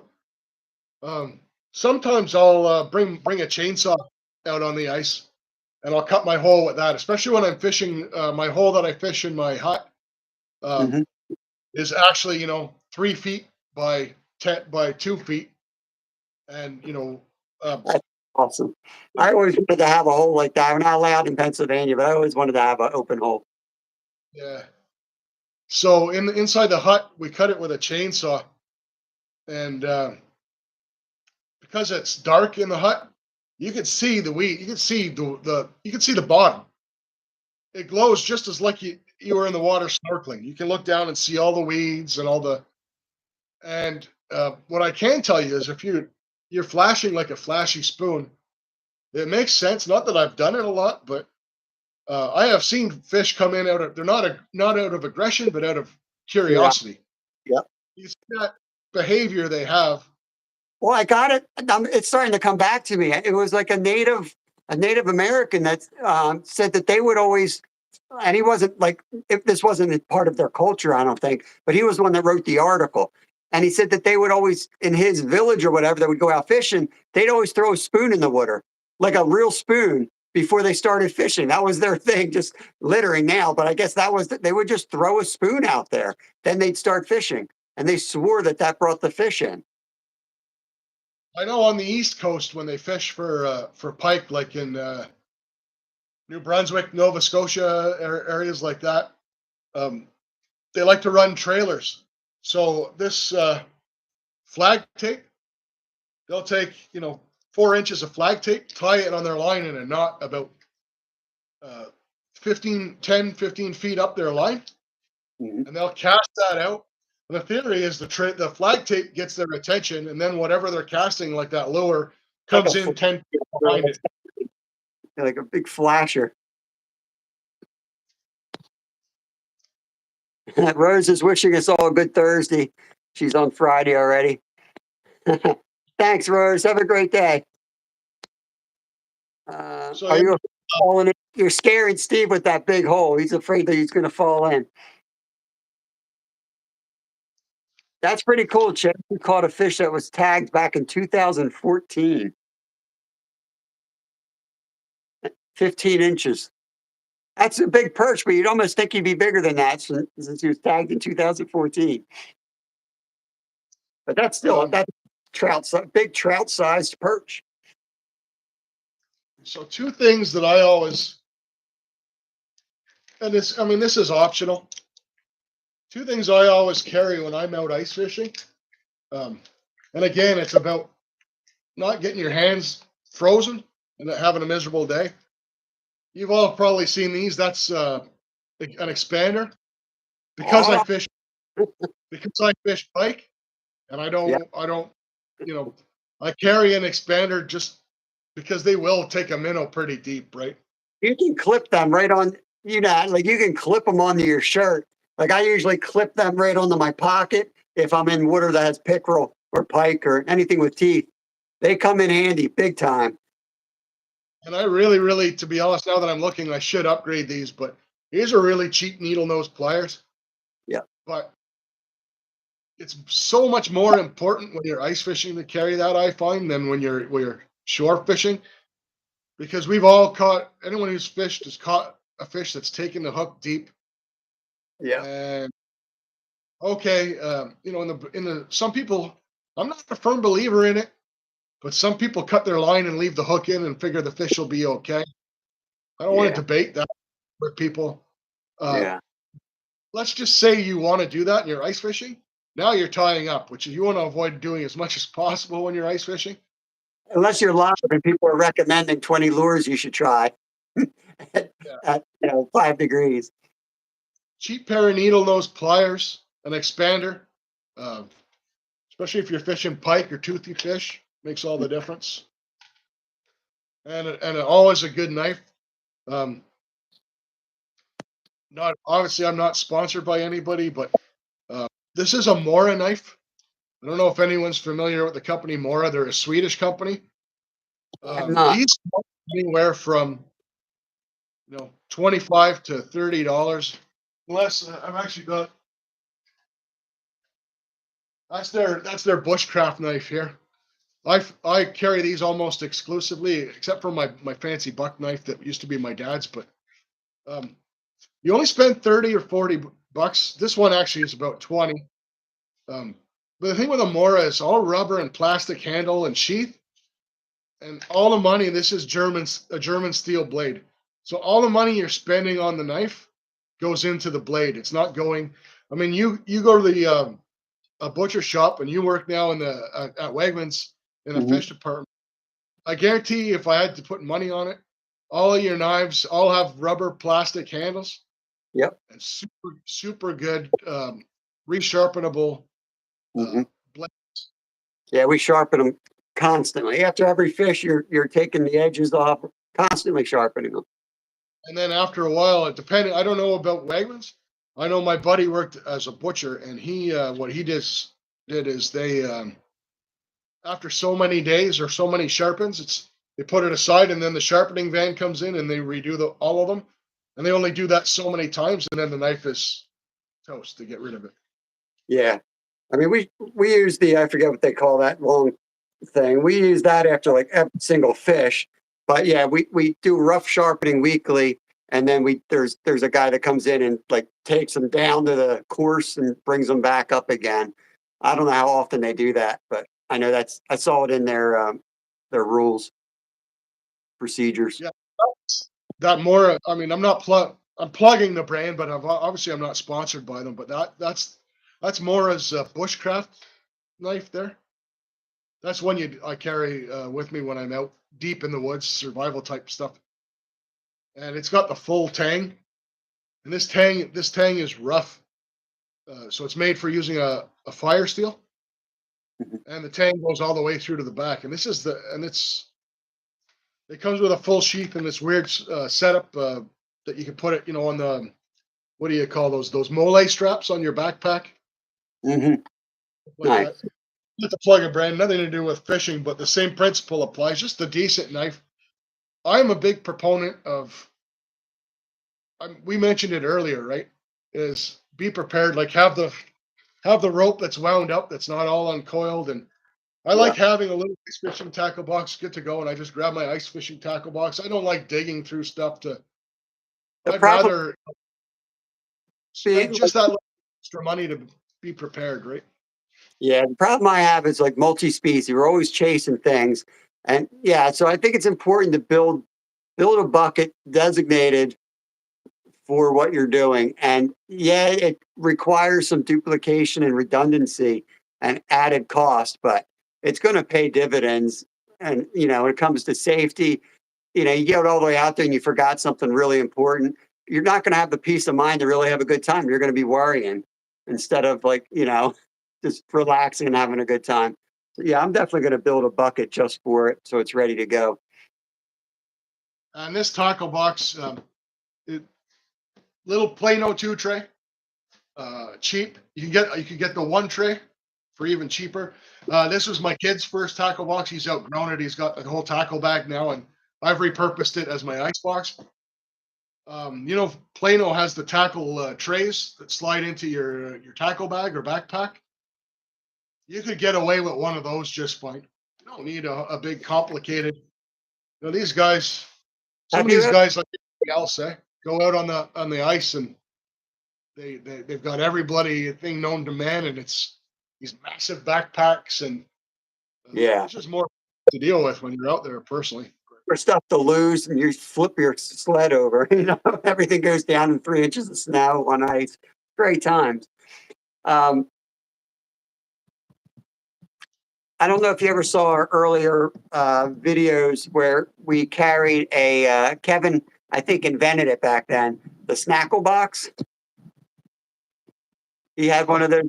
He took a Plano. We bought like 5 or 6 of them, and he started by putting a couple snacks in with his lures. And I'm like, why don't you just keep one for straight food then, since you're not mixing up stuff? And so I had one of those bags that you would put 4 Plano containers into. So we started going out, and he would always have one with like cheese, candy, all kinds of food in the box that fit in there. Since then, I see everybody joking about it, but I swear, like he did that like 2 years ago before I saw anyone else, coin the phrase snackle box. What do you call it? Like a fisherman's charcuterie board. You have your Yeah, cheese, pepper yeah, bits, and your crackers, and your. exactly. Look, slab. My goodness, my tackle box fits in my shirt pocket because there's days where I go out there with my little White River box that Dave gave me filled with jigs, and I'll sneak a couple other things in that little box, put it right there, and off I'm good to go. But yeah, you need a bit more safety equipment wise.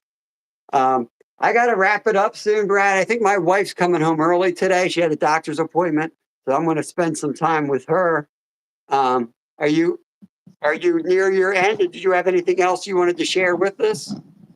The only one last thing is for Steve because he asked about electronics. Yeah. Have it really quick. Yeah, it's no rush. She's not even home yet. She's always late, so who knows when she'll be here. Oh, good. So this is called a hummingbird fishing buddy. Now, a lot of folks have those dedicated ice fishing things with the. If you've ever seen them, they have like a clip, and it's got the transducer kind of goes. It's on a loop. It's on a cord. Let me tell you, keep talking. I got something. I don't even know that I haven't even looked at it yet. My dad's getting too old to fish, and he gave me some of his stuff. And he's always been big electronic person. It's funny because he doesn't like social media or anything like that. But he's always been a pretty big electronic person. I just never was. I don't enjoy it. But I got to figure out what to do with the thing. But go ahead and show that to Steve. So the way a fishing buddy works, it's actually pretty neat. And I'm not a big electronics person. 99% of the time, I leave these behind. But it comes with this clamp here, right? So this clamp will fit on the side of your boat, like so. And this piece here, you loosen it, and it can hold the thing with the transducer at different angles.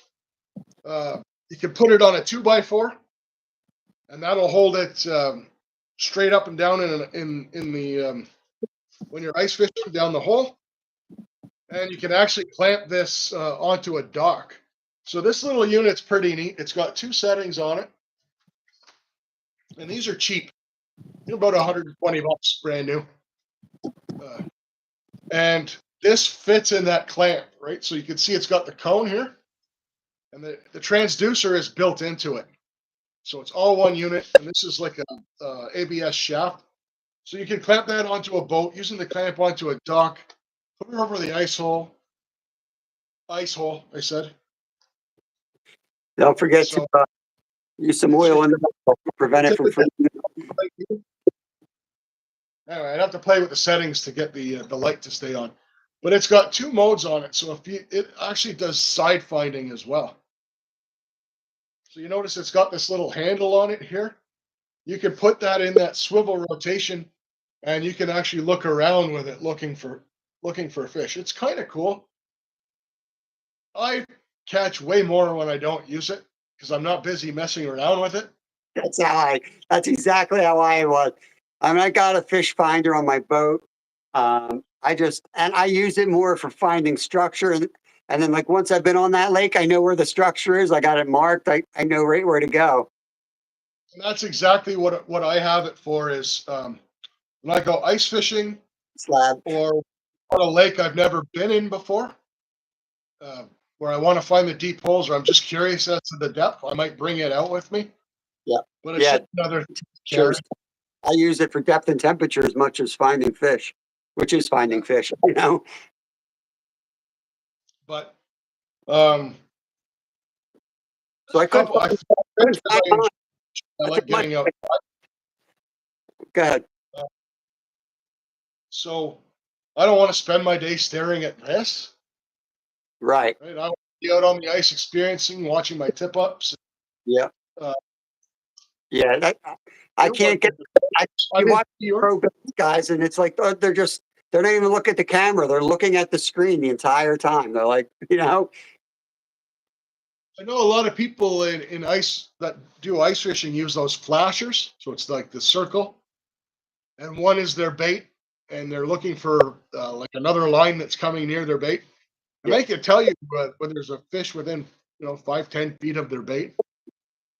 They work good. I mean, I've been out lake trout fishing with a guy that uses one, and he's like, "Oh yeah, I got one coming." And sure enough, he'll get a bite. yeah. I just don't want to look at flashing rings on a circle all day long. Yeah, that's how I am. Not fighting, arguing whether they're effective. They are, but it's just for me. I would rather admire the outdoors than stare at a screen. It's fishing has already been my escape, so I don't want. It's like worlds combining in Seinfeld. Like I don't want that world combining into my fishing world. This is something we do to kind of remember, where we came from and what we are as humans and all that junk. I don't need to be like bringing AI out onto the lake with me. And I think the other piece to that as well is people get dependent on these types of things, and they don't want to fish without them. The way a fish finder works is it just casts a cone down from the transducer.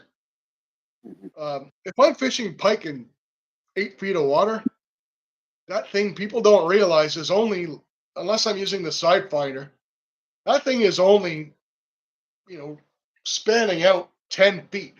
So instead Yeah, of just down your hole and seeing what's under there, you might know what's 5 feet on either side. So just leave it behind. It's not worth it to me. But yeah, Steve did it.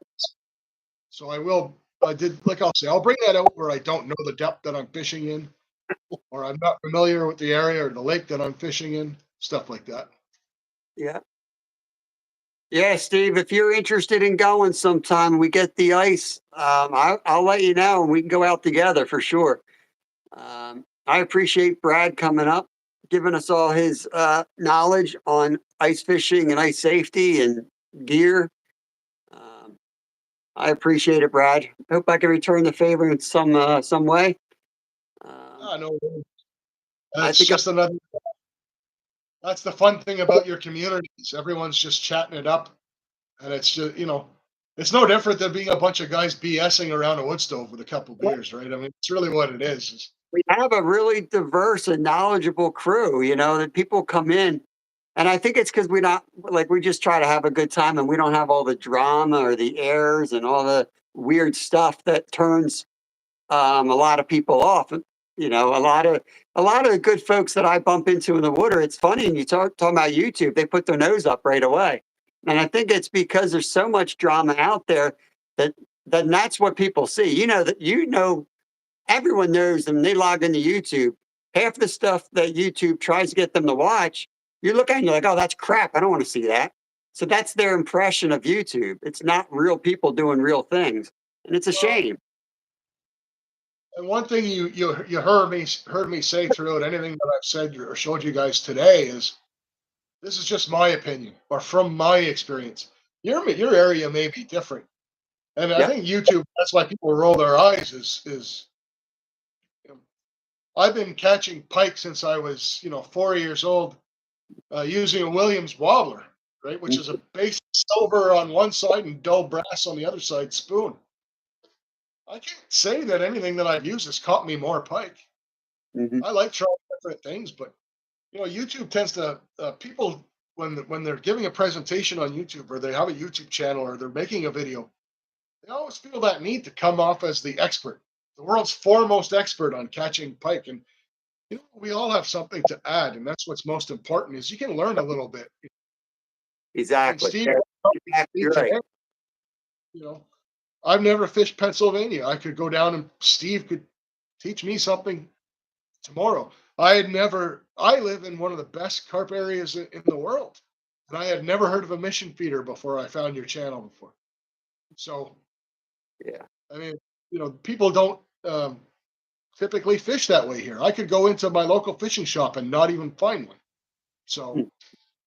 so Crazy. next year, I'm damn sure I'm going to have one. I'm going to get out and I'm going to try it. See how Yep. it works. Right? Awesome. Well, I appreciate it. Hopefully you guys enjoyed the live. It was pretty diverse as some of our lives are, especially when this guy shows up on my live. We're either making cheesecakes or doing taxidermy or something. But we'll shut this thing down and get on with our day. Catch you on the next one. What's today? Thursday. We'll be fishing somewhere. You got any lives coming up or any videos, Brad? Are you in hibernation waiting for thick ice?